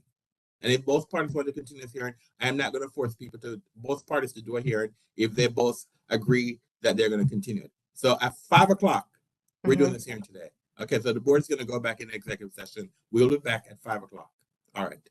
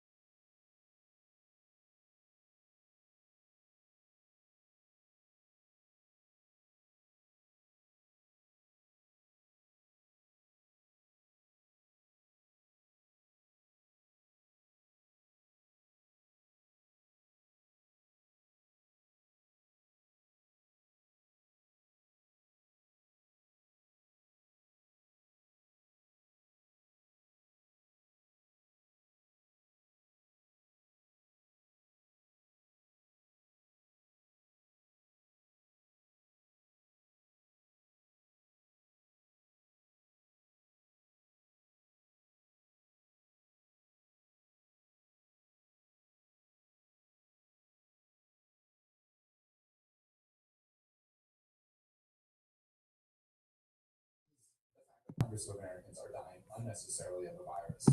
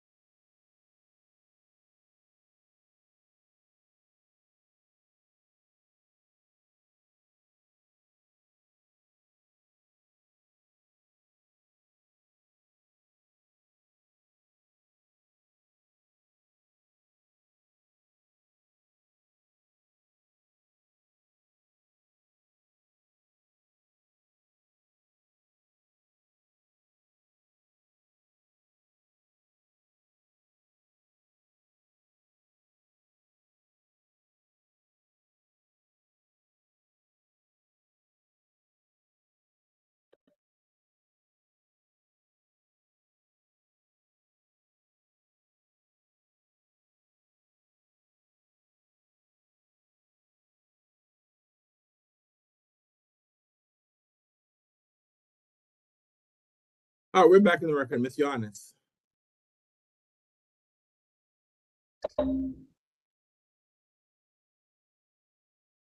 Yes. All right, we're back in the record. All right. All right, any new developments, or should we just move forward to the hearing? We can move forward to, oh, sorry, there is, I want to clarify in terms of stipulations that were made, that we are moving forward with the stipulations that were stated earlier, except for the last stipulation regarding the hours of the entertainment hours of operation.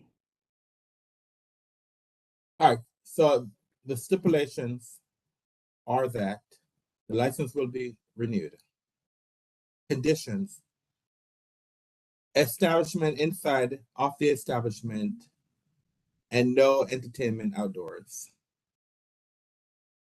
Number 2, all doors and windows facing 6th Street will be closed when entertainment occurs inside. Are those the stipulations that the parties are in agreement with? Yes. Mr. Lopez? Yes. All right. So whatever decision that the board makes, those stipulations are there. So therefore, we will we'll focus the issue on the issues then will be focused on what additional conditions, if any, will be placed on the renewal of the license. Okay. All right. So opening statements, Ms. Yanis. Yes. We're here today on the renewal of a Class CT license for Quattro Osteria located at 1850 6th Street Northwest. The establishment is located in a mixed-use zone. That said, we acknowledge and understand that we are in an area where businesses and residents have to figure out a way to coexist. But keeping in mind that we are in Shaw, which is a vibrant area and has been for quite some time. Therefore, we want to maintain the history of what that area has been. At this time, and with what is before this board, we're requesting that the board approve the license with the conditions that in stipulations we've put before the board and we've agreed to on the record. We are, and further, that the sole issue really here is whether the folding doors on Florida Avenue shall remain open when there is live entertainment or when there is entertainment being played inside the establishment. Even further than that, the establishment concedes that we will close the window or the folding windows on Florida Avenue at 10 p.m. every day when there is live music being played or entertainment being played inside of the establishment, which further limits the issue that is before the board. We request that the board acknowledge that the board also state that in having those windows open and having that being done on Florida Avenue, that there is no impact on peace, order, and quiet. And you will hear today from the managing member of the establishment, Louis Hankins, who will testify regarding the operations of the establishment. He will testify regarding his experience in this industry and what he has done with the community thus far and throughout the years, really. This is a fine dining restaurant establishment that offers an ambiance that is wanted and needed in this area. And we are requesting that the board acknowledge that, and the board renew this license and not impose any additional conditions besides what we have already agreed to and placed on the record. And with that, and that's all at this time. Thank you. Mr. Lopez, do you wish to make an opening statement? I do. Good evening. My name is Alex Lopez. I'm the Elected Advisory Neighborhood Commissioner for Single Member District 6002 in Shaw. Quattro Osteria is located in my single member district. As I will present in my own testimony, as well as the testimony from Mr. Rami Badaway, Quattro Osteria is a fine dining establishment and for the most part operates in peaceful coexistence with neighbors. However, there have been several occasions on which Quattro Osteria has hosted live entertainment, namely disc jockeys or DJs playing electronic dance music, and at such a volume and with the doors and windows open that it is heard in the homes of neighboring residents, creating issues with regard to peace, order, and quiet. We will testify that ANC60 met at a special meeting on August 3rd, 2022, and voted unanimously to protest the renewal on the grounds of peace, order, and quiet. And what the ANC seeks through this very limited hearing this evening is a condition on the renewal that all the doors and windows of the establishment be shut, including when live entertainment is being performed, including and especially at the doors and windows fronting Florida Avenue Northwest. Further, my testimony will discuss the neighborhood context in which Quattro Osteria exists, including zoning issues where the property directly abuts residential zones and is in the immediate vicinity of many residential properties. I will also be testifying regarding settlement agreements that ANC60 has entered into with neighboring establishments that also host live entertainment that have been quite successful, where the live entertainment is on the indoors of the premise and the doors and windows are shut. And so we believe that conditions that have been successful at similar establishments nearby would also be successful in maintaining the peace, order, and quiet for this establishment. Finally, we'll be calling witness Rami Badaway to discuss the impact of the live entertainment events, the frequent live entertainment events, the DJ events on Mr. Badaway's peaceful enjoyment of his home. And I thank the chair and the board for the opportunity to present this evidence and testimony, and request that the condition that the board enforce as part of this renewal, that the applicant shall ensure that all doors and windows fronting Florida Avenue Northwest be shut during times when entertainment is being performed inside the establishment. Thank you. The board will call its first witness, Ms. Glasgow, please. Ms. Glasgow, can you raise your right hand, please? You swear or affirm to tell the truth and nothing but the truth? Yes. Can you state your name for the record again, please? Rhoda Glasgow, RHODA GLASGOW. Were you currently employed? Yes. At the And so where Alcoholic Beverage Regulation Administration. How long have you worked for this agency? Almost 4 years. What are your duties and responsibility? I inspect licensed establishment in the District of Columbia. Are you familiar with the subject of this protest? Yes. And how did you I'm looking for your report, so I apologize. And how did you become aware of this case? I was assigned the investigation of the application renewal for Quattro Osteria. When was that assignment provided to you? Yes.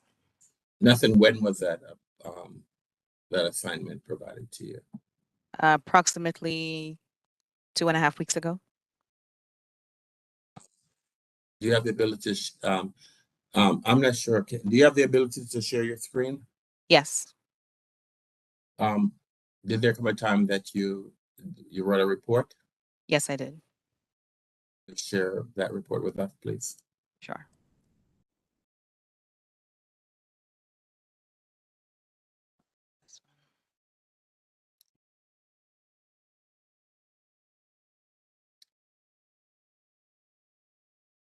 Can you identify the document that's on the screen, please? Yes, this is my investigative report for the application for renewal for Cuatro Esteria.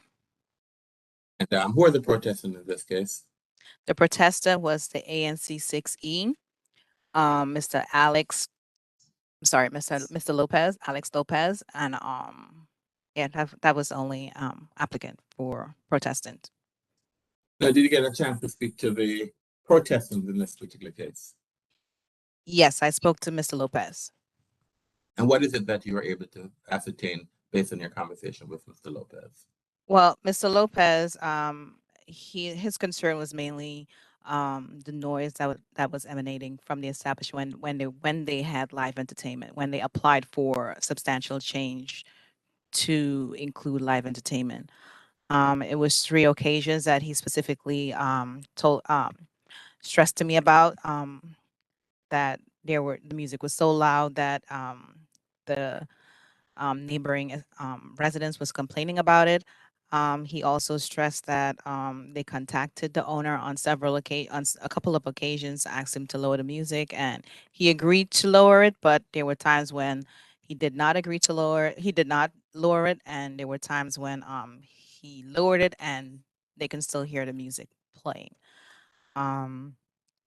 He also stated that he also provided some statements from the residents in the neighboring facility area about their concerns about the music that was playing, that it was loud, and the DJ was set up on the outside on the summer garden when this was happening. Did you get an opportunity to speak to the licensee? Yes, I did. What information were you able to gather as a result of your conversation with the licensee? Well, the licensee actually, he did confess that there was one occasion where he did play the music really loud, but it was a busy day and he did not realize that the music was that loud, but he lowered it as soon as he got the call that, you know what, yeah, your music was really loud. So, but he only stressed about that one occasion that he did actually, the music was loud and he didn't really realize it was that loud. But he said that he would, try his best to be neighborly with the neighbors and because he don't want any issues with his license. Now, is this the only licensee in this area? No, actually, there are actually 42 licensed establishment within 1,200 feet of the establishment. In close proximity, there's probably around 5, like right next door to Cuatro Osteria. Yeah. Are you able to identify the license based on in your report? Are you able to identify the establishments that are next door to this establishment? Yes. So in close proximity of the establishments, we have El Teco, we have Howard Theater, we have 600T. I think that's about it in really close proximity.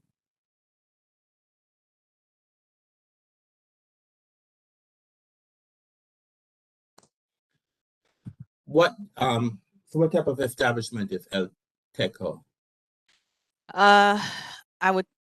It's a tavern. El Teco, it's classified as a restaurant. They have a rooftop that opens up. They play techno music at night. It's like a restaurant theme, so. And what type of establishment, what type of license does Howard Theater have? Howard Theater has a nightclub license. A nightclub license? What type of, no, what Well, license class do they have? a CX, I'm sorry. It's a CX license. What's the, do you know what's the CX license? It's more like a club license. What about, you also mentioned 600T. What's 600T? What type of establishment is that? 600T is a tavern. It's in the basement. Okay. Do you, I don't see this in your report, but do you know what type of endorsements, if any, the 600T has? 600T has a summer garden in the back of the establishment. You know, whether or not they have an entertainment endorsement? They do not have an entertainment endorsement. Now, what about El Teco? Do you know whether or not if they have an entertainment endorsement? They do have an entertainment endorsement, yes.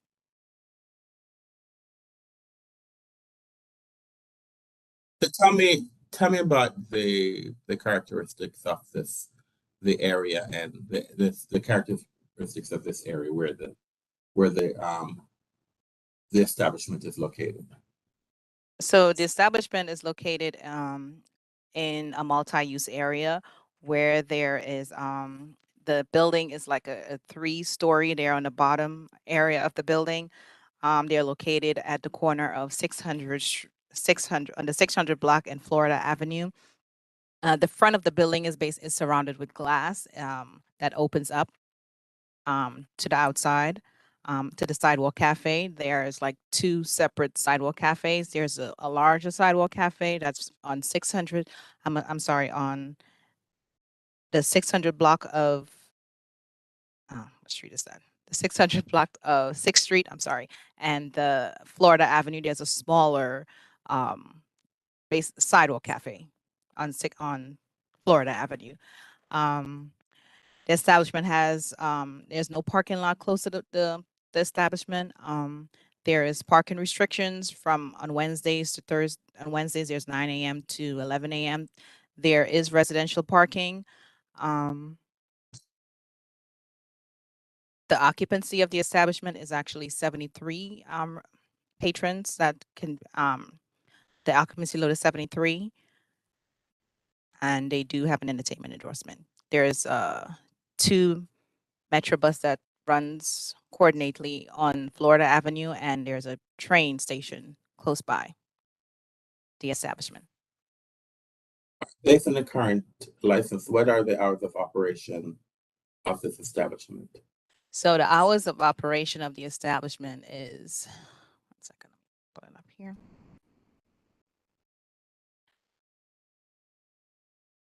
So Sunday through Thursday, it's 7 a.m. to 2 a.m. That's the hours of operation. And Friday to Saturday, it's 7 a.m. to 3 a.m. And their entertainment hours are 6 p.m. to 2 a.m. Sunday through Thursday. And their entertainment hours from Friday and Saturday are 6 p.m. to 3 a.m.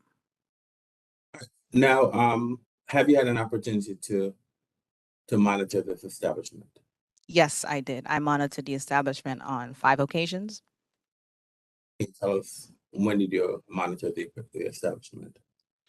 On Friday, November 4th, around 8 p.m. No ABRA violations were found. I did not, at that time, they did not have a DJ that was playing. Saturday, November 5th, as well, 10 p.m. There was no ABRA violation found. Friday, November 11th, at around 8 p.m. No violation was found then. Friday, I'm sorry, that's 11/8, November 8th at 12:30 p.m. No violations were found. And Friday, November 18th, no violations were found as well. Ms. Glasgow, I asked you earlier for the hours of operation. You said that it was through 2 a.m. Monday through Sunday through Thursday, and 3 a.m. Monday, Friday through Saturday. But I've noticed that you did not conduct any monitoring after midnight. Is there some reason why that was never done? Yeah, because they're not really open past maybe like 11, 12 o'clock. Most of the time when I get there, like 11 o'clock, they're like shutting down. So although their hours of operation are till 2 a.m., so you're saying that they're not necessarily open those hours? That is correct. Of the days that I went there, they weren't past 12 o'clock. They were like closed.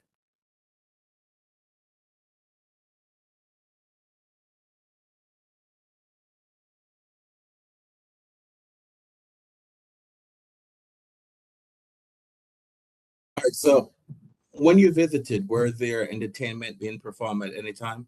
No, So none of the times that you were there, there was entertainment being provided. no, Did the establishment, were they aware that you were coming to do a monitoring? no.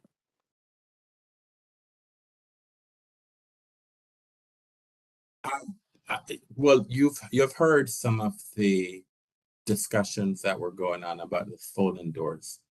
Have you had an opportunity to observe these doors? I observed the side doors on Florida Avenue opened, not the one that's facing 6th Street. Well, I don't think there's any. I think that all the parties have agreed that there's stipulation regarding 6th Street, so we don't need any testimony. But so describe for me, do you have any exhibits that would show us what these folding doors look like? Is that part of Yes. your report, or can you go to the part of your report that would show us a copy of these folding doors, I guess, on Florida Avenue? That's the nature of this complaint, basically, this protest. Okay, so this is the way the door opens when there is a DJ performing. You can see the door, the glass door right there. Further down, for more context regarding these pictures, if you can see here. Can you flip? Can you flip? Yeah. And can you identify which one of the exhibits you're referencing? Sure. Let me go back to let's go back to the first exhibit that you showed us. Can you I forget that for the court reporter, can you identify what exhibit of your report you had mentioned? Sure. This is exhibit 5. This picture was provided to me from Mr. Lopez regarding the entertainment that was happening on that day, where the DJ was playing and the doors were open facing their summer garden. Okay, so DJ was at the window facing the summer garden, is that correct? Yes. And I'm sorry, what was this facing Florida Avenue, or this? Well, yeah. Yeah. I guess, yeah. I see in the picture it says I see an FL on as far as the signage. Okay, what other pictures do you have regarding the summer garden? Sure. Or the doors for Florida? Yeah. So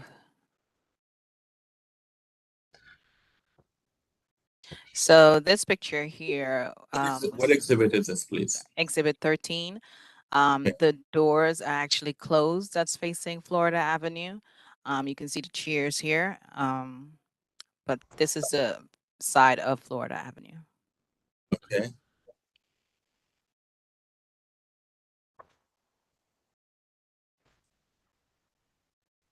What exhibit is this one, please? Oh, sorry. This here is exhibit 14. This is a smaller summer garden that's facing Florida Avenue.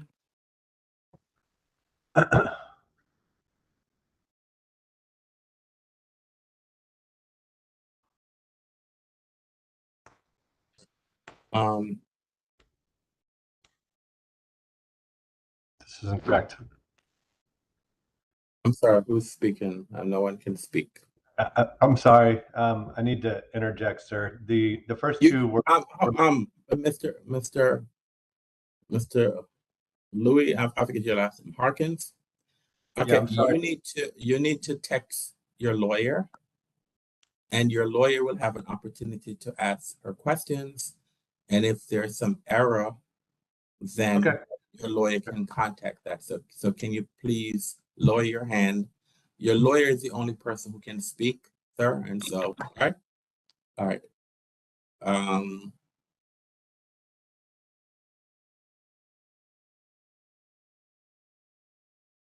Miss Glasgow, are you familiar with the joint the noise task force?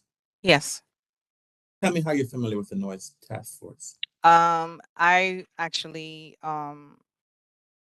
on occasion would be assigned to the Noise Task Force, where we would have a list of establishments that are quite frequent of when we receive calls of noise complaints.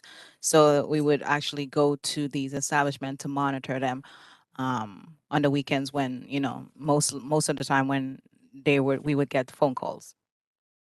Now, are you aware whether or not this establishment has been on that list? No, I was not aware that the establishment was on the list. No, I'm not saying it is. I'm asking if you're aware if this establishment is on the list. No, I don't think they're on the list. As far as I know, the details that was provided to me, the only time they really had a slew of phone calls was when they had their substantial change where they were allowed to have a DJ.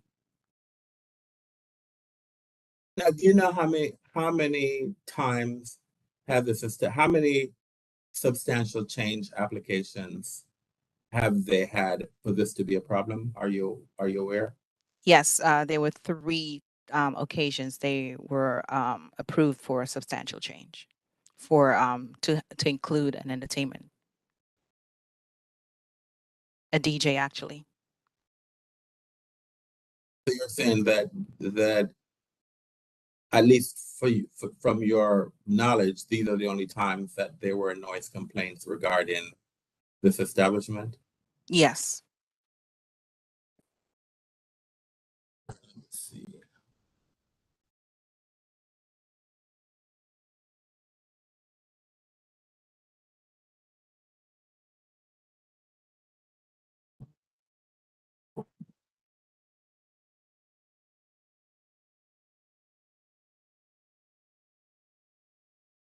Now, do you know how an establishment gets on the noise complaint task force? Yes, if there is if there is a frequent amount of calls that come in that the establishment is playing loud music or complaints of of noise from a particular establishment, then we put that establishment on the list and monitor that establishment going forward. And you're saying that you're not aware of this establishment being on that list. Is that correct? That is correct.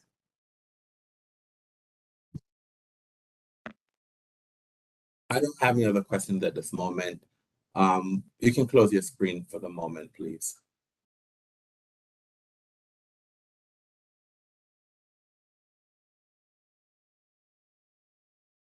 Did you completely close your screen? I see a blank screen. Oh, 1 second. Stop. All right, thank you. All right. Any questions by any other board members?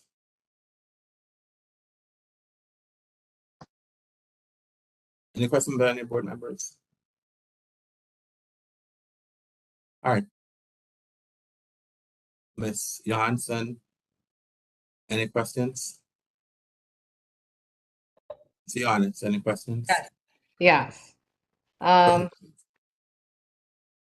evening. So you stated there were 3 substantial change applications filed. Is that correct? Yes. To my And record. okay. And during the time, to be clear, were there any noise violations that were substantiated by ABRA? Not to my knowledge.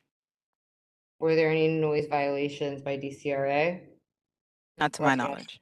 DC Department of Permits now? Not to my knowledge. Okay. And You've been an investigator for 4 years at Abra? Yes. Have you witnessed noise violations in the general area? Yes. Have you witnessed noise violations in the area for any of the establishments mentioned in your report? Yes. Have you, and you haven't witnessed or seen a report about a noise violation for this establishment, correct? For this establishment, no, I have not. Before having my protest. I want to go to board's indulgence for a moment. I'm going to go to your report, and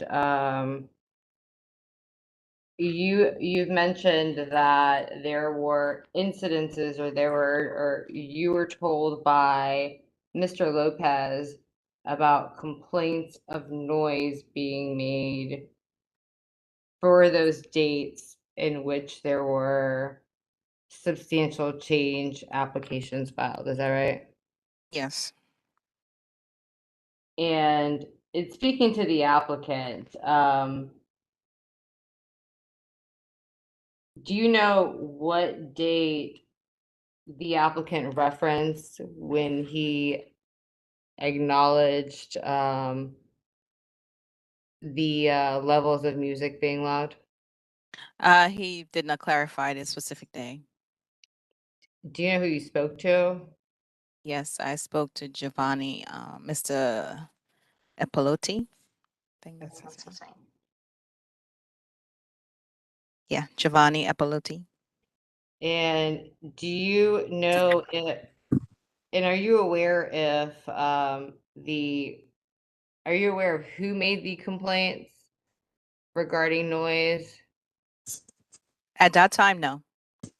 Are you aware if the ANC during each of these times and contacted the applicant? At that time of no. Has the applicant been responsive to you and any questions you've had? Yes. Okay. I have no further questions. Lopez. Yes, thank you. I have a couple questions. First, I want to direct you to section 5 of your report, in which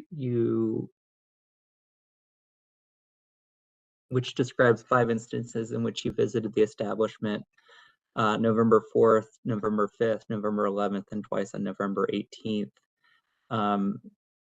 Just want to verify that on the dates and times when you visited the establishment, that there was no live music being performed? And yes, there were no live music at that time. Okay. Want to turn to the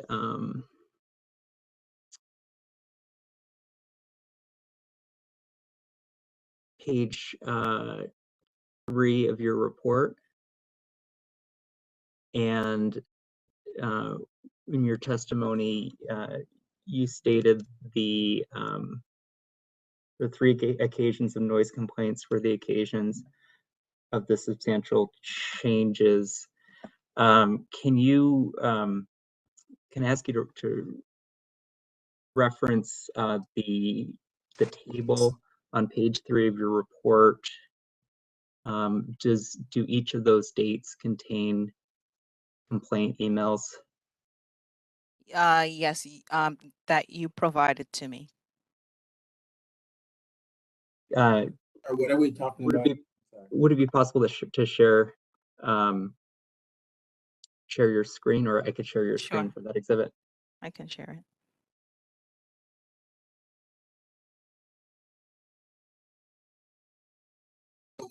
What What are we now talking about? I'm still kind of questioning, trying to ascertain which dates there were complaints. This is on page 3. Are you asking her to go to page 3? Where are you asking her to go? Go to page 3 of the report. Page 3. Okay. Okay. In the complaint emails column, so can I ask you just to take a quick look at the table as well as the paragraph, the 2 paragraphs below the table, and maybe summarize if there are any, maybe we need to make, if there are any changes that need to be made to your testimony regarding the dates of the complaints. Objection. What's the nature of the objection? She's already testified. Well, she's been cross-examined and he's asking her. What? Go ahead, ma'am. Sorry, go ahead. No, sorry, go ahead. Go ahead. She testified. He's going back to her report, showing her some documents and asking her, based on her review of these documents, does she need to change her testimony? That's all that he's doing. Okay. I withdraw. That's fine. So can you answer the question, Ms. Glasgow? Can you repeat the question? Repeat it. All right. Yes, based on the table and the statement from Mr. Lopez, myself below, do you need to change any of your testimony regarding the dates when there were noise complaints? The dates that are on the chart are not the dates that I visited. I visited the establishment only in November. On the Friday, that was a typo. It's not June, it is November, because I received the report approximately 2.5 weeks ago. Did you testify that the complaints, so did you testify that the complaints occurred on 3 occasions, and those occasions being the dates of the substantial change, which in the table are March 29th, 2022, May 1st, 2022, and June 19th, 2022? Yes. Can you read the complaint email column for March 29th, 2022? Do you need me to go to the email in the exhibits? Mr. Lopez? No, there seems to be inconsistency between your report and your testimony. I just want to try and straighten out the dates that there were complaints. Why don't you specifically refer her specifically to, or ask her what you believe were the inconsistencies are, and then use her report. Okay. I believe that there are inconsistencies in your report. You state that there were complaints, or in your testimony, you state that there were complaints on March 29th, 2022. In this table, it says that there were no complaints on that date. Is that correct? Yes. This information was provided to me from you, actually. So that was none. No email complaints. Okay. And there were, in your report, there were, I believe, 2 additional dates, July 3rd, 2022 and October 30th, 2022, where complaints were reported. Is that correct? Referencing the second paragraph there. Yes, this is actually your statement that you provided to me. Okay, so I just want to maybe for the record, the dates when there were complaints were May 1st, 2022, June 19th, 2022, July 3rd, 2022, and October 30th, 2022. Is that correct? Yes, those are the dates you provided to me, yes. Okay, thank you. Would like to turn to the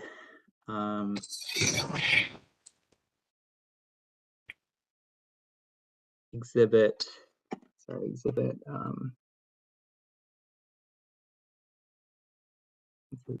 It is the map that you provided of nearby establishments, which is Exhibit 11.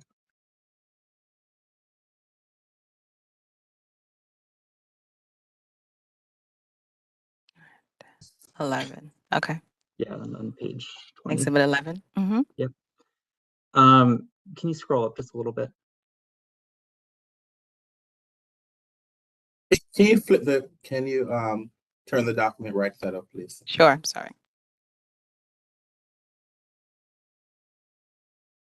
So in your testimony, you described venues, licensed venues in the near vicinity. You did not mention Shaw's Tavern, which is located across the street. Would you agree that Shaw's Tavern is in the immediate vicinity to the establishment, to Quattro? It is. And what type of establishment is Shaw's Tavern? It's a restaurant. And are you aware of whether Shaw's Tavern has an entertainment endorsement?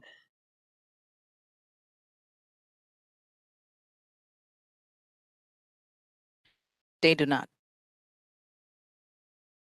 Can I, let me see.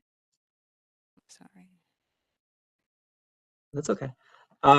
Would it be possible to introduce an exhibit? I'm sorry. I'm sorry. Shaw's Tavern does have an entertainment endorsement. Thank you. And are you aware if there is a existing settlement? Well, actually, I don't need to go down that road. There is an entertainment endorsement, and is Shaw's Tavern on the Joint Noise Task Force, the Noise Joint Task Force list of problem establishments for noise complaints? I'm not aware of that. Okay. One of the other establishments in the immediate vicinity is 600T. You testified that 600T has a summer garden endorsement and does not have an entertainment endorsement. Can I ask you to revisit that? I'm not sure that's correct. Are you able to bring up that license? Otherwise, I have it in my exhibits. Hold on a minute. I'm gonna object. The protestant's testifying at this point. I've asked that you just limit this to questions. Mr. Lopez, you're asking questions of the witness. It has to be witnesses. It has to be testimony, documents that's in her report. So you can't ask her about it. She gave a list of the establishments that's within 1,200 feet. If you're asking her questions, if it's not in the body of her report, you can't ask her about those. You can't ask her about that, sir. So if it's not in the body of her report, if it's not something she has testified to, that's not something you can ask her regarding, sir. Okay. If there are questions, whether aspects of the testimony are factual. Like what, sir? I mean, but she testified about her report. I asked her questions about her report. So you need to ask her about her report. Like the questions you asked her before regarding complaints, that was appropriate because it was inconsistent. You believe it was inconsistent to her report. But if you can't ask her about a settlement agreement that she didn't talk that, at least I don't see anywhere in her report where it says that any establishment has a settlement agreement or an entertainment endorsement. So if you ask her a question, and if it's not buried in her report that this establishment has an entertainment endorsement, then I'm not sure how she can answer that question, sir, because it's not in her report. And she's not allowed to go anywhere else to go get information. Okay, I understand. In that case, I don't have any further questions for the witness. Okay, please close. I always have to close the screen because I want to see the folks and I don't want to see documents in front of me. Thank you. All right. Any follow-up questions by any board members? Yes, Mr. Chair, I have one. Yes, Mr. Short. Thank you. Good evening, or still afternoon, I guess. Investigator Glasgow, how are you today? I'm well, thank you. All right, great report. Now, the area that this is located in, are you familiar with LeDroit Park, Washington, D.C.? LeDroit, no, I'm not familiar with it. Not a problem. That used to be the name of the neighborhood. It still is on most historical maps. But at any rate, so you've been there how many times again for me? About 5 times. How many times after midnight? I remember not really, no. I passed there before midnight, like about 10:30, 11 o'clock, and they were closed. Any weekend visits or holiday visits? No holiday visits. Weekend visits, yes. Oh, can you tell me the night and the date? Okay, so the weekend visit, I went there at, it was the earliest I went there is at 8 p.m. actually. 8 p.m.? Yeah, they were What's the open at that latest? time. What's the latest? The latest actually, I think I drove by about after 12 a.m. and that was about it, but they were closed. On a weekend? Yes. And that's a Friday or Saturday night and they were closed? Yeah. Interesting. Now again, go ahead. No, I remember that night because it was a rainy night, so that's probably why. Okay, all right. Not a lot of traffic out. Yeah. Probably not a lot of traffic in the rain. But at any rate, again, your testimony is that, and I guess this question I always ask when ANCs are involved.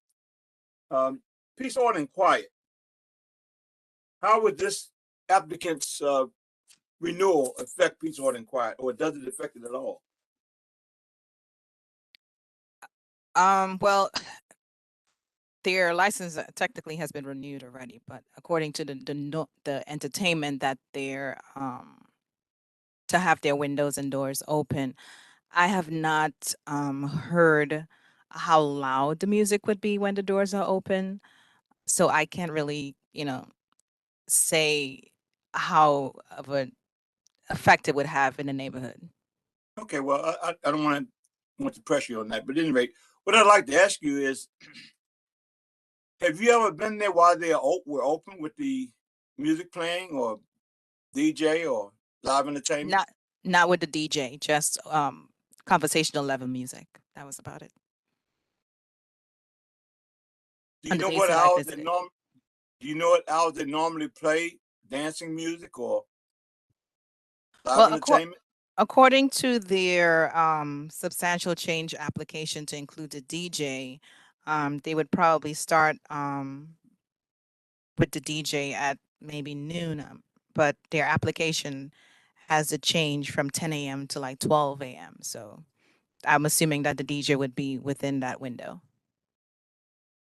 Well, you would know better than anyone else because it's on their license with the entertainment hours they have, correct? That's on the license that's posted in the public, isn't it? Yes. Okay, so can you give us those hours? The license, their approved hours for entertainment would be from 6 p.m. to 2 a.m. But when they asked for a substantial change to have a DJ, that hours would be from 10 a.m. to 12 a.m. So if they did get live entertainment so what endorsements do they have now, right now? They have an entertainment endorsement. Okay, so that would be not a big change. And I guess the testimony has been in the questions from the community, and I guess you've testified and showed pictures also. When that window's down and that DJ is playing right in that window, where are the speakers? I'm not sure. I have not been there when the DJ is playing. So have you observed any speakers at all? Or have you been in the interior of the licensee? I have, but I have not seen any speakers facing outwards or the days that I was there, the only part that was open up was the extension on Florida Avenue. Okay, and there were no visible speakers anywhere. No. Okay, thank you. That's all I have, and thank you for testimony. That's all I have, Mr. Chair. Thank you, Mr. Short. Any other questions by any of the board members? Mr. Chairman? Yes, Mr. Grandis. Thank you. Ms. Glasgow, I want to thank you for your presentation and your exhibits. Could we get exhibit number 12 open again? I'd like Sure. to ask you a couple questions, if that's the right exhibit.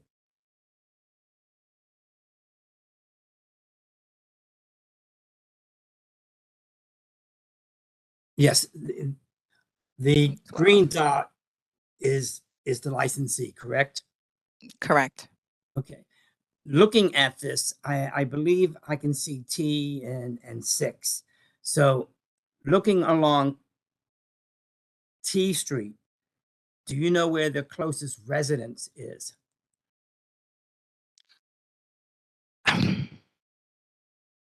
Well, along T Street, the closest resident would be directly at the corner. So looking at T when you Street. say a corner, it looks like there's several. So from the green dot, where would you say? From the green dot to the Following across the the green street. line? That's Florida Avenue right there. Yes. I would say opposite the establishment. So following the green line across Florida Avenue. Yes, following the green line across Florida Avenue. Okay. And right across, do you have recollection? Are those commercial activities or are those residents?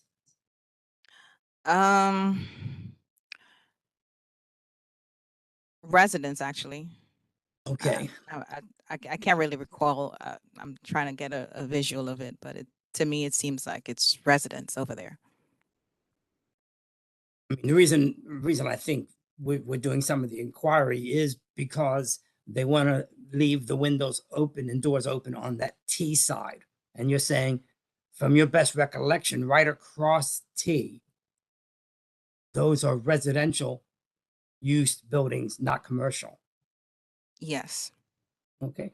If you go catty corner towards, I think you would be going towards 7th. I think they become commercial across the street, but maybe you have a residence above possibly, but I believe that's a whole row of commercial buildings. Do you know at all? Yes, that would be the location of, yes, as I'm recalling it, it appears that way. I would think Uproar's over there. Yeah, that's what I was picturing in my mind right now. And Flash. And Flash, yes. Okay. So going back to where you believe right across the street on Florida, that's residents. Is that, I noticed in the report, the ANC provided you some information about some residents who had complained about noise. Do you know if they lived in that area, or if you don't know for sure, that's fine? No, I don't know.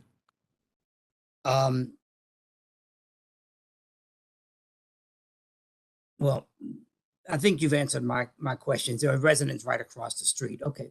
Thank you very much. Thank you. Mr. Chairman, I'll return it back to you. Thank you. Close the screen, please, for me. Sure.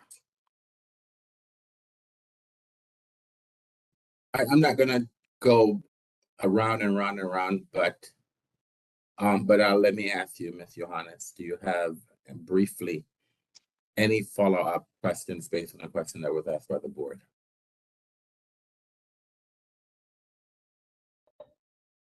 No, I do not. Mr. Lopez, do you have any brief question follow-up based on the questions that were asked by the board? No, I do not. Ms. Glasgow, thank you very much for your testimony.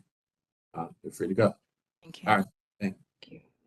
All right, Ms. Johannes, you have a witness you wish to call. Yes, I'd like to call Louis Hankins. Sorry? I'd like to call Louis Hankins. Mr. Hinkins. Hinkins. Mr. Hinkins. Yes, sir. Can you raise your right hand, please? Do you swear or affirm to tell the truth and nothing but the truth? Yes, sir. Yeah. Ms. Johannes, Yes. All right, your witness. Mr. Hankins, can you let the board know about tell me about your relationship to Quattro? My name is Louis Hankins. I am the majority investor and managing member.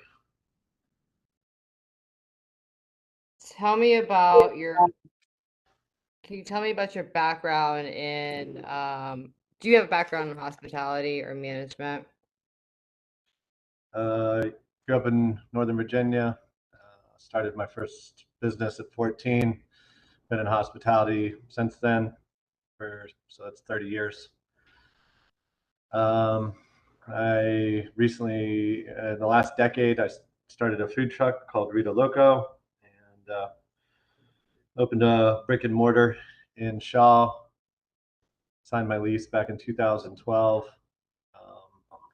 I came to the neighborhood after looking at H Street, DuPont Circle, downtown, Georgetown, et cetera, because I like the vibrancy of the neighborhood. Specifically, the Metro PCS store, the Place Go-Go, Flash Nightclub, the Howard Theater, the empty lot. I call it the lot that's there across from the Howard Theater. Always had activity and so forth, and I felt like this was a good spot for me to help develop a neighborhood and build in the community. So I asked that to ask about your familiarity with this specific neighborhood. Can you tell the board where you live currently? I live on 14th in Florida. Okay. And tell me about Quattro specifically and the concept for Quattro and the intentions by ownership. The intention was to bring a authentic Italian restaurant experience to the neighborhood, so people didn't have to walk 7 blocks to east to Red Hen or 7 blocks to the west to Lupa Verde. And I partnered with 2 brothers, the Ippolitos, both from Napoli, obviously. And they'd had 15 years of experience in restaurants here in DC each, and I felt like it would be a good fit. Got it. And to limit this issue or limit sort of to get to the issue here, the crux of everything, entertainment. Can you tell us about what Quattro does for entertainment? Typically, it's just background music through SoundCloud and some 4-inch speakers strategically placed throughout the restaurant. We have applied for and been granted 4 substantial changes, if that's the correct terminology. One was on 3/29. The other one was 5/1. There was one on 5/29, which has not been discussed, and then there was another one on 6/19. In those events, we had our friends that are DJs come and play music. The first one, we on 3/29, or maybe it was 5/1. I don't know. There was at one point there was a picture showing that the DJ was facing to 6th Street, to the Summer Garden area, and the windows were open. Let me interrupt you, Louis. If I may, I want at this point go back to an exhibit that was shown by the investigator. I'm going to try to share my screen. Ms. Flash, can you please allow Ms. Johannes to share her screen, please?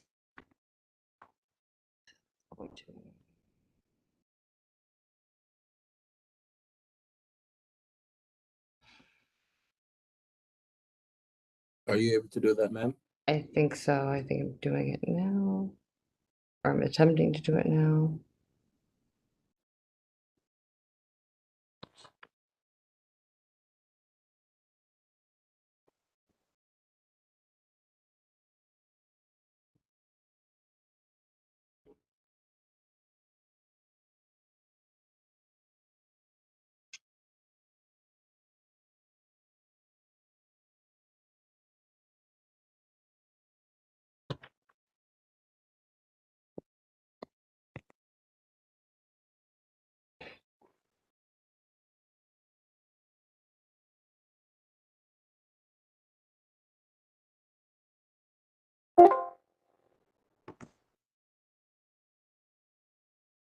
Do you see?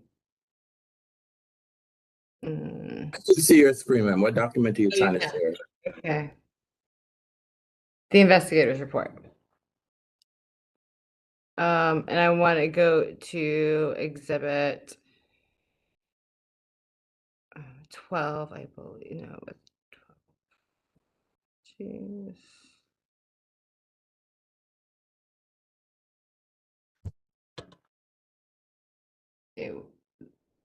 Exhibit, oh, I was just there.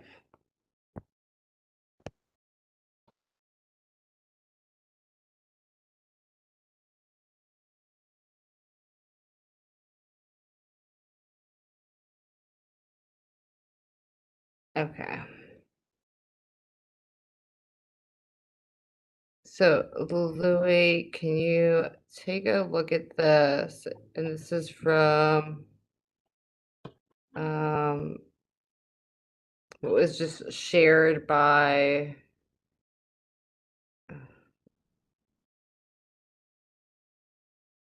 it's exhibit 5 in the investigator's report.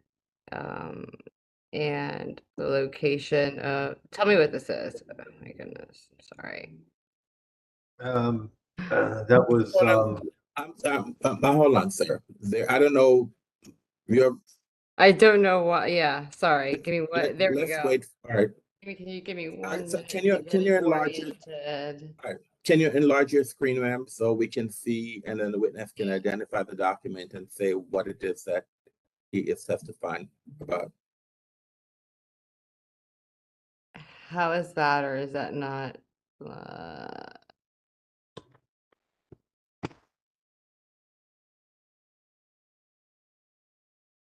Okay. So this is exhibit 5 in the investigator's report. Can tell me what this is, and tell me about the location of the DJ.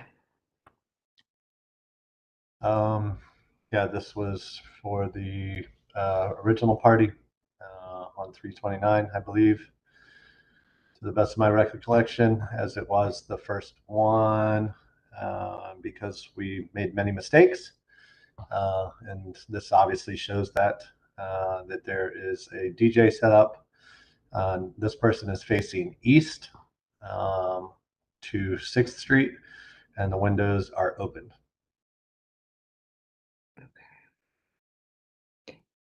Is this location where the DJ usually is located? All the time. Okay. I'm gonna get out of this. Is the DJ ever located on Florida? No. Can you describe the speakers, or if anything was done differently? I know you mentioned that there was that was done when things were not going so well. So can you tell the board what changes, if anything, were made with DJ? We turned the DJ around and we shut that window. And that's on 6th Street, correct? Correct. Okay. Going back to sort of to what we were discussing before in your testimony in terms of entertainment, how often is there a DJ at the establishment? It's every so often for special occasions. Okay. In terms of your hours of operation, can you describe what, on a regular, what your hours usually are? We're closed on Monday. We're open 5 to 10. Tuesday, Wednesday, Thursday. We're open 5 to 11 on Friday. We're open from 12 to 11 on Saturday and 12 to 9 p.m. on Sunday. And you did hear the investigator testify and state that you were closed at midnight when she tried to come by and closed at 11 p.m., correct? Yes. And is that unusual? No, it's accurate. Okay. In terms of that, the folding window on Florida Avenue, can you describe to the board the importance of that for the establishment? We took over a former business called Bistro Bohem, which was a very dark and dingy, dark wood, dark furniture, basic rat's nest. We totally gutted the place, did all of the work ourselves, and with the help of our friends that are contractors, and opened up during the middle of the pandemic in August of last year. What we wanted to bring to the space was a true, authentic Italian vibe that served authentic Italian food. When you approach the building, you'll find an 18th century hand-carved wooden door. You walk into a terrazza that feels like it's somebody's backyard in Italian countryside, maybe a bit with a little bit of a vineyard. The two windows that you see, the one on 6th Street and then the one on Florida Avenue, are bifold doors that cost about $10,000 a piece. And those were our most expensive items that we put in the restaurant. And it was to create an indoor-outdoor experience. The terrazza, when the windows are open on a nice day, is beautiful. You know, people want to be outside. People want to be, you know, people want to be on a rooftop. People want to be down by the waterfront. So it just adds to our experience and be able to capture our guests. What type of feedback have you received from the community about your establishment generally? Generally, everybody loves us. Regarding the ANC and work that you've done, can you explain your relations with the community and how you address concerns that have been raised? Like I said, I mean, I've been in this neighborhood for over a decade now. I haven't had many issues until the current chairman was elected. It is what it is. We have traded many text messages, and you know, I've always been present. I'm always offered, you know, come in and have, you know, enjoy our experience. But somehow I always meet Mr. Lopez face to face on a Zoom call. Moving forward, are you willing to continue this relationship and continue working with the ANC? Yeah, I mean, of course. I mean, I've invested a decade of my life and over $1 million, $1.5 million, $2 million now in developing restaurant concepts here in the neighborhood. You know, poured my life into this neighborhood. You know, have I had thoughts of closing up all my businesses and putting boards up and letting the, you know, drug dealers and crackheads from 7th Street corner come and invade this corner? Sure, no problem. You know, go to Virginia, where things seem much easier. Yeah, I've had those thoughts, but you know, I'm here for now, for sure. And Louis, I want to go back and talk a little bit more about the music and about Shaw, because I know that's important to you. Can you explain how this neighborhood is and what your experience is in this neighborhood as a business owner? I mean, I grew up, like I said, in Northern Virginia. I grew up loving go-go music, listening to 95.5 when I was 14 years old. And I loved listening to go-go and Backyard and Junkyard and all that stuff, and the history of Howard Theater and the history of LeDroit Park and what it played in terms of developing jazz and things of that nature in the U Street corridor. To me, this is the arts and entertainment district, and where, you know, where I felt like I was going to be most at home. You know, the Don't Mute DC campaign for the Metro PCS store, you know, with, you know, speakers bigger than mine that are constantly playing go-go music, you know, really appealed to me. So that's why I felt very comfortable coming into the neighborhood. My friends are owners at Flash, Uproar, you know, those are open air rooftops that play music all the time. So to me, I felt comfortable coming here and opening up restaurants and trying to provide the neighborhood with good food options, because, you know, there was kind of a food desert. And to be clear regarding, you know, and we, as you know, regarding Florida Avenue and the windows on Florida Avenue, you are willing and you are in agreement with closing it at 10 p.m. when you have entertainment being played inside, correct? I'm here to work within the rules. You know, I know that the noise ordinance goes into effect at 10 p.m. and yeah, I don't have any problem with that. Okay. And that is all I have for this witness.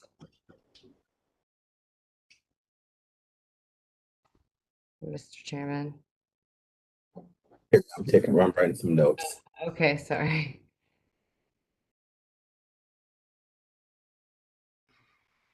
Mr. Lopez. Yes, thank you. Mr. Hankins, you mentioned that there were, in 2022, there were 4 instances where you applied and received a one-day substantial change, March 29th, May 1st, May 29th, and June 19th, I believe. On those dates, when you had the DJ playing, do you recall if the windows on Florida Avenue were open at the time of performance? The first 2 ones, they were, I believe. You have an exhibit that we looked at and verified. To the best of my knowledge, that was on the first one on 329. On 529 and 619, the window on 6th Street was closed and the DJ was facing to the west of the property. On those dates, 529 and 619, were the folding doors, the windows on Florida Avenue open or shut at the time of entertainment? They were open. Okay. We also have a vestibule on our front door, and the vestibule door was shut. The wooden door was kept open. Thank you. And apart from those 4 dates for the one-day substantial change that allowed for daytime entertainment, have there been other times when you've hosted DJs at the establishment? There was an event on October 30th. And that was in the evening? I believe it started at 2. I think it went till about 8:30. Till about 8:30. 2 p.m. Yes, sir. Okay. And that wasn't the result of a one-day substantial change? No, sir. And can you remind me, what are the authorized hours of entertainment for your establishment? It was 6 p.m. that day, sir. It was miscommunication between me and my Italian business partners. There's sometimes things get lost in translation, American business, things of that nature. We had spoken 2 weeks prior and had come to terms of agreement on a settlement agreement, which was going to allow for the windows to be open, things of that nature. I had conveyed that to them, and they ended up believing that we had the right to move forward with it. So I wasn't in agreement with it because I knew that I knew what the paperwork had not been signed and not been executed, but they didn't understand that. Okay. And were the windows on Florida Avenue open at the time that the entertainment was performed on October 30th? I wasn't on site But according to you and the residents, they were. Okay. You were aware that, were you aware that the, on October 30th, and we were in direct negotiation with you, ANC and Quattro Osteria, regarding a settlement or potential mediation regarding this protest hearing? Yeah, that's exactly what I just stated, sir. Okay. And do you feel that given the timing of where we were in this process, that there may have been some sensitivity regarding the holding of live entertainment, especially live entertainment where the doors and windows on Florida Avenue were open on that date, October 30th? I can understand your point, sir. Okay. And have you communicated with your partner regarding the need to abide by the authorized hours of entertainment, so that everything is clearly understood at this point? Yes, sir. Okay. I definitely had to clarify things, and I took people to task. I'm not operations on the day-to-day. It's an Italian restaurant. I'm obviously not Italian. So I look Italian, but I'm not Italian. So those guys are the face of it. They run it. I kind of try to stay out of the way. Okay. And on the night of October 30th, we exchanged some text messages, did we not? We did. They're in the exhibit. They're in the report. They're in the report. Can I? So do you recall when after I requested after in those that text exchange, after I reported that there had been noise complaints, what response did you or your partners have in terms of mitigating actions? I told you I'd text them right away that I wasn't on site, that that I didn't understand that there was a party going, that I didn't agree with that per se. I texted my business partners. They said within a quick 15-20 minutes, I think they responded. They had closed the windows or whatnot, or said the windows were closed. They sent a video back, which was also in the exhibit. There's a video of my business partner Giovanni Ippolito standing in front of the front door. The music is slightly audible. I don't know, to what level that music there on Halloween weekend when Flash, Uproar, the lot in front of Howard Theater are all playing music. Thank you. Can you please clarify when you stated that in response to our text exchange, the doors or the windows were closed, or were you referring to the windows on Florida Avenue? I couldn't be totally clear for you, sir. I just know that when you sent me a text, I sent a text to them. I don't know exactly what was closed, what was not closed, as I was not on site. But the video that you received was the front door was closed. So that's all I can testify to because I wasn't there. Would it be possible to introduce an exhibit during cross-examination, Mr. Chair? I mean, are you going to ask him on an exhibit? I would like to play a short video and ask him about what is featured in the video. I want to object in that we are getting far away from what was stated during direct, and this cross-examination is going into other things. He could testify when he's able to testify, but we're going outside the scope of direct at this point. I'm going to sustain the objection since, I mean, is this Does this have to do with, are you trying to contradict impeach some testimony, earlier testimony that he gave, sir? Or this is something different? I'm trying to establish that in response to the noise complaints of October 30th, his partner in the video that was communicated to me took some action to close the windows, but that would be in the video.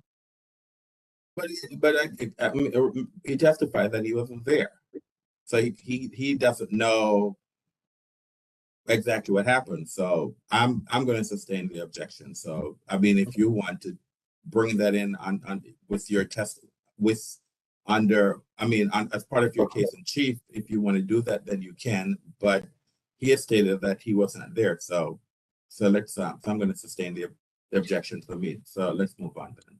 Okay, I have one final line of questioning regarding the Sidewalk Cafe on Florida Avenue. How many in your approved public space permit, how many occupants do you have in the Sidewalk Cafe on the Florida Avenue side? I'm gonna object to this question as well. I'm going to sustain the objection. Unless you can tell me what does that have to do. Why is this question relevant? I'm sorry. Before why yeah. Presumably the applicant or the owner said, Mr. Hankins said that one of the intents of having the windows, the doors on Florida Avenue open during a DJ performance is to maintain the indoor-outdoor ambiance. I'd like to establish what the outdoor seating on Florida Avenue looks like. And I guess I could do that in my own testimony. You can do that in the presentation of your case. Okay. Sure. In that case, I don't have any further questions. Thank you. Any other questions by any board members?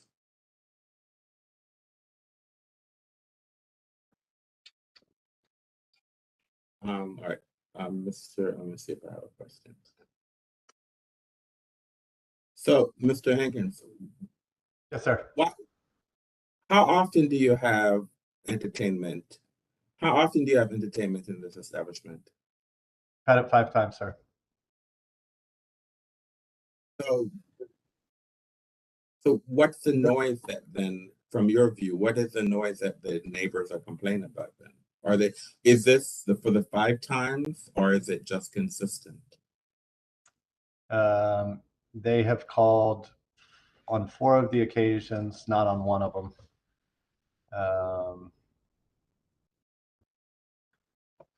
I don't know. It's to me, it's the question I'm trying to answer is, let me rephrase it. Are the noise complaints for the period that you have requested a substantial change, or is it just the complaints for just the regular operation of business? That's what I'm trying to find out. Not when we regularly operate, sir.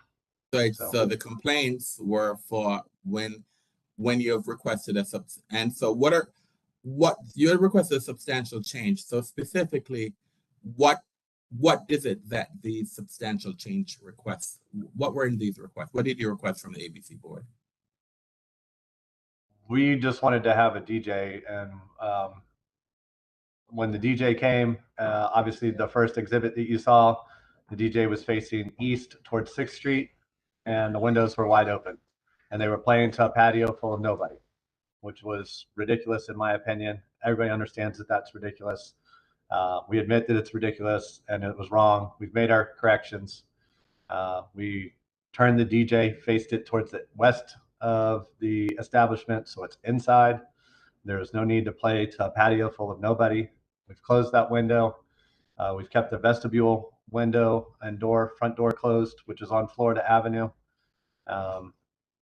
Now they would like us to keep the window on Florida Avenue, which is further towards the northwest. They want us to keep that closed as well.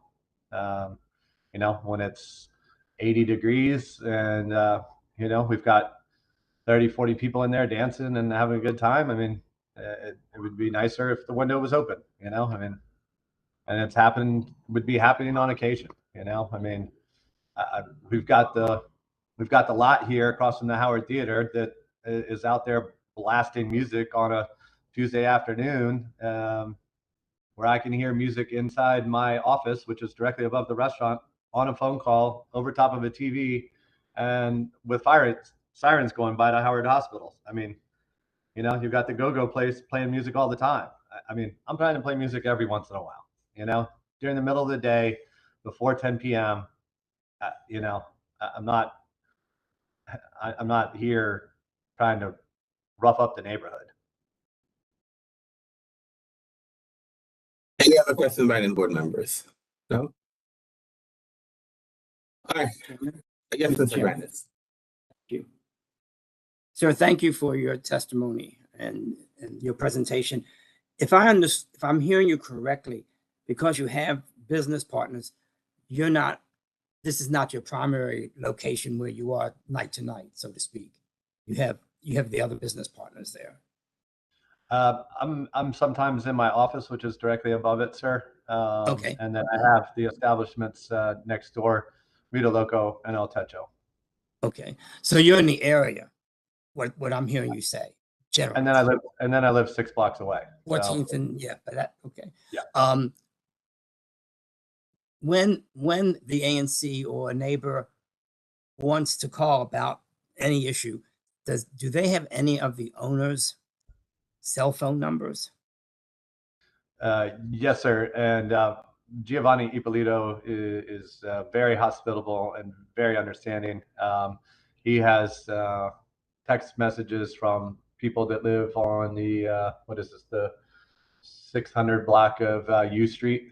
You know, if anybody texts him or calls him, he's always very responsive. I mean, I was shocked to hear that he was unresponsive and said, "No, we're not going to turn the music down." I mean, that's not. So you believe the ANC representatives have the cell phone numbers of the owners to be able to contact them? They should. So you could, okay. So the answer is you're not sure. Okay. I'm not sure, but I know neighbors do for sure. I mean, Gio's outside on the street corner all the time, so he knows people in the neighborhood. So the few times that you mentioned you had a DJ, do they bring their own sound equipment? Yes, sir, they do. Do you know how the woofers? Do you have a woofer without them, or you only have a woofer operating when you have DJs? Yeah, they bring their own. It's a 10-inch self-powered monitor. You may know this better than me, but I'm sorry. That sits behind the DJ's head, like here. Right, but woofers tend to have vibration as opposed to just sound. I used to do a lot of work with Dynamite, and I'm being serious here. Part of the problem may be that it's not really the sound that they think they're hearing inside the apartment, but because of the materials of the building they live in and the vibration that's coming out of your establishment, they may be thinking it's sound, but you may want to check on the woofers and things that really have a vibration that go past your establishment. And that's just my experience. Sure. Yeah, I appreciate the, sorry to interject. I appreciate the advice, and I totally agree with you. And you're going to hear from Mr. Rami later on. His apartment backs up to a big courtyard, and it could be a big vibrational, chaotic mess of flash and uproar and El Techo and us and Shaw's Tavern. I mean, the hospital, I mean, it's a crazy intersection right here. It is. Well, the partners you have, do you know what they own prior to you? They have restaurants. They didn't know anything prior to me, sir. Okay. I wanted to give them an opportunity to own something. So that's terrific. I felt they were deserving of it, and I put up a majority of the money. Well, looking at the plat that I had brought up in talking with the investigator, it just appears that there's just actually a few residential buildings that may be the ones who are, unfortunately, because of the direction that your building faces theirs, it may only be a few that actually either get that vibration or problems from your establishment or from any of the establishments. And I just want to point that out to you, that maybe getting a sound engineer other establishments that have been in front of us over the years. They recognize that they believe they're doing it right, but the neighbors complain. They would actually bring in a sound engineer. Maybe a sound engineer could help in dealing with just those few residents right across the street. Because the other direction. I'm sorry to engage.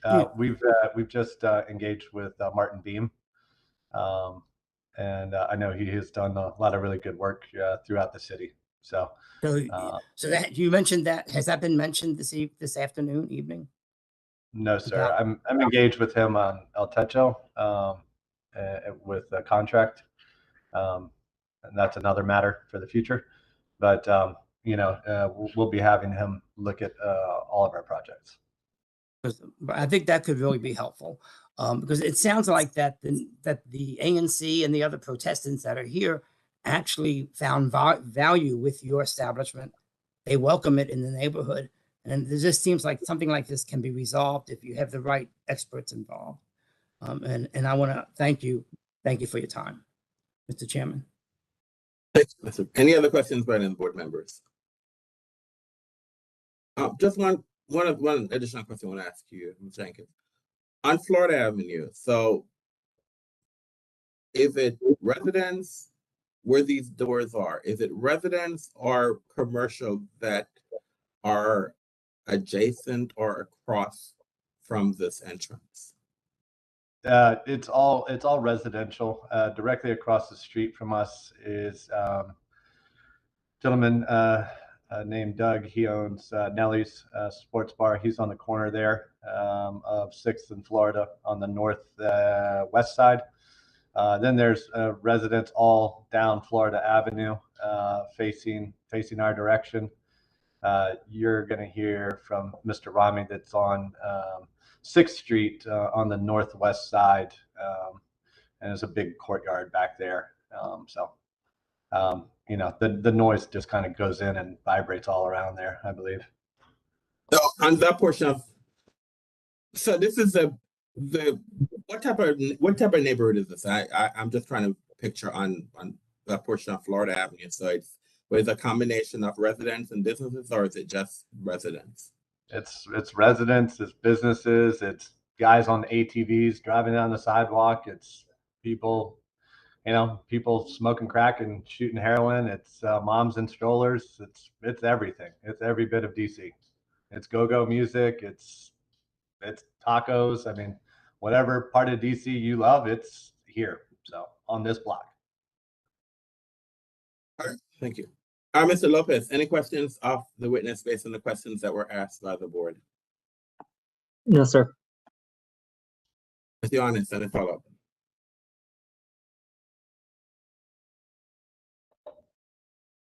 The only follow-up that I'll ask Louis, based on, I mean, you've heard from some of the board members in terms of things that you can do or willing to do in the future. Can you talk about more about your willingness? Is this something that you are interested in doing? Have you talked to the community about this? We're always willing to continue to invest in the community and our buildings and our projects. I mean, we've been doing it for years, trying to fit in the neighborhood, not trying to be a problem. We pay for the police officers to be here. I mean, it's $150,000 out of my pocket since last June when we had the reopening. We're here to make things better, not worse, and in turn, it raises everybody's property values. So, yeah, I mean, I hate being looked at like the pariah of the neighborhood, but sometimes that's the case with certain people. Thank you, Louis.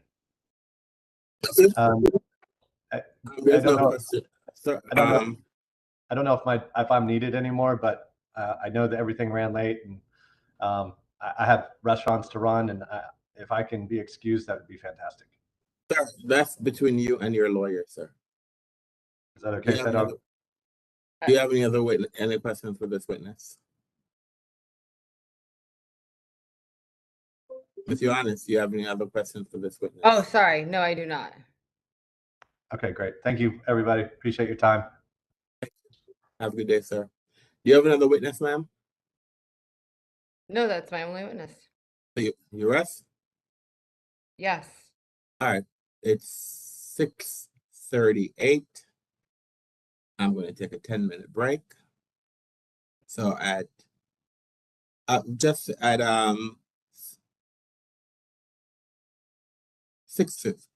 minutes, 6:50.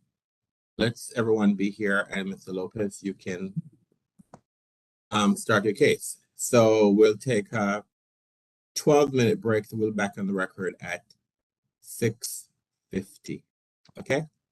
Okay, thank you. Don't log off, just turn your camera off and stuff. All right.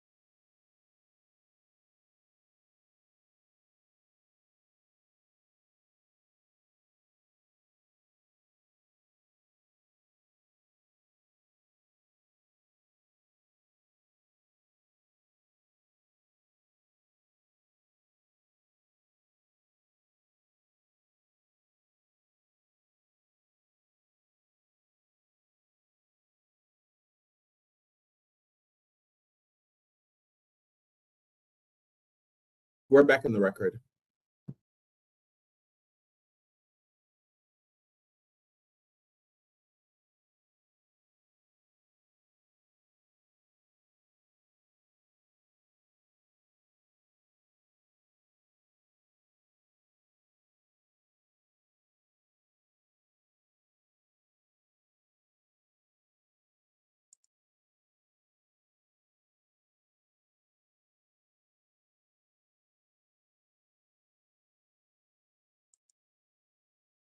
I'm waiting on you, Miss Johannes.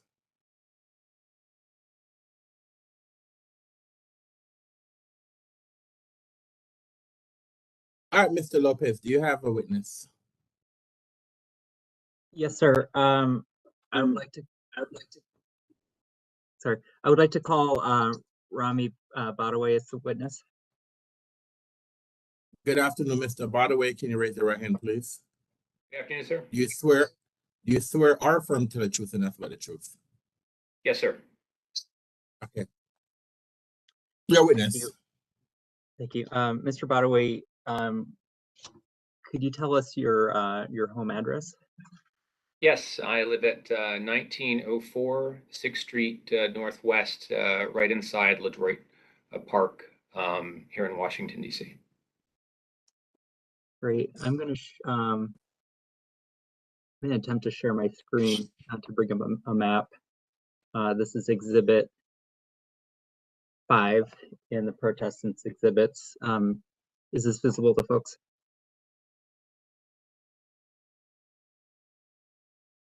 Yes, I can see it, Mr. Lopez. Great. So this marker indicates the location of Quattro Osteria. Your residence, if I'm not mistaken, is on the corner of 6th and T. Yeah, right? yes. So my residence is across Florida Avenue, going north up 6th Street. In the 1900 block, and it's on the left. It's about I think it's about the fourth house up there on the left. Okay, the fourth house here on the left. So you are across the street from across Florida Avenue from Quattro Osteria. Yes, sir. Right. And do you are there any family members that live with you at your residence? Yes, I live with my wife, Margot. I live with our 5-year-old son, Nabil, and my 1-year-old daughter, Noura. Great, thank you. And why did you and your family decide to move to and live in LaDroit Park, the neighborhood directly north of Shaw, where Quattro is located? Sure. So, kind of going back several years, when I first met my wife, I was living in Baltimore City, and she was living in Columbia Heights. And I would visit her, and we both really loved the city and loved the District of DC. When there was a period of time where we had to live abroad. And then when we returned to DC in 2016, it was very important for us to live in the city. Initially, we moved to a condominium on 10th and V Street Northwest, so about a block up from U Street, very close to the Shaw area. We actually lived above the American Ice Company and right around the corner from the Wet Dog Tavern, our building backed up to it. We lived there. And those establishments, those are nightlife establishments? Correct, yes. Those are both taverns, bars, nightlife establishments. Thank you. And when we began having children, it was very important to us that we remain in DC. We wanted to raise our kids in DC. We want and do send our son to DC public schools. And we wanted, as best we could, to remain in the area. The Shaw LaDroit Park area had always been something we had hoped to move to. We liked the fact that it was very centrally located. We could use public transportation, walk to the metro, walk to the bus. There were also great parks around there, Crispus Attucks Park, LaDroit Park. The pool on Georgia Avenue is very close. Also a very diverse neighborhood with, all different types of people, families with children as well. And so it was important to us to stay in the city, and if we could afford to move there, we would. We were able to find a house in LaDroit Park, where we live now. We moved there in May of 2021, and have been there since. And my 1-year-old daughter was born in September of 2021, and it really is a great neighborhood. It is a residential neighborhood. Both across the street, we know our neighbors. We know some of our neighbors on the 600 block of T Street and U Street. Around the corner on Florida Avenue, there are residences. There are, I think it's been pointed out, there are also many different types of bars and restaurants: Shaw's Tavern, The Royal, Uproar, Flash, Right Proper Brewing Company, etc. in the area. Yeah, and having lived at 10th and B Street and now in LaDroit Park, you obviously you must have some familiarity with the trials and tribulations of living in a dense urban environment. What are your thoughts about having living in an area with restaurants and bars generally? Sure. I mean, look. What's the nature of your objection, then? Relevance. Where are we going with this in terms of this specific establishment and the specific issue that's before the board regarding noise and Florida Avenue and the window?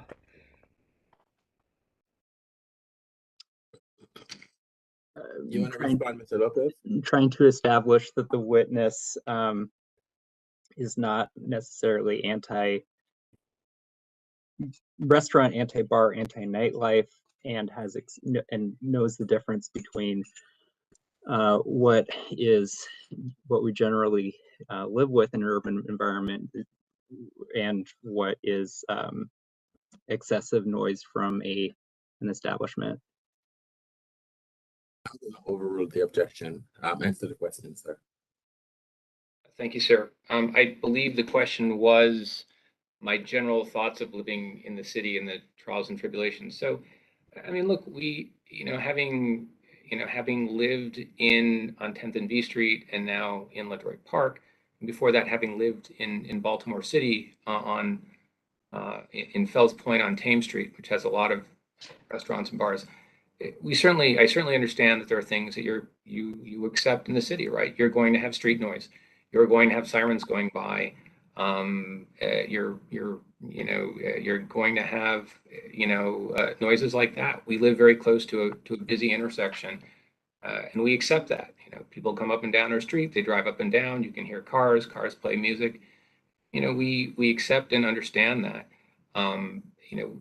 That's one of the things you accept when you live in a city. We're also very happy to be in an area that has a vibrant dining scene, a vibrant bar scene. Before children, we used to take a little more advantage of that. It's a little bit harder now, but we're certainly used to that. I think what we expect simply is that bars and restaurants comply with local noise ordinances, and the real issue is the issue of loud music coming from really just one or two establishments in the area, and that is Quattro on a few occasions and El Teco. I know that the prior witness talked about music from Flash and music from the Howard Theater and this and that, and the go-go music on the corner. Honestly, I've never had an issue with any of those. Occasionally Flash, but Flash not very often. Occasionally hits the back of my house, and that's it. So again, I'm rambling here, but sure. I certainly understand that there are things that you accept in the city. There's a difference between run-of-the-mill street noise, and there's a difference between loud music. that is heard constantly, and that affects, your ability to enjoy the peace and quiet of your home. Yeah, thank you. Yeah, thank you for that background. I want to turn more specifically to the noise complaints that you made me aware of regarding this establishment. First of all, let's see if I could share my screen once more. Referencing Exhibit 1D from the protestants' exhibits. On May 1st, 2022, you sent me this, or actually, what are we looking at? Can you enlarge the screen, sir, so I can see what I can read it? I will enlarge the font. I'm sorry. Yeah. So this is Exhibit 1D. Sure. And Mr. Badaway, what are we looking at with this exhibit? Yeah, this is an email that I sent you on May 1st, 2022. I see the timestamp at 7:05 p.m. And I think it's notifying you of my concerns of loud noise with Quattro, the establishment we're speaking of, on that day. And can you tell the board a little bit about the events that prompted you to send this email? Sure. So May 1st was the first time I had any sort of issues with Quattro at all. On that day at approximately, I think 3 or 4 in the afternoon, I started, both my wife and I started hearing loud music in our house, both in the living room and our bedroom. Those are the rooms that face 6th Street. It was music and it was bass. It was a combination of both. At the time, our doors and windows were closed. We were, running the air conditioning, and it continued till approximately 8 o'clock at night. As I recall, we called that night Abra, I think around 7 p.m. We spoke to an investigator, and the investigator asked us what the issue was, and said that they were going to check it out. And I would say approximately an hour later, we could know, I don't know if the music ended or not, but we couldn't hear it anymore in our house. That was the first time we ever had any issues at all with Quattro. Thank you. So you, in this instance, and I think on other instances, you reached out to your ANC representative. You reached out to Abra. Is that correct? Yeah, that's people that you thought. Sure. I apologize. I'll let you finish your question. Is that correct? You took? Did you take proactive action to address these issues? That is correct. I think we, again, waited till the music started in the afternoon, and we had never had any issues with Quattro before. We waited till about, I want to say approximately 7 o'clock, and that's when we called Abra. And then again, I also wanted to reach out to you and express my concerns so that you can be aware of it. You've been responsive to concerns we've had in the past about a few issues, and so we reached out to you as well to document this. Okay, I want to turn to Exhibit 2B, and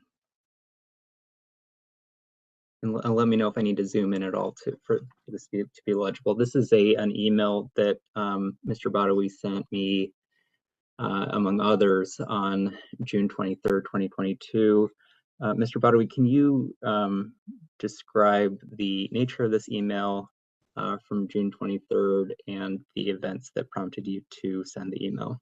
Yeah, so this is an email that I sent to you on June 23rd, just after noon time, and I've noticed that I've copied both you, Commissioner Larry Hanrahan, and of course my wife is copied on there as well.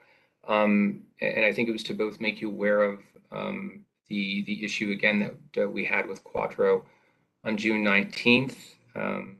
Again, at approximately 3 or 4 in the afternoon, we could hear loud music coming from Quattro. That was could be heard inside our house with the doors and windows closed. But when I went out to investigate it, I noticed that it was a DJ. The DJ was playing in the area of the establishment that faces the 1800 block of 6th Street Northwest, directly across the street from Shaw's Tavern. As I recall, those windows and doors were open, and then the doors and window, the bank of windows on the side of the building that faces Florida Avenue were also open. Again, we could hear the music inside our place till approximately, I would say 8 or 9 o'clock. Again, we waited until 7 o'clock. We called Abra. We spoke to an investigator there, indicated that he had received other complaints about the establishment, and said that although they were very busy that day, they were going to send someone to the establishment. And again, by 9 o'clock, the music had stopped, and we could no longer hear it. Thank you for that. And I'm going to turn to Exhibit 3 now. This is another email, so bear with me. This email is dated from August 3rd, 2022, and it's from Mr. Badawi. This email references another noise complaint from July 3rd. Can you tell me a little bit, describe to me the reason that you sent this email and the events that prompted you to send this email specifically regarding July 3rd? Yes, again, so once again on July 3rd, I would say beginning in the afternoon, 3 or 4 p.m. Around there, we could hear music inside our house with the doors and windows closed, loud, both music and bass, hitting the front of our residence, the lower room and our bedroom.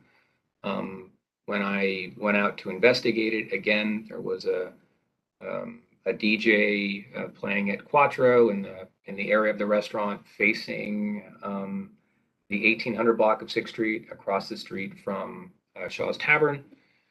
The windows to that area were open, and again, if you going around to the side of the building facing Florida Ave Northwest, the side that faces the 1900 block of 6th Street, the big middle bank of windows were open as well. We waited for a while to see if it was going to continue. I think around 5 o'clock, my wife initially tried to call Quattro. There was no answer, so then she went down to the establishment. She asked to speak to the manager or the owner. She wound up speaking with Giovanni Ippolito. She said the music was loud, that she could hear it inside her. We could hear it inside her house. Asked if they would turn it down. He actually was very polite and said he would turn it down.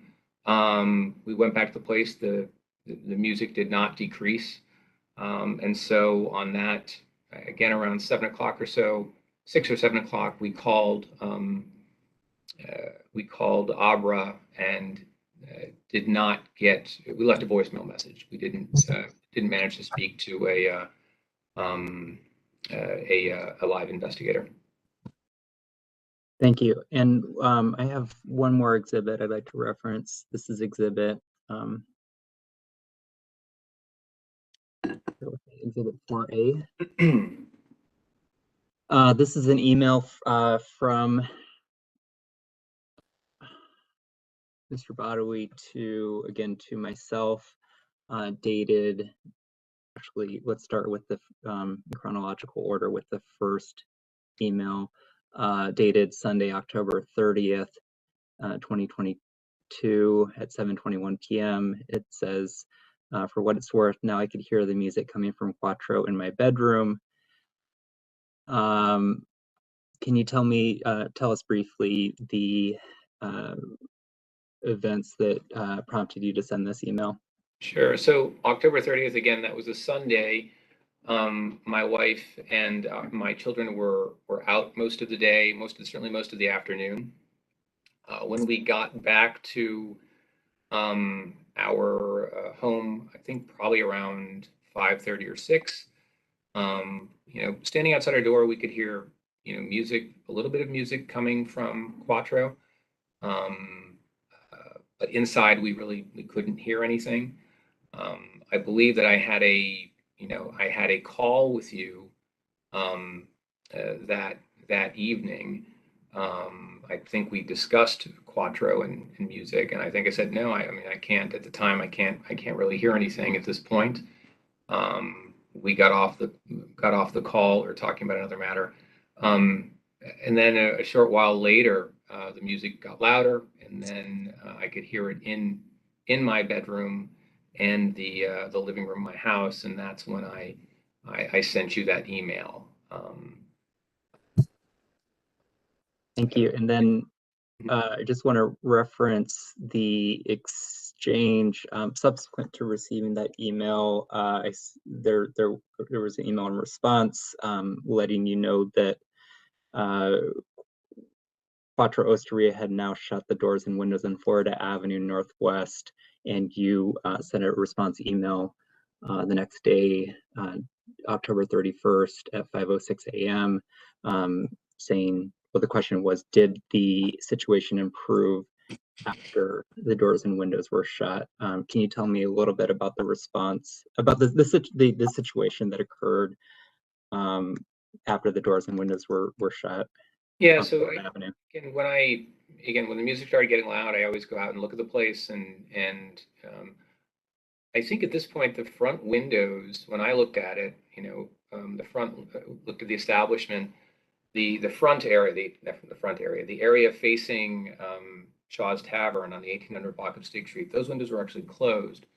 My recollection of the middle bank of windows facing Florida Ave Northwest, facing Florida Ave Northwest, there's the front door to the establishment, there's the middle bank of windows, and there's the far bank of windows. I don't recall whether the far bank of windows were open, but the middle bank of windows were.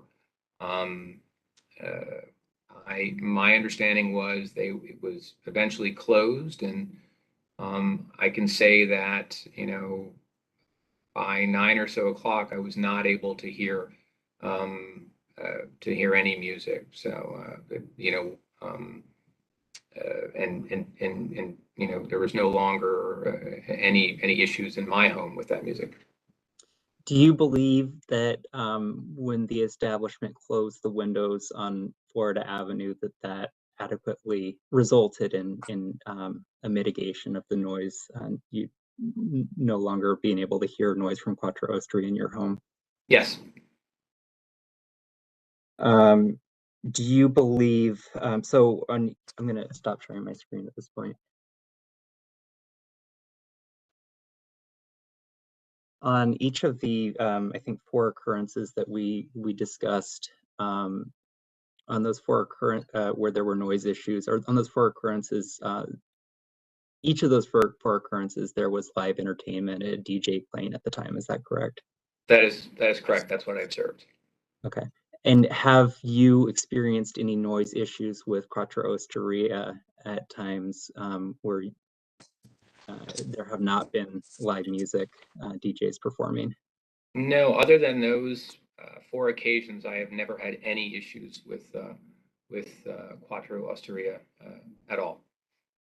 And do you believe that the bank of windows on Florida Avenue Northwest at Quattro Osteria that face across Florida Avenue Northwest towards your house, do you believe that those windows being open contribute to the noise issues that you've experienced in your home?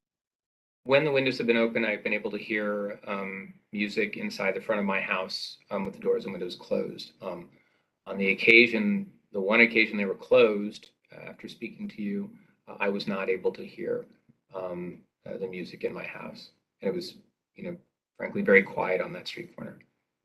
And so you believe that if those doors and windows were shut on Florida Avenue Northwest at times when live entertainment was performed, that would be a beneficial mitigating measure to reduce the noise that is audible in your home? I can tell you in my experience, when those windows on Florida Avenue have been closed, I have not been able to hear any music coming from that establishment. Okay, and then the last thing, last question that I think I'm going to ask is, if you could describe for the board how the noise issues that you've experienced from Quattro Osteria impact yourself and your family. Yeah, I mean, so when again, I'm quite used to city noises, sirens, and cars, and people going by, you know, and that's never a problem. We're fine with that. We can sleep through that, and you know, we can certainly have no issue with that at all. It's what you do when you live in the city. When we've experienced loud music from Quattro Osteria on those 4 occasions, it has been loud enough so that you can hear it. I was able to hear it, not only bass, but music as well in my room, loud enough to be disruptive, so that it's not faint, it's particularly loud. So if you're trying to have a phone call in your room, if you're trying to do some work in your room, it was enough to disrupt our family. If we're sitting in our living room, you know, trying to watch TV or something when that's on, it's enough to disturb that and prevent us from enjoying our house. And again, I just want to emphasize, you know, we're very used to city living and the issues associated with it, and we know the difference between street noise. We know the difference between sirens. Music, loud music from an establishment is different. And frankly, I'll say it's rare in that area. There's really only a few establishments who generate music loud enough that it's able to disturb us with our doors and windows closed. Thank you so much for your testimony, Mr. Badawi. That concludes the direct line of questioning that I had, Chair. Thank you. With your honest.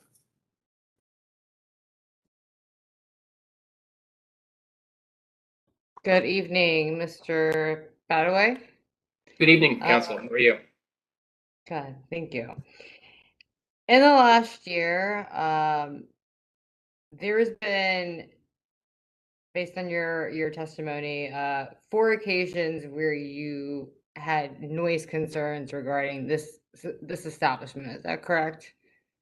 That is correct. And are you aware of any communications between the ANC and the applicant regarding those specific situations? As you're talking specifically as it relates to Quattro? Correct.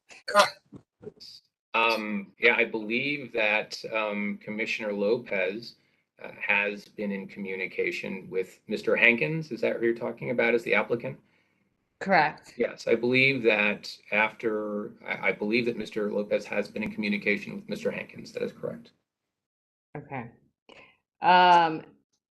Do you have contact information for the managers at Quattro? I do not. We have the number of the establishment, you know, that's available online, but I do not have the direct number of the manager of Quattro. Do you believe that having that information would be helpful to you? I don't know. As I said, on one occasion, my wife went down and spoke to Giovanni Ippolito, one of the owners. And as I said, he was very polite and said he would turn down the music, but he did not. So based upon that, I'm not sure it would help. But would you be willing to discuss this with the applicant? Are you open to discuss? I'm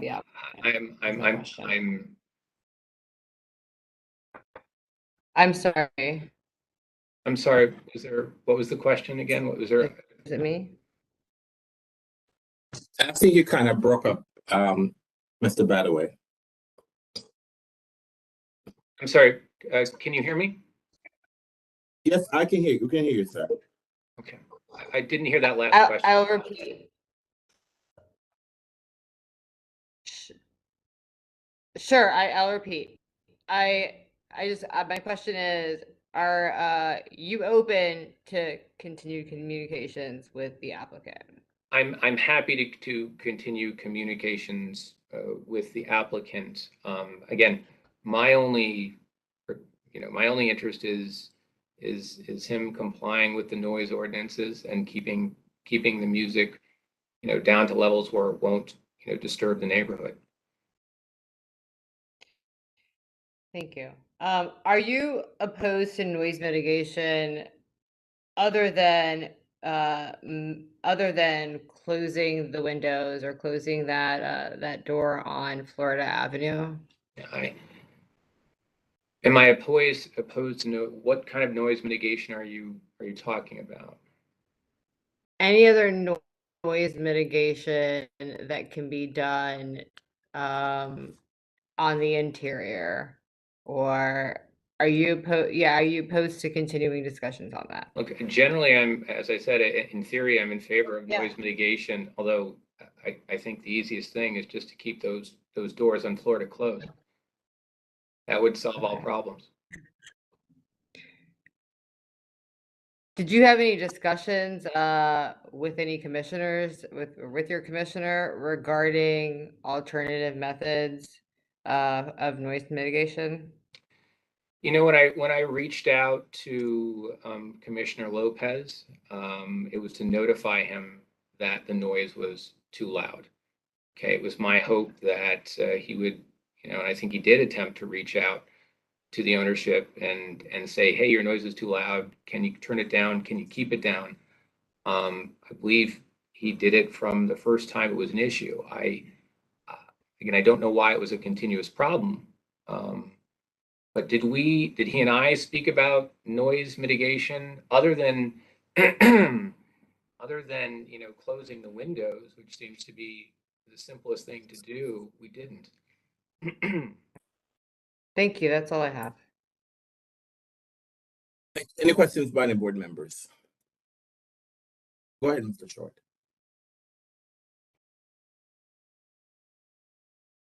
You're on mute, Mr. Short. Sorry about that. Good evening, Mr. Bedaway. Good evening, Mr. Short. Great. How familiar are you with that building that this establishment is operating out of? Well, I walk past the building every single day, taking my daughter to daycare. So I can, I walk down 6th Street, the 1800 block of 6th Street, so I can see inside. I walk near it on Florida Avenue on my way to the Metro and on occasion the Howard Theater. I had been inside a few times before when it was a Bistro Bohème, an Eastern European dining place that I think closed at the beginning of the pandemic. But I've never been inside it now. So, I guess I've seen it. I've seen it, sir. That's the best description I can give. Well, I'd like the way you described and gave that description, because that would lead me to further questions about what you actually observed and what you see when you walk by there on a daily basis or whenever. So, is it fair to say that the 6th Street side and the Florida Avenue side are one building? Yes, there is. Yes, Mr. Short. So the building is located right at the corner of the 1800 block of 6th Street and on Florida Avenue Northwest, right there. And then to describe, it is one building. There is it's a one-level building. The building, the side that faces the 1800 block of 6th Street directly across the street from Shaw's Tavern. It has a big bank of windows that open up into a patio there, surrounded by flowers and whatnot. I believe it's described as the summer garden. Well, for the sake of moving this along, Yes, sir. so you did go into the interior of this establishment. When it was Bistro Bohème, yes, sir. Has much changed, or have you been in this interior since it's changed ownership? I have not been inside since it's changed ownership. Okay, from your memory of what you walked past, would you say, what would you say the distance is between the windows, the roll-up windows on Florida Avenue side and the roll-up windows on the 6th Street side? How far apart are they? You estimate. Yeah, I mean, it's very close. It's literally right around the corner. So 10 feet, maybe, give or take. You're no sound engineer, neither am I. Yeah. But yes, sir. would it make sense if it's one building on one corner with windows facing Florida Avenue and windows facing 6th Street, that by closing the windows on one side, without closing both windows on both sides, then the sound's still going to be coming out, emanating from that building? Would that be fair to say? I mean, you're not a sound engineer. I'm just asking you, since you've observed and walked by them on many occasions. I believe so, sir. It's not a large place. Yes. Not a large place, on a corner, on a very busy intersection, with windows. Would you say the windows are 30 feet apart, 40 feet apart? How close are the windows? Just your guesstimation. If you can guess, I mean, don't worry about it. Yeah, so from the front of the building to the first bank of windows on Florida Avenue, because there are two banks, it's probably 10 feet. And then from the again to the second, from the front, from the windows facing 6th Street to the second bank of windows on Florida, 20, 30 feet. It's not very far, sir. I could walk it in seconds. Okay, well, I'm just thinking the way sound travels. If the sound is emanating from the interior of this structure you just described, which is one building with windows on one side and windows on the other, less than 30 feet, you say 10 feet apart. So closing the windows on one side of the building and not closing one on the other side, would that solve anybody's sound problem in your estimation? In my opinion, sir, again, not a sound engineer, but I believe no, that's not going to solve the problem. When music is played, at such a loud level. Last question. You said your wife walked down to this establishment, talked with one of the owners, and he shut the windows. Is that correct? No, on July 3rd, when she walked down and spoke with Mr. Giovanni Ippolito, he told him the music was too loud and asked him to turn it down. To my knowledge, he didn't shut the windows or turn down the music because we did not notice any decrease in the level of music inside our residence. I'm sorry, sir. On any occasion, have you known yourself personally or anyone else who's asked for the windows to be shut and changed the quality of the noise coming out of that facility? Yes, sir. On October 30th, when the music was loud and disruptive, they had a DJ there that night in my house. I informed Commissioner Lopez that I could hear the music inside my house now with the doors when it's closed. He indicated to me that he text messaged the owner, I believe Mr. Hankins, and asked him to close the windows facing Florida Ave Northwest. The windows were closed sometime after that, and I was no longer able to hear the music inside my residence. Okay, since I don't have the knowledge, and maybe you do or don't, once the windows were closed and you could no longer hear the music, was the operation still going on? Were they still operating? I believe it was, but I can't be sure, sir. I believe it was. Thank you very much for your compelling testimony today, sir, and thank you for your time to sit here with this board at this time of day, and with your concern with your community. I do thank you, and Mr. Chairman, that's all I have for this witness. Thank you, Mr. Short. Thank you, Mr. Short. Any other questions by any of the board members?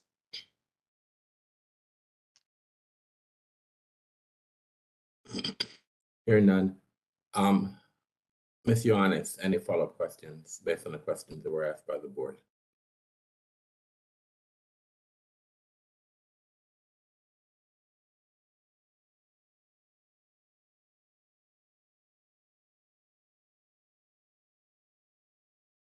Any questions, Ms. Ioannis? I'm sorry, I was on mute. I said no questions, my apologies. Okay, thank you. Mr. Lopez, any follow-up questions? No further questions. Thank you for your testimony. All right, thank you, Mr. Badway. You've been here all day. You've been a trooper. I could say you're part of the board. You've been here as long as we are. You've been here all day too, sir. So thank you, and thank you, members of the board, for hearing me. All right, thank you. Do you have any other witnesses, Mr. Lopez? Yes, I would like to present some testimony myself.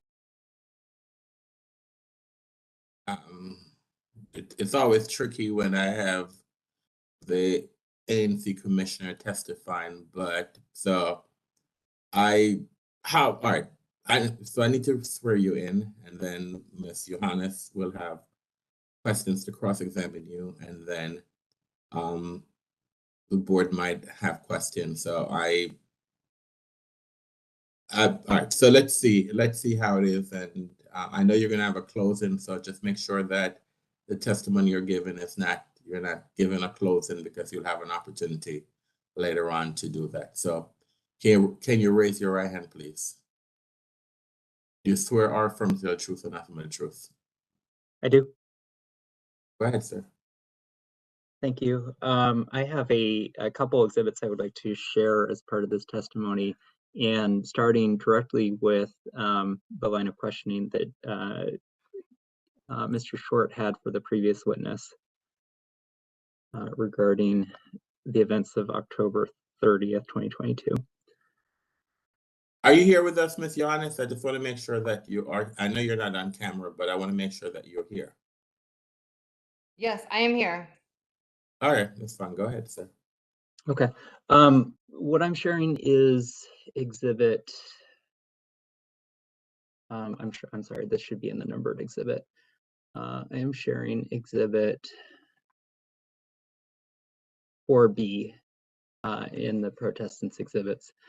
This is a text exchange between myself and Mr. Hankins from Sunday, October 30th, beginning at 7:50 p.m. The text reads, from myself, Louis, a neighbor across Florida Avenue, just wrote me to complain about the music from Quattro being audible inside their bedroom. Could you please either turn the music down or close the windows on Florida Avenue? At 7:53, Mr. Hankins responded, yes, sir, I'm not on site and don't agree with my partners in their decision to have this type of event. I'll pass the message along. At 7:57, I responded. Can I just object at this point in terms of relevance, and I mean, can you trying to establish? Oh, so you could finish. Hold on, Mr. Lopez. I'm sorry, Chair. Ms. Ioannis. Oh, okay, sorry. So yeah, I just want to object regarding relevance. Can you, and also, can you authenticate this? You said this is a mess. I just want you to authenticate this. I want you to tell me more. I don't understand where we're going here. Is this a repeat testimony? Like, what is this? This is, may I respond? Sure, go ahead, sir. Yes, this is to establish the so the request on October 30th to mitigate noise from the establishment and establish what Quattro Osteria, what the management did to mitigate noise, and which resulted in noise no longer being audible in Mr. Badawi's, as testified by Mr. Badawi. Who are the parties of this email? This text chain, as I believe, actually, as testified to in the cross-examination. Mr. Lopez, this is a text message between whom? Who are the two people who are speaking?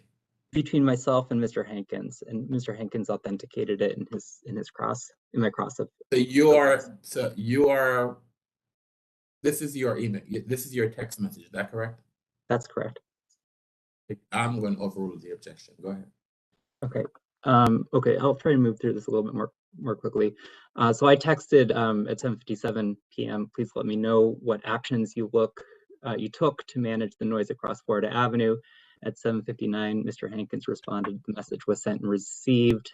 At 8:04, there was a subsequent response from Mr. Hankins. I've asked, waiting a response. At 8:37, Mr. Hankins said, my partner sent a video and I've sent it to you via WhatsApp. 9:26, I responded, do your partner shut the windows on Florida, turn the music down, or neither? Mr. Hankins responded, the doors are closed, referring to the doors on Florida Avenue. I responded, thank you. Subsequent to this text exchange, as testified by Mr. Badawi, I did receive an email that said that the noise was no longer an issue at his household.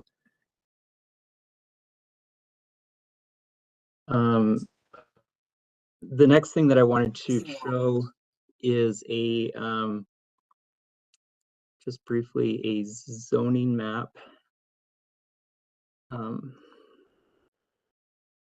See, again, I need to go here. This is exhibit number 5. So Quattro Osteria is indicated by this point. It's located in an MU4 mixed use zone. As you'll see to the west of Quattro Osteria is the Arts 2 zone, and there's also some Arts 4 over here.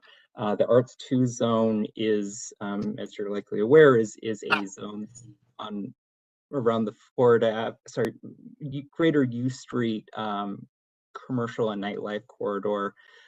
This Arts 2 zone does not extend to Quattro Osteria. Quattro Osteria is in the MU4 zone.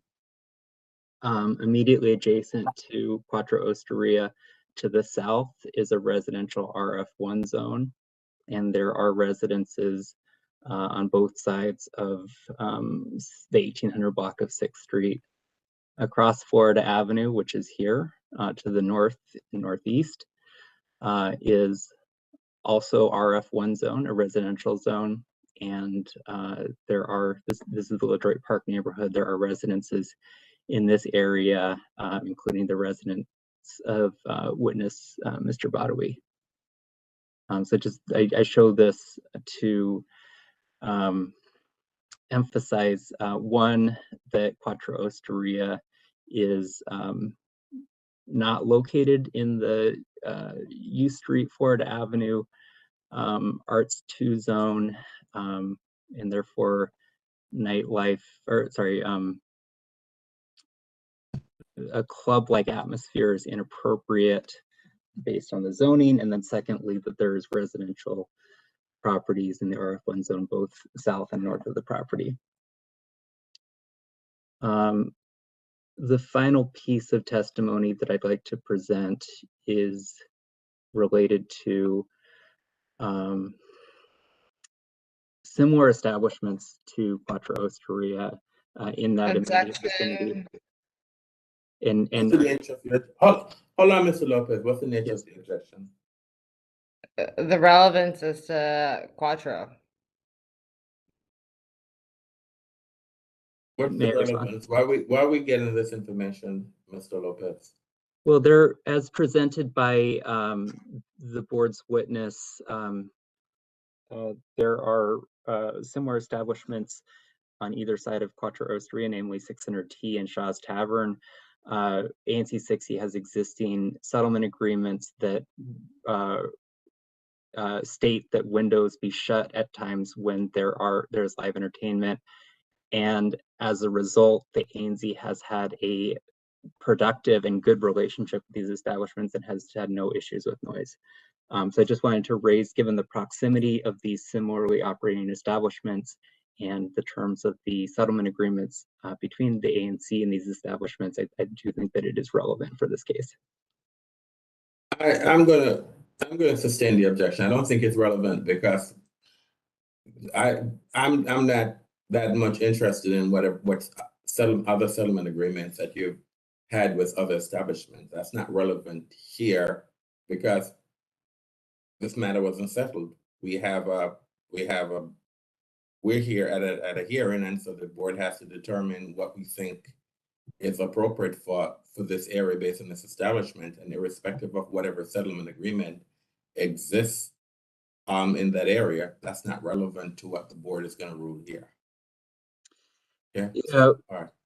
May I speak to the fact that both of these establishments have entertainment licenses and keep the doors and windows shut? You can, in your closing, you can make some arguments, but I'm not quite sure at why you're testifying. I don't. Yeah. No. So I'm no. Because the same neighbors of Shaw's Tavern are the neighbors of Quattro Osteria. I don't know. This hearing is not about Shaw's Tavern. I don't know anything about Shaw's Tavern outside of the fact that it's on the list. I don't know what type of license they have. I don't know if they have an entertainment endorsement. So I don't. That's not relevant. That's not relevant here. Okay, understood. At least for the point that you're trying to prove. Sure.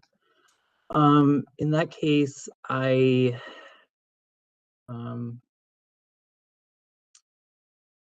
that concludes my testimony. Ms. Ioannis, do you have any questions of him? Ms. Ioannis, do you have any questions of Mr. Lopez? Based on his testimony, I do not. Any questions by the board members?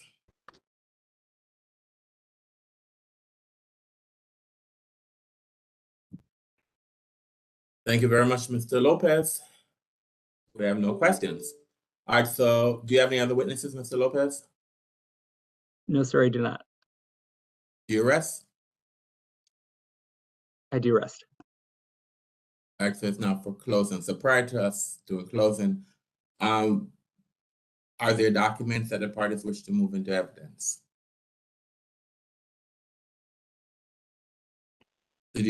Are there any documents that you're moving to evidence, Ms. Johnson? No, there are not. Mr. Lopez, are there any documents that you're asking the board you want to move into evidence? Mr. Chair, are the exhibits that I've previously shown, are they in evidence or do I need to move them separately? You have to move them into evidence, sir. So. Okay. Give me one moment. What are the exhibits that you're trying to move into evidence? Give me one moment to pull up the exhibit numbers.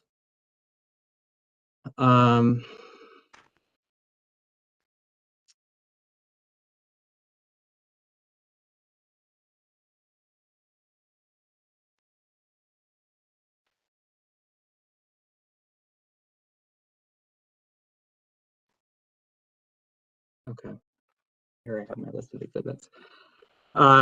So these exhibits are all included in the PIF that we submitted. ANC 60 submitted timely to. I know, but you have to move them. But you have to move them into evidence. Okay.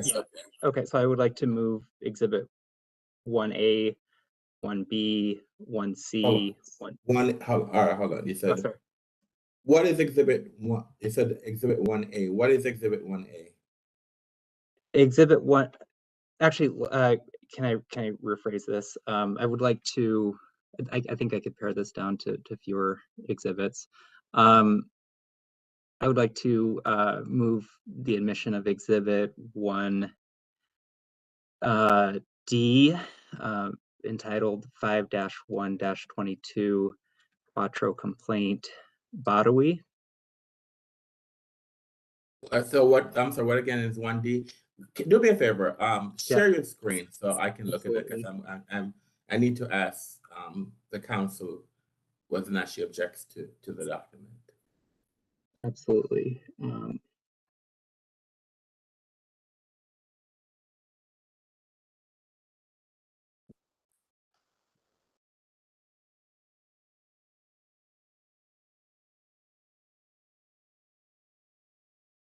Okay. So I have my list of documents here. Move to include Exhibit 1D, 5-1-22 Quattro Osteria Complaint. What complaint? So these are the noise complaint? The noise complaint? Yes, this is a noise complaint. Okay, so you're saying 1D. Miss Johansson, any No objection. 1D. So move 1D. What other one, sir? I'd like to move Exhibit 1E, 5-1-22 Quattro Osteria Complaint, Venart. Miss Johansson, any objection? Yeah, I object to 1E. I don't believe there was testimony on 1E, and if there was, it was not authenticated in that it came from people who were not present today. What was all right, okay. Hold on a minute, please.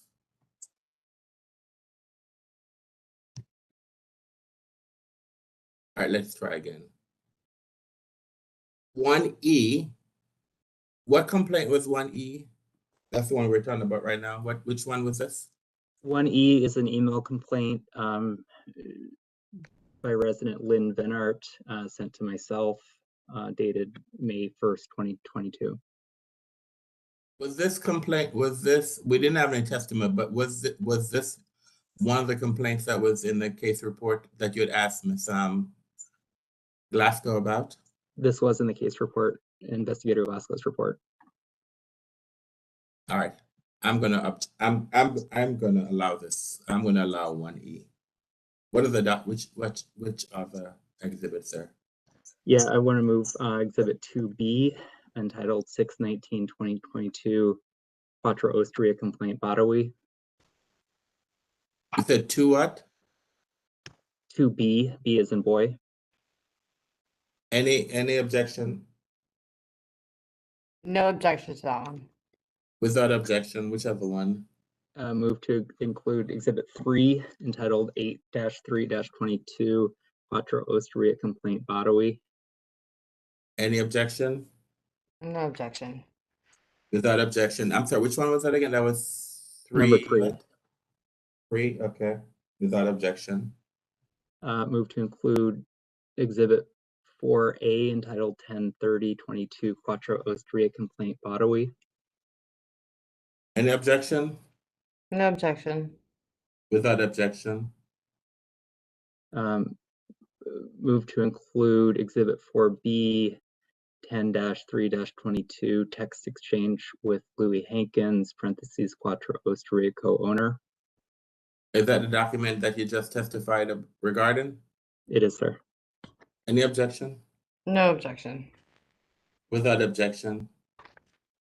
I would like to move to admit Exhibit 5, Quattro Osteria zoning map. Any objection? Yes, I object to this. I don't know where this came from. I don't know where this came from or why it's relevant that this be submitted.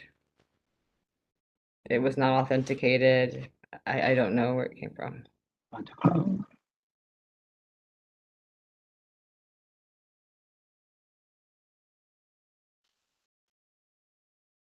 May I respond?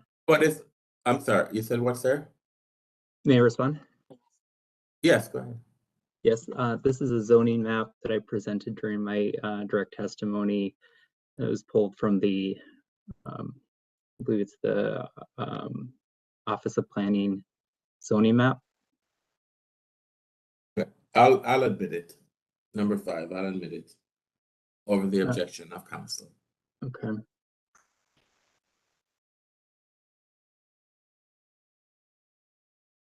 Let me just do one, I think. And then I was gonna, yeah, that concludes the exhibits I'd like to admit. All right, thank you.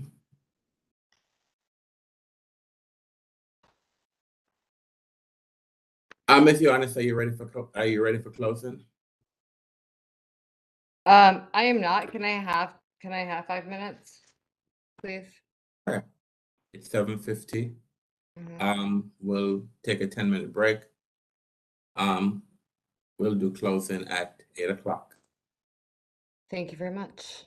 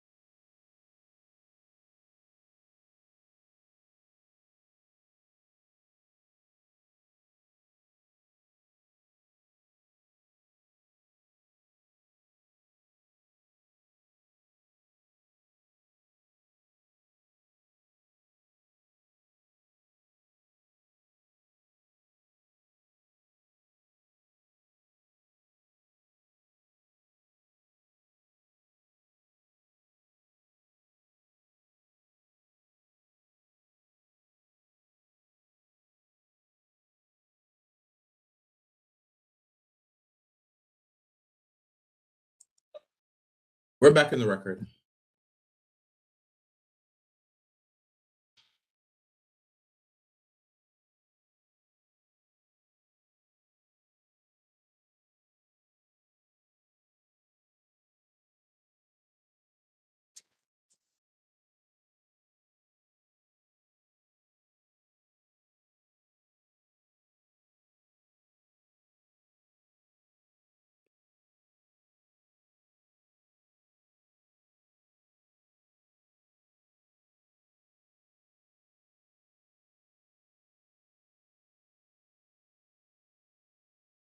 All right, Ms. Johannes. Yes. Thank you, Chairman, members of the board. We are here today for a protest hearing on a CT license. Quattro is a fine dining establishment that occasionally has entertainment in the form of a DJ on the interior of the establishment. This isn't a nightclub, and that's not what it's intended to be or what they plan for it to be. The sole issue that is before this board is whether conditions should be placed on the license while entertainment is being played inside. Specifically, whether the window on Florida Avenue can remain open when there is entertainment between 6 p.m. and 10 p.m. That's the only issue before the board today. You've heard testimony from Abra's investigator, who testified that she visited the establishment on at least 5 occasions, and during these times, there were no noise violations, and during this time, there was not entertainment being played. She also testified that the owners were cooperative. You've heard testimony from Louis Hankins, the owner of the establishment, one of the owners of the establishment, who wants nothing more than to be a part of this community, to work with the ANC, and to run a successful business in Shaw. He has made a lot of changes in the last year to try and appease residents, and we ask that the board take that into consideration. You also heard testimony from protestants. You've heard testimony from the ANC commissioner, and you've heard testimony from a nearby resident. Testimony has been focused on really a few incidents where there is a resident who has complaints regarding noise. And during this time, there's only one solution that the ANC has considered. We have requested, the board consider what we have put forth, and that the sole issue that the ANC wants us to, or wants the board to decide today, is between 6 to 10 p.m. Whether or not this establishment should be limited to have what other establishments in the area don't, and to be treated differently than how others are treated in the area. We'd like for the board to look at the area as a whole. This is Shaw. This is an area that is vibrant. This resident that did testify testified that he just moved into this neighborhood. He just moved into this area. In this ANC or in nearby, we see businesses battling and trying to really strike a balance between these businesses and residents has been difficult, and we continue to see that. We understand that neighborhoods are changing, but as people move into these areas and continue to move into these areas, businesses are constantly trying to morph and are being pushed and harassed to really stop playing music and to get rid of really the culture of DC in that area. And we request that the board really look at what's happening in this neighborhood, specifically here, where we've made several different changes, and all we are requesting is to continue to have entertainment on the interior of the establishment. With that said, we we just request that the board in conclusion renew this license. It is a renewal license, and we've put forth already stipulations before the board, and on the sole issue about whether or not those windows can remain open on Florida Avenue, we request that the board allow us between 6 p.m. and 10 p.m. to keep them open. Thank you. Thank you. Mr. Lopez. Yes, Chairperson and members of the board, thank you for the opportunity to present testimony this evening. ANC 60 did vote to protest the renewal application for Quattro Osteria on the grounds of peace, order, and quiet, specifically referencing DC Code 25-725. This code, I want to emphasize subsection A, the licensee under an on-premise retailer's license shall not produce any sound, noise, or music of such intensity that may be heard in the premises other than the licensed establishment. This section of the DC Code does not say that an establishment can produce noise. It's okay for them to produce noise that's heard inside a home if it's only 6 times per year, or if it's only during periods where the establishment has applied for a one-day substantial change. It's never. And one of the tricky situations that we presented in this case is that Quattro Osteria does typically operate as a fine dining establishment, and it is only sporadically. And from my perspective, randomly, when Quattro Osteria does host DJs. And when those and because it's so infrequently, that actually likely makes it more difficult to enforce noise ordinances, because it's not like a nightclub where we can reliably expect on the weekends there would be similar noise issues. These noise issues happen on Sundays. They happen just a couple times during the course of the year. And for that reason, the ANC 60 is seeking the board's as a condition of the renewal that the board establish some guardrails that will specifically related to the windows on Florida Avenue. And these guardrails, we believe, will ensure that Quattro Osteria can continue to coexist peacefully with the residential neighbors in this residential neighborhood context in which it operates. Through the testimony of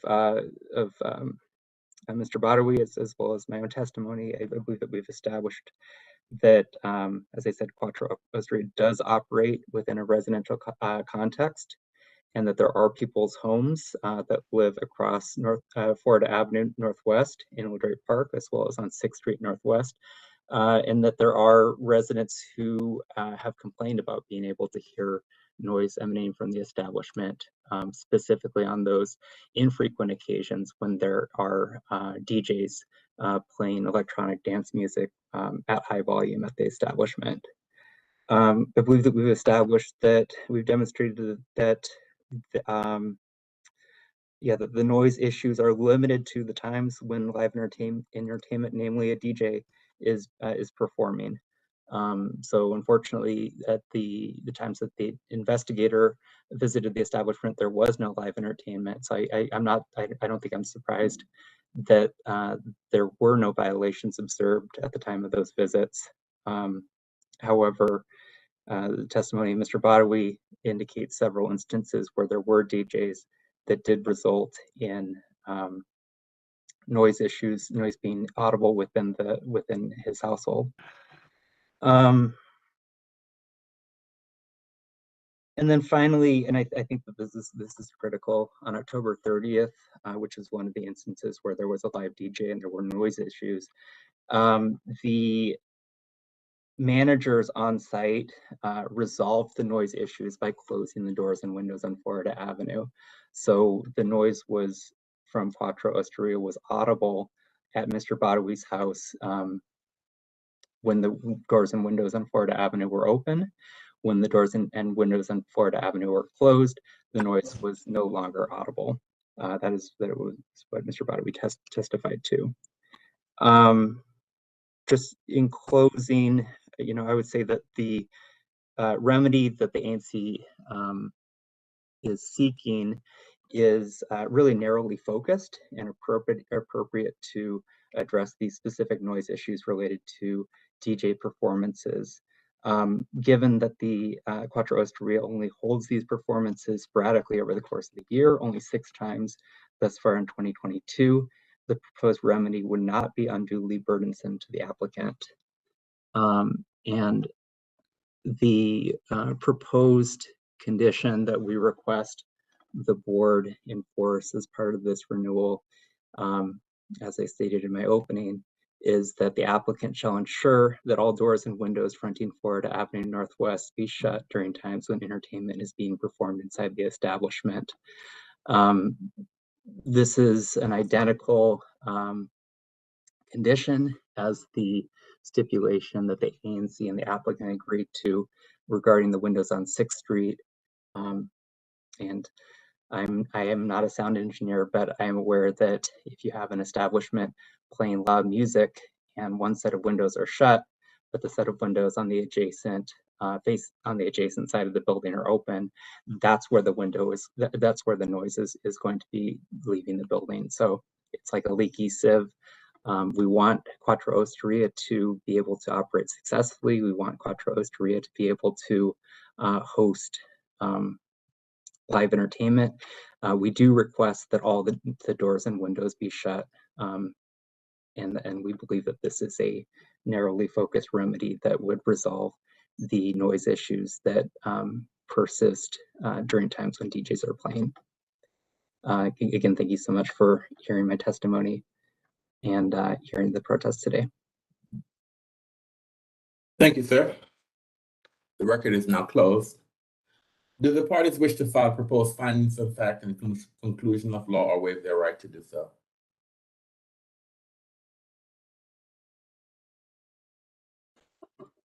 ANC 60 will be filing, sir. Okay, so you'll be filing. All right. The applicant All right. obviously will then be filing. All right, so the transcripts will be emailed to the parties in approximately 3 weeks, 30 days from the filing of the transcript, 30 days after receipt of the transcript, then the proposed findings of fact and conclusion of law are due. And then the board will issue a decision within 90 days after that period of time. Okay? All right, hold on.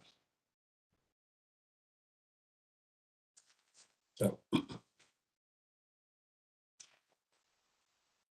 as chairperson of the Alcohol and Beverage Control Board for the District of Columbia, in accordance with DC Official Code Section 2575 of the Open Meetings Act, I move that ABC Board hold a closed meeting for the purpose of seeking legal advice from our counsel on case number 22 PRO 00085 Quattro Osteria, pursuant to DC Official Code Section 2575B4A of the Open Meetings Act, and deliberating upon case number 22 PRO 00085 Quattro Osteria for the reasons cited in DC Official Code Section 2575B13 of the Open Meetings Act. Is there a second?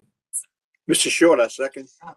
Mr. Short, I second the motion. I will now take a roll call vote on the motion that's been before us.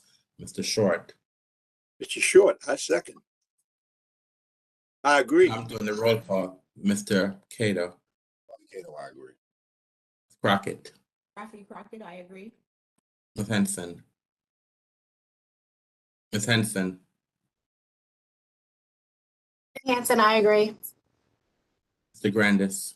Edward Grandis, I agree. Mr. Anderson, I agree. As it appears that the motion has passed, I hereby give notice that ABC Board will recess its proceedings to hold a closed meeting pursuant to Section 2575 of the Open Meetings Act. I would like to thank everyone for their active participation today and their patience with the board.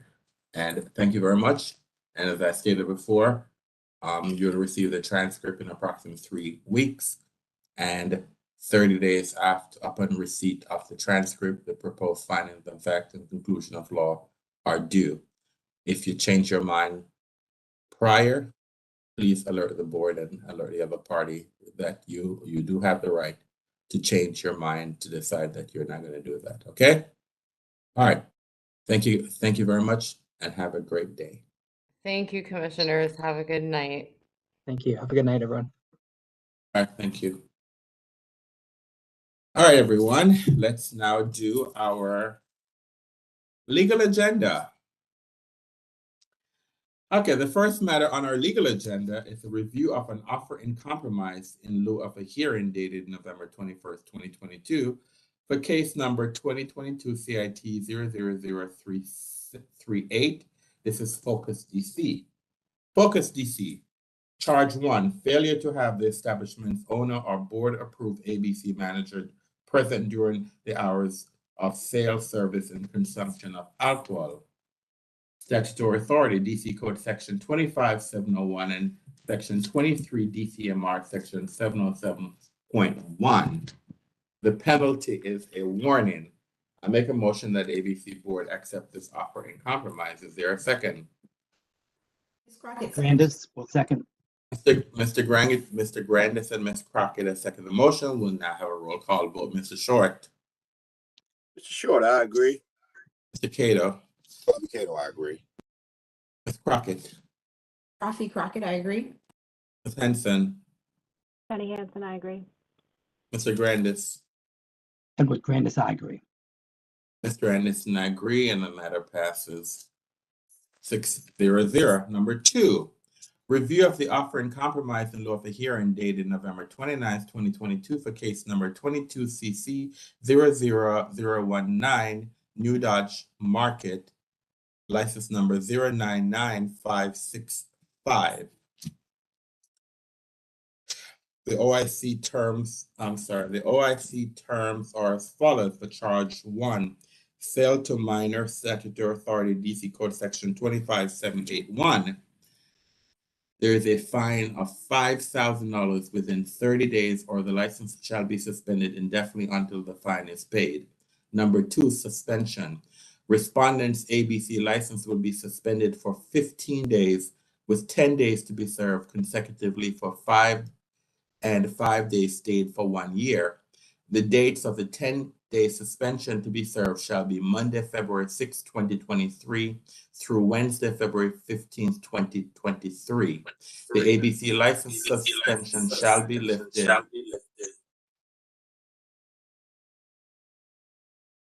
at 9 a.m. on Thursday, February 16, 2023. Other terms: training. All employees who serve alcoholic beverages in the licensed establishment shall complete an alcohol training program within 3 months from the date of the OIC. Suspension. Respondent shall serve 6 consecutive days activated from case number 21 CC 00031. The days of the 6-day suspension to be served shall be Monday, February 20th, 2023 through Saturday, February 25th, 2023. The ABC license suspension shall be lifted at 9 a.m. on Sunday, February 26, 2023. Charge 2, failure to take reasonable steps necessary to ascertain legal drinking age. Statutory authority, DC Code Section 25783. This charge is dismissed. I therefore make a motion that ABC Board accepts this offer in compromise. Is there a second? Short, I second. Mr. Short, I second the motion. We'll now have a roll call vote. Mr. Short. Mr. Short, I agree. Mr. Cato. Bobby Cato, I agree. Ms. Crockett. Rafi Crockett, I agree. Ms. Henson. Betty Hansen, I agree. Mr. Grandis. Edward Grandis, I agree. And Mr. Anderson, I agree. The matter passed 6-0. Number 3.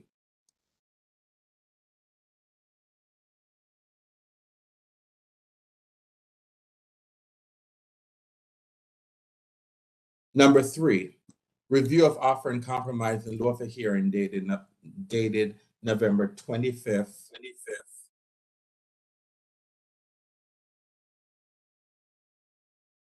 I'm sorry. Review of an offer and compromise in lieu of a hearing dated November 29th, 2022, the case number 22 CMP 00070, Restaurante La Perla, license number 060535. The offer in compromise is as follows. Charge 1. Served and sold alcohol beverages in your establishment without a valid license in violation of DC Code Section 25-101A, Statutory Authority, DC Code Section 25823A1. There's a fine of $1,000 payable within 30 days, or the license shall be suspended indefinitely until the fine has been paid. Is there a second? Ms. Crockett seconds. Ms. Crockett has seconded the motion. We'll now have a roll call vote. Mr. Short. Mr. Short, I agree. Mr. Cato. Bobby Cato, I agree. Ms. Crockett. Rafi Crockett, I agree. Hanson. Jenny Hansen, I agree. DeGrandis. Edward Grandis, I agree. Grandis and I agree. The matter passed 6-0-0. Number 4, review of a settlement agreement dated November 23rd, 2022, by and between Advisory Neighborhood Commission 6B and Fight Club Restaurant, license number 121407. I make a motion that we approve this request. Is there a second? Ms. Crockett seconds. Ms. Crockett has seconded the motion. We'll now have a roll call vote. Mr. Short. Mr. Short, I agree. Mr. Cato. Bobby Cato, I agree. Crockett. Rafi Crockett, I agree. Ms. Henson. Jenny Hansen, I agree. DeGrandis. Mr. Grandis. Edward Grandis, I agree. Mr. Anderson, I agree. The matter passed 6-0-0. Number 5, review of a settlement agreement dated August 30th, 2022, by and between Advisory Neighborhood Commission 1B and Kiki 915 U Street, license number 119480. I make a motion that we approve this request. Is there a second? Ms. Crockett seconds. Ms. Crockett has seconded the motion. We'll now have a roll call vote. Mr. Short. Short, I agree. Mr. Cato. Bobby Cato, I agree. Crockett. Rafi Crockett, I agree. Ms. Henson. Jenny Hansen, I agree. Grandis. Edward Grandis, I agree. Mr. Anderson, I agree. The matter passed 6-0-0. Number 6, review of a settlement agreement dated October 10th, 2022, by and between Advisory Neighborhood Commission 1A and Lux DC Restaurant, license number 121023. I make a motion that we approve this request. Is there a second? Ms. Crockett seconds. Ms. Crockett has seconded the motion. We'll now have a roll call vote. Mr. Short. Mr. Short. I can't hear you, Mr. Short. I still can't hear you. Can you give me a thumbs up, Mr. Short? Mr. Short has given a thumbs up to say that he agrees. Mr. Cato. Cato, I agree. Ms. Crockett. Rafi Crockett, I agree. Sen. Jenny Hansen, I agree. Mr. Grandis. Edward Grandis, I agree. Mr. Anderson, I agree. The matter passed 6-0-0. Number 7, review of a settlement agreement dated September 10th, 2021. I'm sorry, December. On the legal agenda, it says September 10th, 2021, but it should say September 10th, 2022, by and between Advisory Neighborhood Commission 4A and Kategna, Kategna Cafe, license number 119877.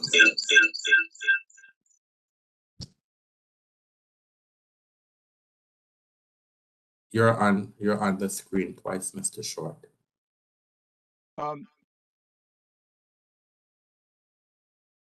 I can't hear you. You're on my screen twice and I cannot hear you, sir. So I need you to log off one. All right. All right, so I was asking Mr. Short. Mr. Short has given a thumbs up that he's in agreement. Mr. Cato. Cato, I agree. Crockett. Rafi Crockett, I agree. Jenny Hansen, I Hansen. agree. Mr. Grandis. Edward Grandis, I agree. Grandis and I agree. The matter pass 6-0-0. Number 8. Review of request to reinstate canceled license dated November 15th, 2022. The license was canceled on November 2nd, 2022, pursuant to board order number 2022-885. This is Bravo Lounge license number 118192.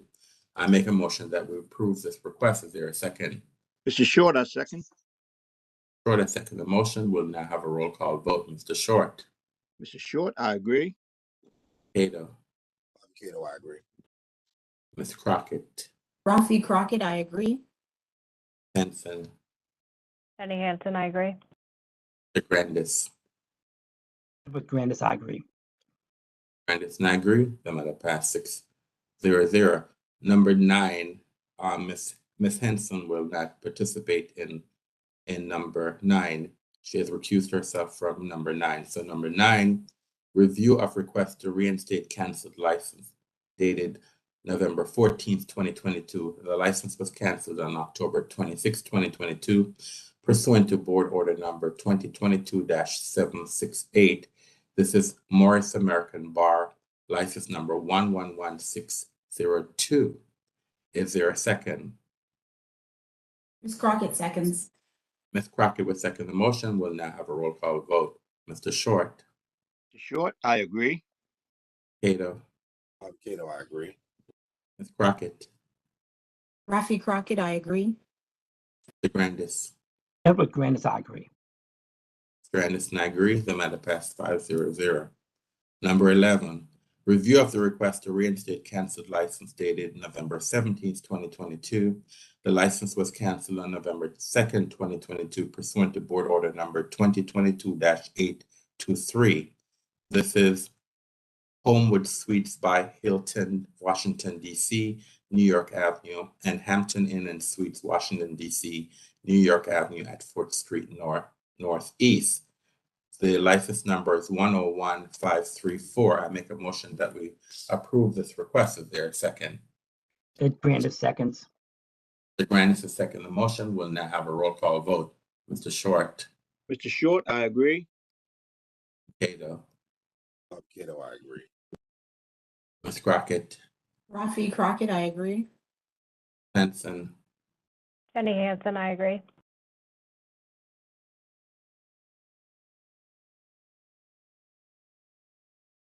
Grandis. Edward Grandis, I agree. Grandis and I agree. The matter passed 6-0-0. Number 11. Review of the government's consent motion for continuance of show cause hearing dated November 15th, 2022, in case number 22 CMP 00055. This is Lady Salas, license number 060754. I make a motion that we approve this request. Is there a second? Ed Grandis seconds. Ms. Crockett and Mr. Grandis have seconded the motion. We'll now have a roll call vote. Mr. Short. Mr. Short, I agree. Cato, I agree. Crockett. Rafi Crockett, I agree. Hansen. Jenny Hansen, I agree. Mr. Grandis. Edward Grandis, I agree. Number 12, review of the applicant's motion to dismiss protest dated November 4th, 2022 in case number 22 PRO 000099 Cloak and Dagger, license number 098733. I make a motion that we deny this request. Is there a second? Mr. Short, second. Mr. Short has seconded the motion. We'll now have a roll call vote. Mr. Short. Mr. Short, I agree. Cato. Bobby Cato, I agree. Crockett. Rafi Crockett, I agree. Henson. Jenny Hansen, I agree. Edward Grandis, I agree. Grandis, and I agree. The matter passed 6-0-0. Number 13, review of protestant ANC's 1B's opposition to motion to dismiss protest dated November 11th, 2022 in case number 22 PRO 000099 Cloak and Dagger, license number 098733. This matter is now moot. Number 14, review of applicant's reply to ANC 1B's opposition to motion to dismiss protest dated November 4th, 2022 in case number 22 PRO 000099 Cloak and Dagger, license number 098733. This matter is also moot. Number 15, review of the request for relief from board order number 2021-482 imposing hours restrictions dated November 29, 2022. This is in Signature Lounge, license number 117485. I make a motion that we deny this request. Is there a second? Ms. Crockett seconds. Crockett has seconded the motion. We'll now have a roll call vote. Mr. Short. Mr. Short, I agree. Cato. Bobby Cato, I agree. Crockett. Rafi Crockett, I agree. Henson. Jenny Hansen, I agree. Grandis. Edward Grandis, I agree. Grandis, and I agree. The matter passed 6-0-0. Number 16, review of request for hearing dated November 9th, 2022, filed by Downtown DC Business Improvement District in response to order to cease and desist board order number 2022-835 issued on October 26, 22. I make a motion that we approve this request and set a hearing for December 7th, 2022 at 10:30 a.m. Is there a second? Mr. Short, I second. Mr. Short has seconded the motion. We'll now have a roll call vote. Mr. Short. Mr. Short, I agree. Cato. Cato, I agree. Crockett. Rafi Crockett, I agree. Henson. Jenny Hansen, I agree. DeGrandis. Edward Grandis, I agree. Grandis and I agree.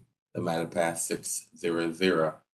Number 17, review of resolution to vacate the Adams Morgan liquor license moratorium except for retailer class CN/DN licenses dated November 9th, 2022, filed by the Adams Morgan Partnership Business Improvement District. This is just an FYI for the board. Number 18, review of survey report measurement of ultra bar noise impact on residents. Noise measurement survey conducted pursuant to board order number 19 PRO 00163. This is an ultra bar chroma license number 074767. This is an FYI for the board. And number 19 is just a correction to the record, which is a review of resolution submitted by the Colorado Citizens Association regarding limitation on hours of operation during the period of World Cup football tournament, November 20th, 2022 to December 18th, 2022. This is also an FYI to the board.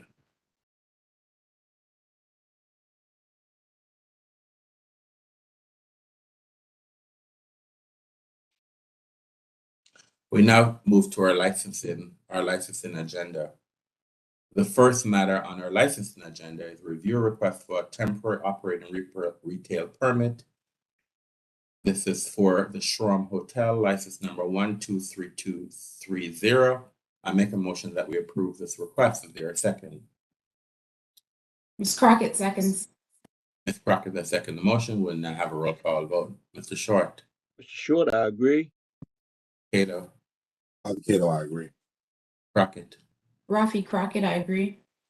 Henson, Jenny Hansen, I agree. Grandis. Edward Grandis, I agree. Grandis and I agree. The matter passed 6-0. Number 2, review a request to remove the license from safekeeping.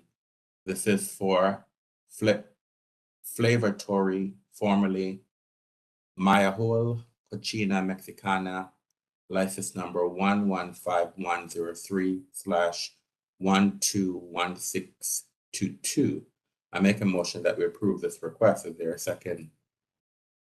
Ms. Crockett seconds. Crockett has seconded the motion. We'll now have a roll call vote. Mr. Short. Mr. Short, I agree. Cato. Bobby Cato, I agree. Ms. Crockett. Rafi Crockett, I agree. Henson. Jenny Hansen, I agree. Grandis. Edward Grandis, I agree. Mr. Anderson, I agree. The matter passed 6-0. Number 3, review a request to remove the license from safekeeping. This is for WNS Liquor and Deli, formerly Iacovelli Cafe and Liquor, license number 105273, and the new license number is 122985. I make a motion that we approve this request. Is there a second? Ms. Crockett seconds. Ms. Crockett has seconded the motion. We'll now have a roll call vote. Mr. Short. Mr. Short, I agree. Mr. Cato. Bobby Cato, I agree. Crockett.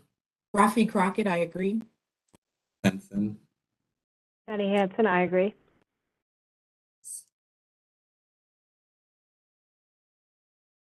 Mr. Grandis. Edward Grandis, I agree. Grandis and I agree. The matter passed 6-0. Number 4, review application for safekeeping of license. This is for Hillview Market, license number 119160. I make a motion that we approve this request. Is there a second? Ms. Crockett seconds. Crockett has seconded the motion. We'll now have a roll call vote. Mr. Short. Mr. Short, I agree. Cato. Bobby Cato, I agree. Crockett. Rafi Crockett, I agree. Henson. Jenny Hansen, I agree. Yes. Edward Grandis, I agree. Grandis and I agree. The matter passed 6-0. Number 5, review application for safekeeping of license. This is for Stein's Cafe, license number 114522. I make a motion that we approve this request through March 31st, 2023. Is there a second? Mr. Short, I second. Short has seconded the motion. We'll now have a roll call vote. Mr. Short. Mr. Short, I agree. Cato. Bobby Cato, I agree. Crockett. Rafi Crockett, I agree. Jenny Hansen, I agree. Edward Grandis, I agree.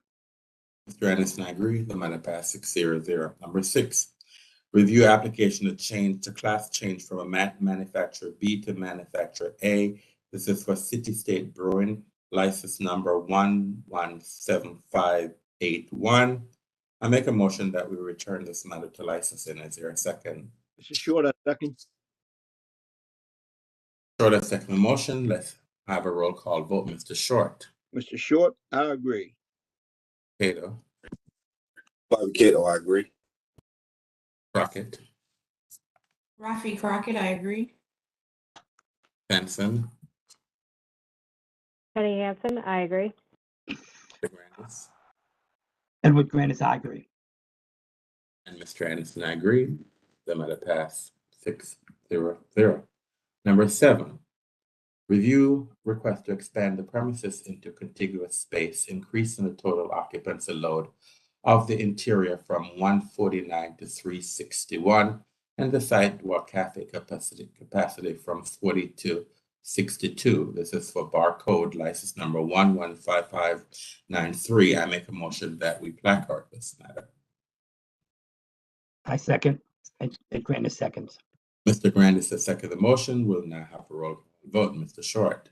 Mr. Short, I agree. Cato, Bobby Cato, I agree. Crockett, Rafi Crockett, I agree. Jenny Hansen, I agree. Edward Grandis, I agree.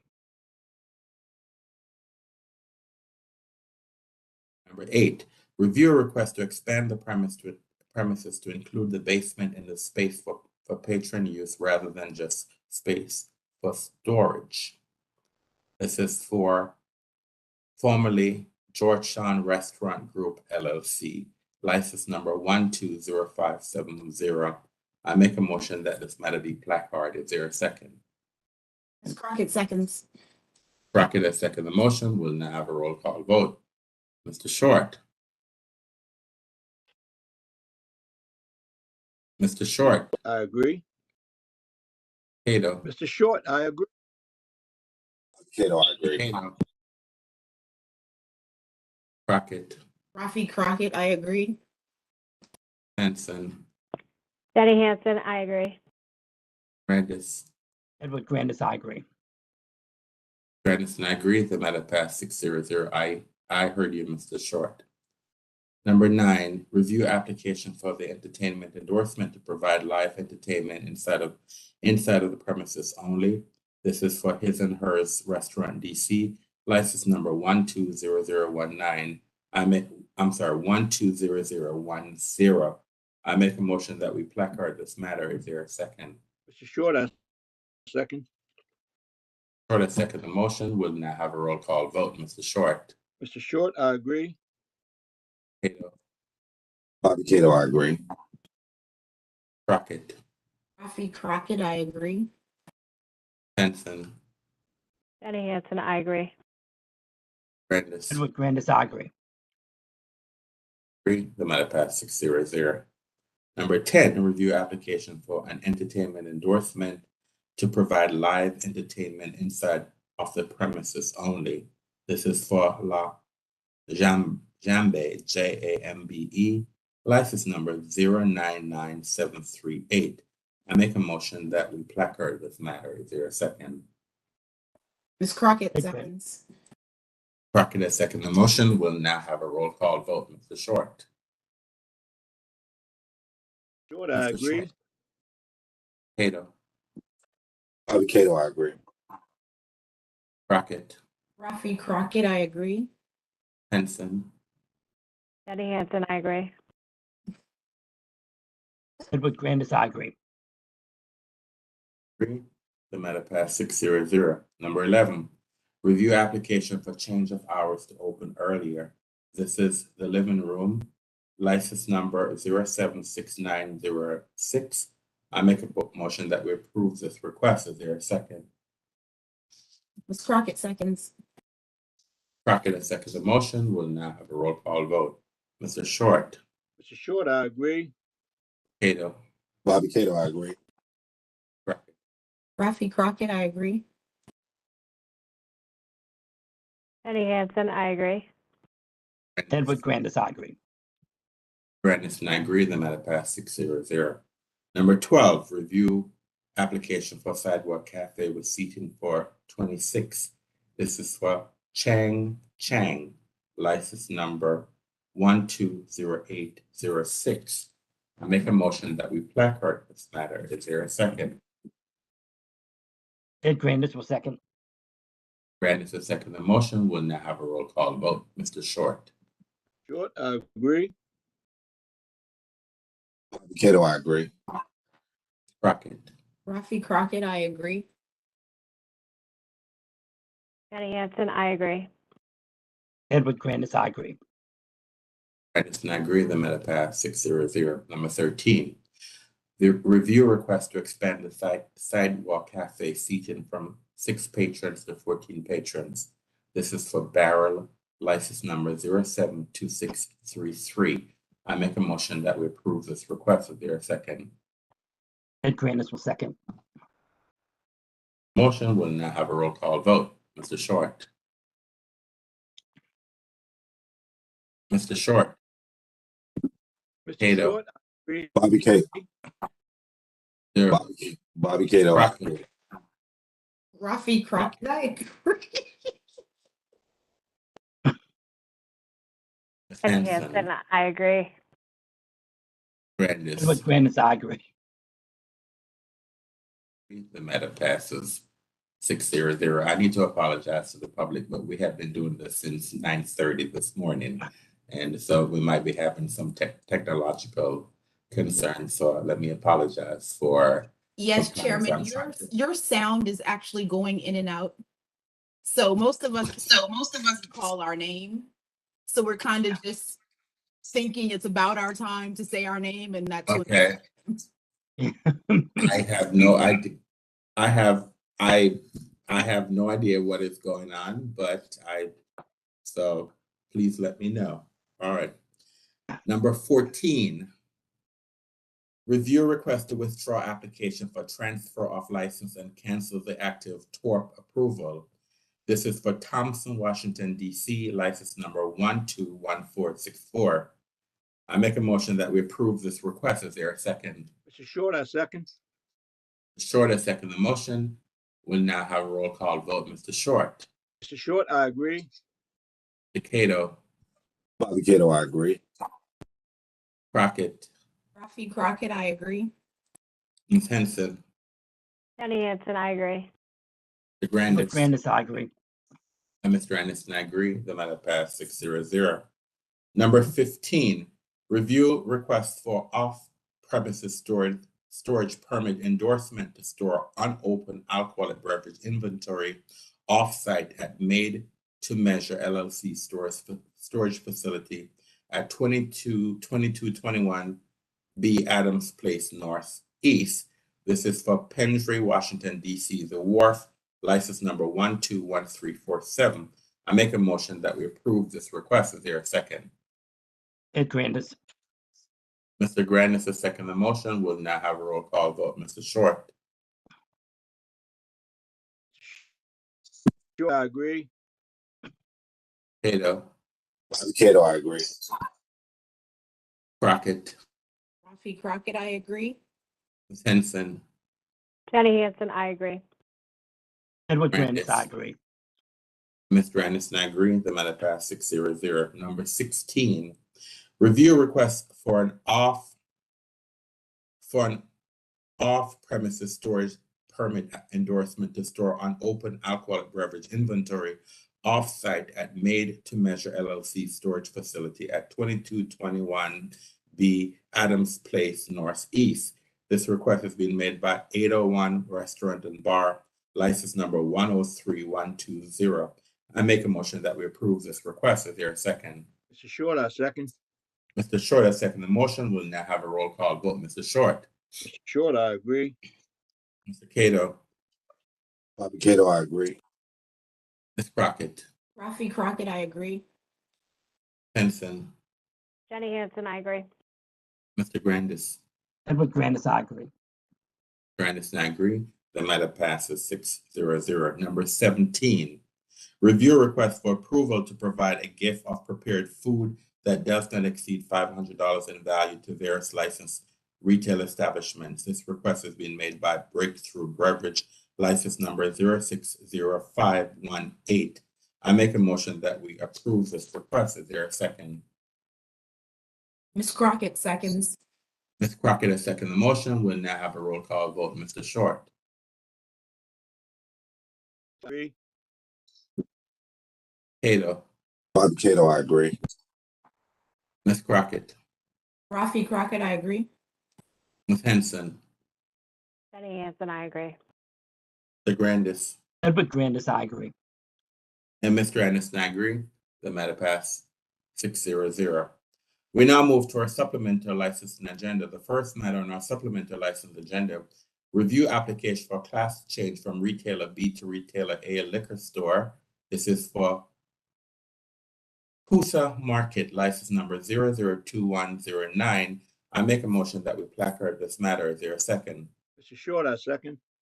Mr. Short, I second the motion. We'll now have a roll call vote. Mr. Short. Mr. Short, I agree. Cato. Bobby Cato, I agree. Ms. Crockett. Rafi Crockett, I agree. Henson. Jenny Hansen, I agree. Mr. Grandis. Edward Grandis, I agree. And Mr. Anderson, I agree. The matter passed 6-0-0. Number 2, review application for change of hours. This is for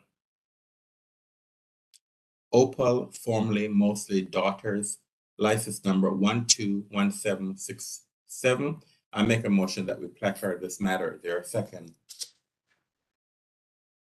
Ms. Crockett seconds. Ms. Crockett has seconded the motion. We'll now have a roll call vote. Mr. Short. Mr. Short, I agree. Mr. Cato. Bobby Cato, I agree. Crockett. Rafi Crockett, I agree. Henson. Jenny Hansen, I agree. Grandis. Edward Grandis, I agree. Grandis and I agree. The matter passed 6-0-0. We now move to our cancellation agenda. The ABC board will be canceling the following license for the reasons outlined before. I will read all the names and then I'll make a motion that these licenses be canceled. The first one is Taco Ma Yucatan Chicken, license number 101229. The licensee did not renew. Then we have Sterling / Gunston LLC, license number 111806, safekeeping. The license did not request to extend safekeeping and safekeeping status is expired. The next establishment is L Street Market, license number 079164, safekeeping. License did not pay the safekeeping fee.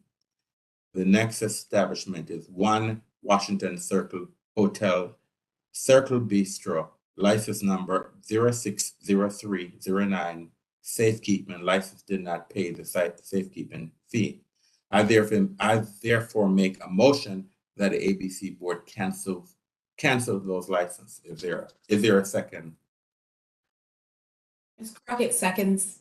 Ms. Crockett has seconded the motion. We'll now have a roll call vote. Mr. Short. Mr. Short, I agree. Mr. Cato. Bobby Cato, I agree. Ms. Crockett. Crockett, I agree. Ms. Henson. Jenny Hansen, I agree. Mr. Grandis. Edward Grandis, I agree. Ms. Grandis and I agree. The matter passed 6-0-0. I now move to the board temporary license and 1-day substantial change docket. On this docket, there are 23 licensees. I will list the name, the type of license they are requesting, the date of the event, the type of the event, the date of the event, the license number, the attendees, and at the end of the list I will ask that the ABC board approve these requests. So the first request, a request from Dorothy Leos, Leos, for 1-day license class F. This was for a birthday party. This is December 3rd, 2022. The license number is 1234241, 100 attendees, 2 security guards. Number 2, a request from KATSIARYNAHRYSIUK. That was the last name, for 1-day license class F for reception on December 8th, 2022. The license number is 123244, 100 attendees, 2 security guards. Number 3, a request from Lana Mahmoud, a 1-day license class F. This is the date of the event is November 30th, 2022. So I guess it's today. The license number is 123370, 500 attendees, 10 security guards. Number 4, a request from Lana Mahmoud, a 1-day license class F. Concert is December 5th, 2022. The license number is 123371, 500 attendees, 10 security guards. Number 5, a request from Lana Mahmoud, a 1-day license class F for a concert December 7th through December 8th. The license number is 123372, 500 attendees, 10 security guards. Number 6, another request from Lana Mahmoud, a 1-day license class F concert January 12th, 2023. License number is 123374, 500 attendees, 10 security guards. Number 7, a request from Berzy, BERJ. The last name is GHAZARIAN, a one-day license class F, a reception December 12, 2022. The license number is 123415, 100 attendees, 4 security guards. Number 8, a request from Dwayne Osborne, a one-day license class F. This is for the Van Gogh Immersive Expo. This is December 3rd through December 4th. The license number is 123424, 500 attendees, 10 security guards. Number 9, a request from Jennifer Corey, a one-day license class G. This is the annual holiday boat party, December 3rd, 2022. The license number is 123215, 2,500 attendees, 22 security guards. Number 10, a request from John Brown, one-day license class G, wedding reception, December 3rd, 2022. The license number is 123216, 170 attendees, 4 security guards. Number 11, a request from Michelle Berry, one-day license class G, event December 3rd, 2022. The license number is 123235, 200 attendees, 4 security guards. Number 12, a request from Caleb Chow, a one-day license class G, a wedding on December 9th, 2022. The license number is 123382, 184 attendees, 4 security guards. Number 13, a request from Latisha Cunningham, an art show, December 9th, 2022. The license number is 123277, 300 attendees, 6 security guards. Number 14, a request from Hurich House Museum, a one-day license class, a one-day substantial change, Christmas market. This is from December 2nd through December 4th. The license number is 100673. The substantial change license number is 22SC0105, 2,000 attendees through the day, 40 security guards. And the nature of the substantial change was to change to use the license off premises on sidewalk in front of the museum's property to host Hurick's House Museum's Christmas market. Number 15, DC Bra Bruin, a one-day substantial change. This is for a musical performance. This is December 9th. Nature of the substantial change to expand hours for an indoor private rental event with ticketed admission. The license number is 085083. The substantial change license is 22SC01077, 500 attendees, 16 security guards. Number 16, a request from Uproar, one day substantial change. This is December 2nd, change to use license off premises at back of building in establishment's parking lot. This is license number 092012, substantial change license is 22SC01080, 40 attendees, 1 security guard. Number 17, a request from Cotton and Reed, one day substantial change, holiday party, December 7th, 2022, change to host a holiday party for a nonprofit organization with DJ. The license number is 099505. The substantial change license is 22SC01086, 50 attendees, 1 security guard. Number 18, Metro Bar, one day substantial change, holiday procrastinators market. This is December 17th, 2022. Nature of the substantial change. Change to provide limited selection of drinks off premises to holiday market attendees in the adjacent building on the same property, formerly Foreman Mills, for procrastinators market. The license number is 117857. The substantial change license number is 22SC01087, 1,500 attendees, 20 security guards. Number 19, Wegmans Food Market, one day substantial change, holiday event, December 15th, 2022. Change to host, holiday event presented by Moy Tennessee with ticket sales. This is, the license number is 116841. The substantial change license is 22SC01088, 28 attendees, 1 security guard. Number 20, Rechmo The I Love You Bar Crawl 23 one-day substantial change. This is for I Love You Bar Crawl 23. Date of event February 11th, 2023. License number is 104072. Substantial change number is 22SC00007. U Street Corridor, 1,000 participant. Number 21, Lucky You Bar Crawl 23. One-day substantial change. The Lucky You Bar Crawl 23. This is March 18th, 2023. The license number is 104072. Substantial change license is 22SC00008. U Street Corridor, 1,000 participants.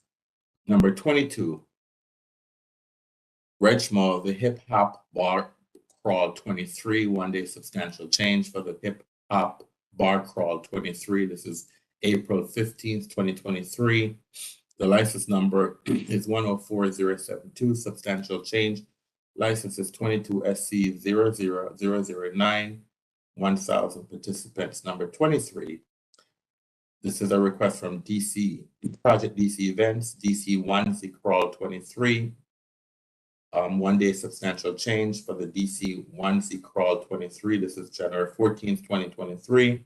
The license number is 105182. The substantial change license is 22SC00001.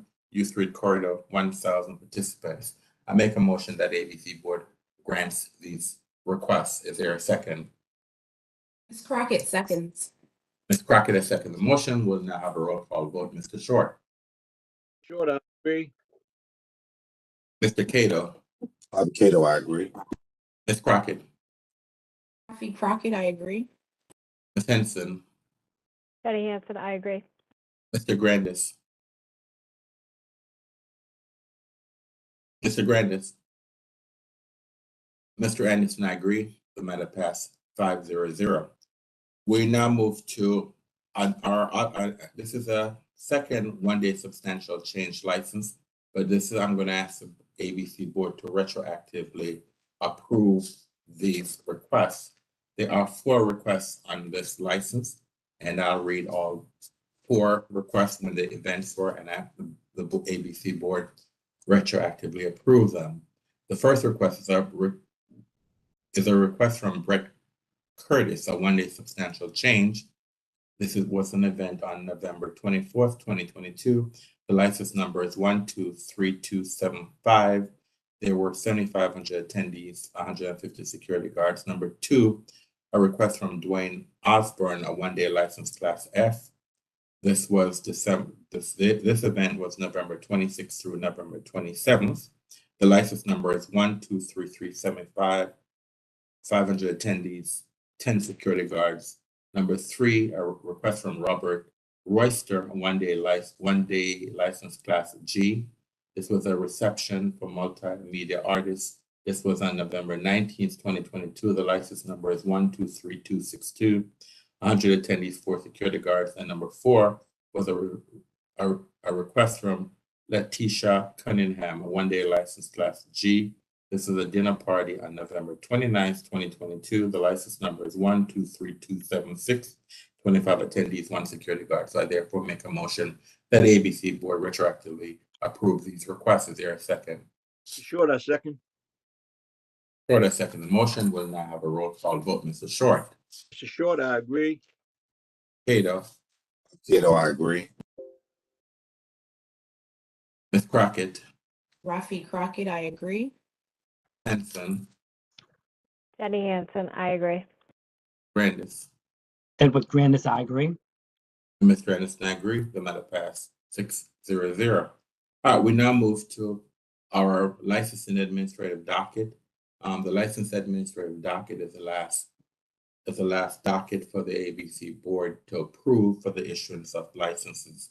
And on this docket, there are 21 establishments.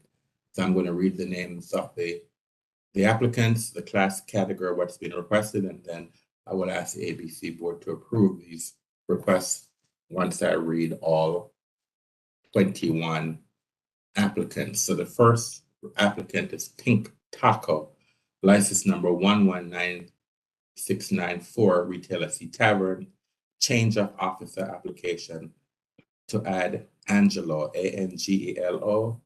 The second last name is Pietrunti, Vice President. Number 2, DoorDash, license number 22 LAP-00000-01384, third-party delivery, new ABC license application. Number 3, this is from SHIPT, SHIPT, license number, it's 22 LAP-00000-01464, third-party delivery, new ABC license application. Number 4, a request from Sora, license number 120971, retailer C restaurant change of hours application. Number 5, a request from the District Sports Bar, license number 122413, retailer C Tavern, new ABC license application. Number 6, La Liqueurs, license number 123184, retailer A liquor store, transfer with sale application. Number 7, the Shoreham Hotel, license number 123230, retailer C Hotel, transfer without sale application. Number 8, Sushi Snob, license number 122654, retailer D Restaurant, new ABC license application. Number 9, Petworth Social Bar and Grill, license number 122657, retailer C Restaurant, new ABC license application. Number 10, Foxtrot, license number 122565, retailer B Full Service Grocery, new ABC license application. Number 11, Bukam Cafe, license number 123090, retailer C Tavern, transfer with sale application. Number 12, EME, license number 123089, retailer C Restaurant, transfer without sale application. Number 13, Che Ataa and Company, CHE-ATAA and Company, license number is 122634, retailer C Bread and Breakfast, new ABC license application. Number 14, On the Fly Trap, license number 123377, caterers license, new ABC license application.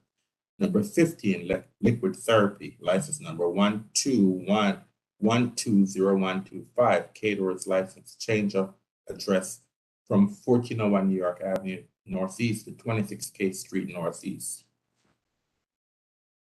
Number 16, European Market and Kitchen and Cafe by Daniel Rossi, license number 122712, retailer D Restaurant, new ABC license application. Number 17, Hilo Poke and Sushi, and Sushi, license number 116335, retailer C Restaurant, new ABC license application. Number 18, Salvito LLC, license number 123072, wholesaler A, new ABC license application. Number 19, Murphy's Grill, license number 105876, retailer C Restaurant, change of officer application. Peter Kilpatrick, president, and letter of request to remove the officer John Harvett, president. Number 20, Keto Market, license number 123330, retailer B, transfer with sale application. Number 21, Columbia Care DC, license number 117373, Cultivation Center, transfer with sale application. I therefore make a motion that ABC Board approve these requests. Is there a second? Mr. Short, I second. Mr. Short, I second the motion. We'll now have a roll call vote. Mr. Short. Mr. Short, I agree. Cato. Cato, I agree. Ms. Crockett. Rafi Crockett, I agree. Ms. Henson. Jenny Hansen, I agree. Mr. Grandis. Edward Grandis, I agree. Ms. Grandison, I agree. The matter passes 6-0-0. We now move to our final agenda for the day. This is again another license administrative docket. And these are for street endorsement application. And so I am gonna give the name of the applicants, the category, and then at the end of the list, I believe there are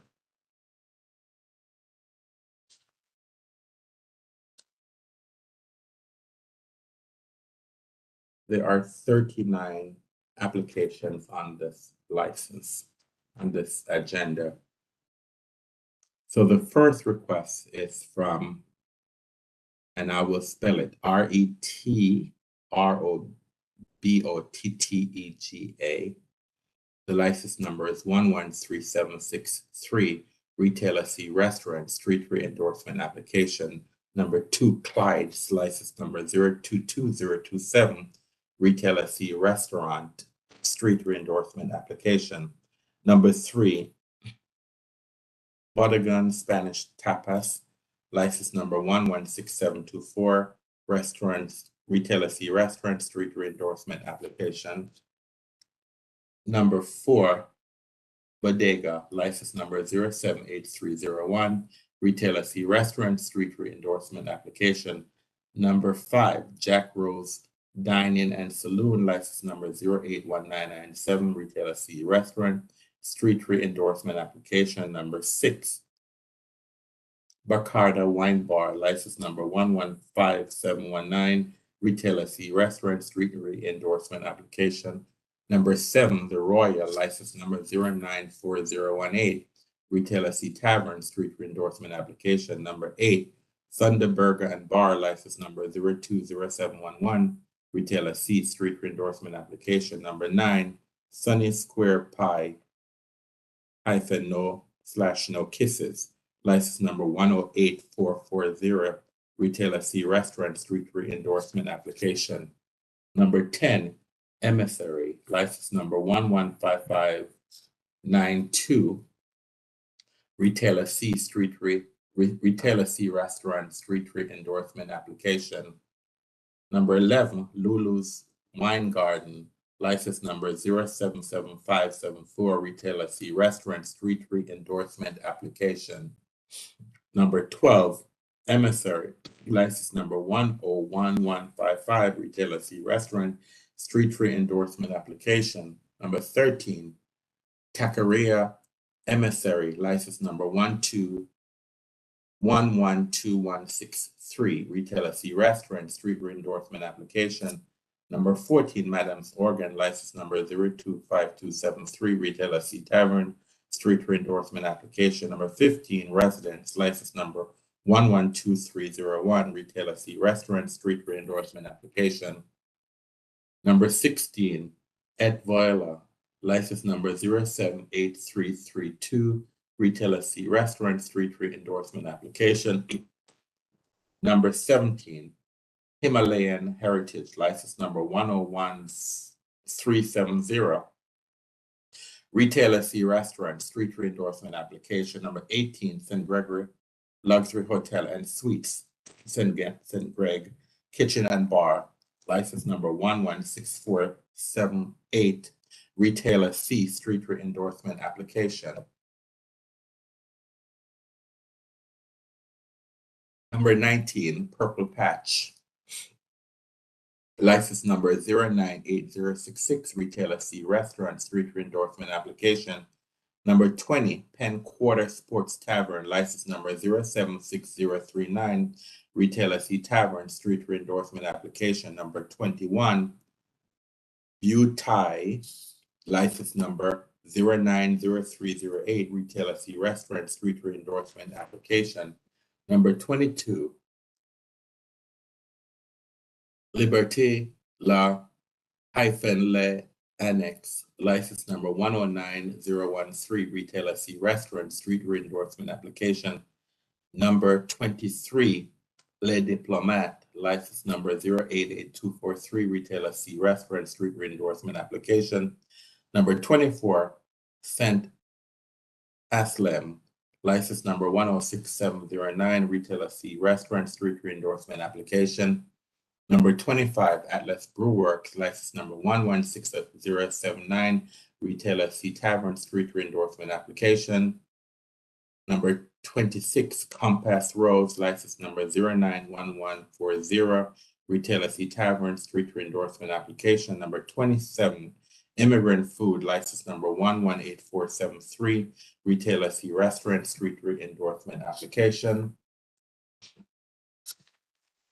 Number 28, Duke's Grocery, license number 112460, retailer C Restaurant, street re-endorsement application. Number 29, Lost and Found, license number 094510, retailer C Tavern, street re-endorsement application. Number 30, Don Chichio and Figli, Figli, license number 087859, manufacturer A, street re-endorsement application.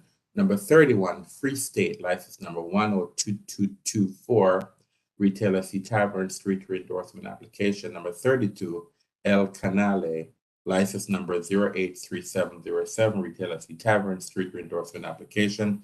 Number 33, Bucom Cafe, license number 123090, retailer C Tavern, street re-endorsement application. Number 34,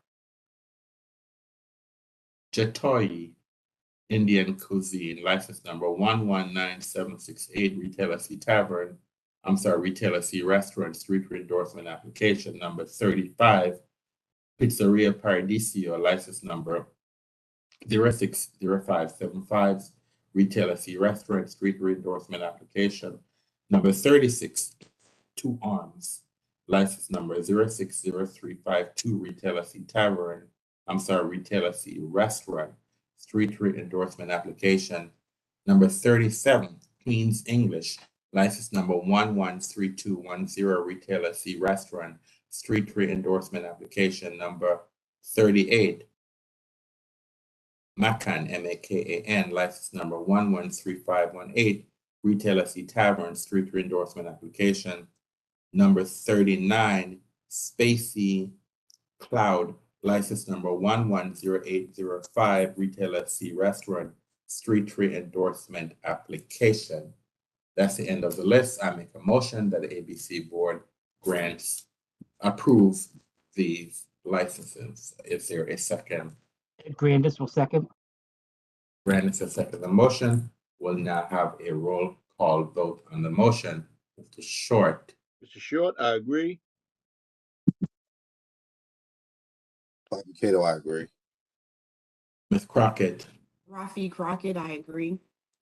Ms. Henson. Betty Hansen, I agree. Mr. Grandis. Ed Grandis, I agree. Grandis and I agree. The matter passed 6-0-0. We are at the end of our calendar. We're at the end of our agenda, and I will now close the record for the day.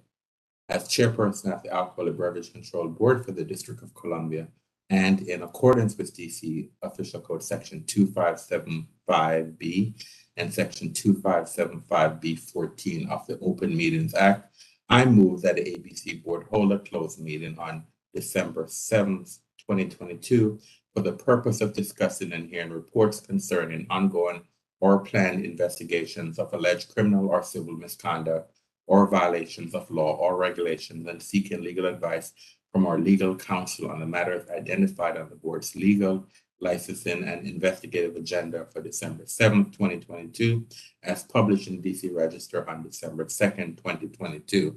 Is there a second? Mr. Short, I second. Mr. Short has seconded the motion. I will now take a roll call vote on the motion before now that it's been seconded. Mr. Short. Mr. Short, I agree. Cato. Bobby Cato, I agree. Crockett. Rafi Crockett, I agree. Ms. Henson. Betty Hansen, I agree. Grandis. Mr. Grandis, I didn't hear you, sir. So can you? Edward Grandis, I agree. Grandis, I agree. The matter passes 6-0-0. We are at the end of our agenda and we're at the end of the day. And I want to thank the board members for the attention today and the members of the public who participated in this day. And so we are now adjourned for the day.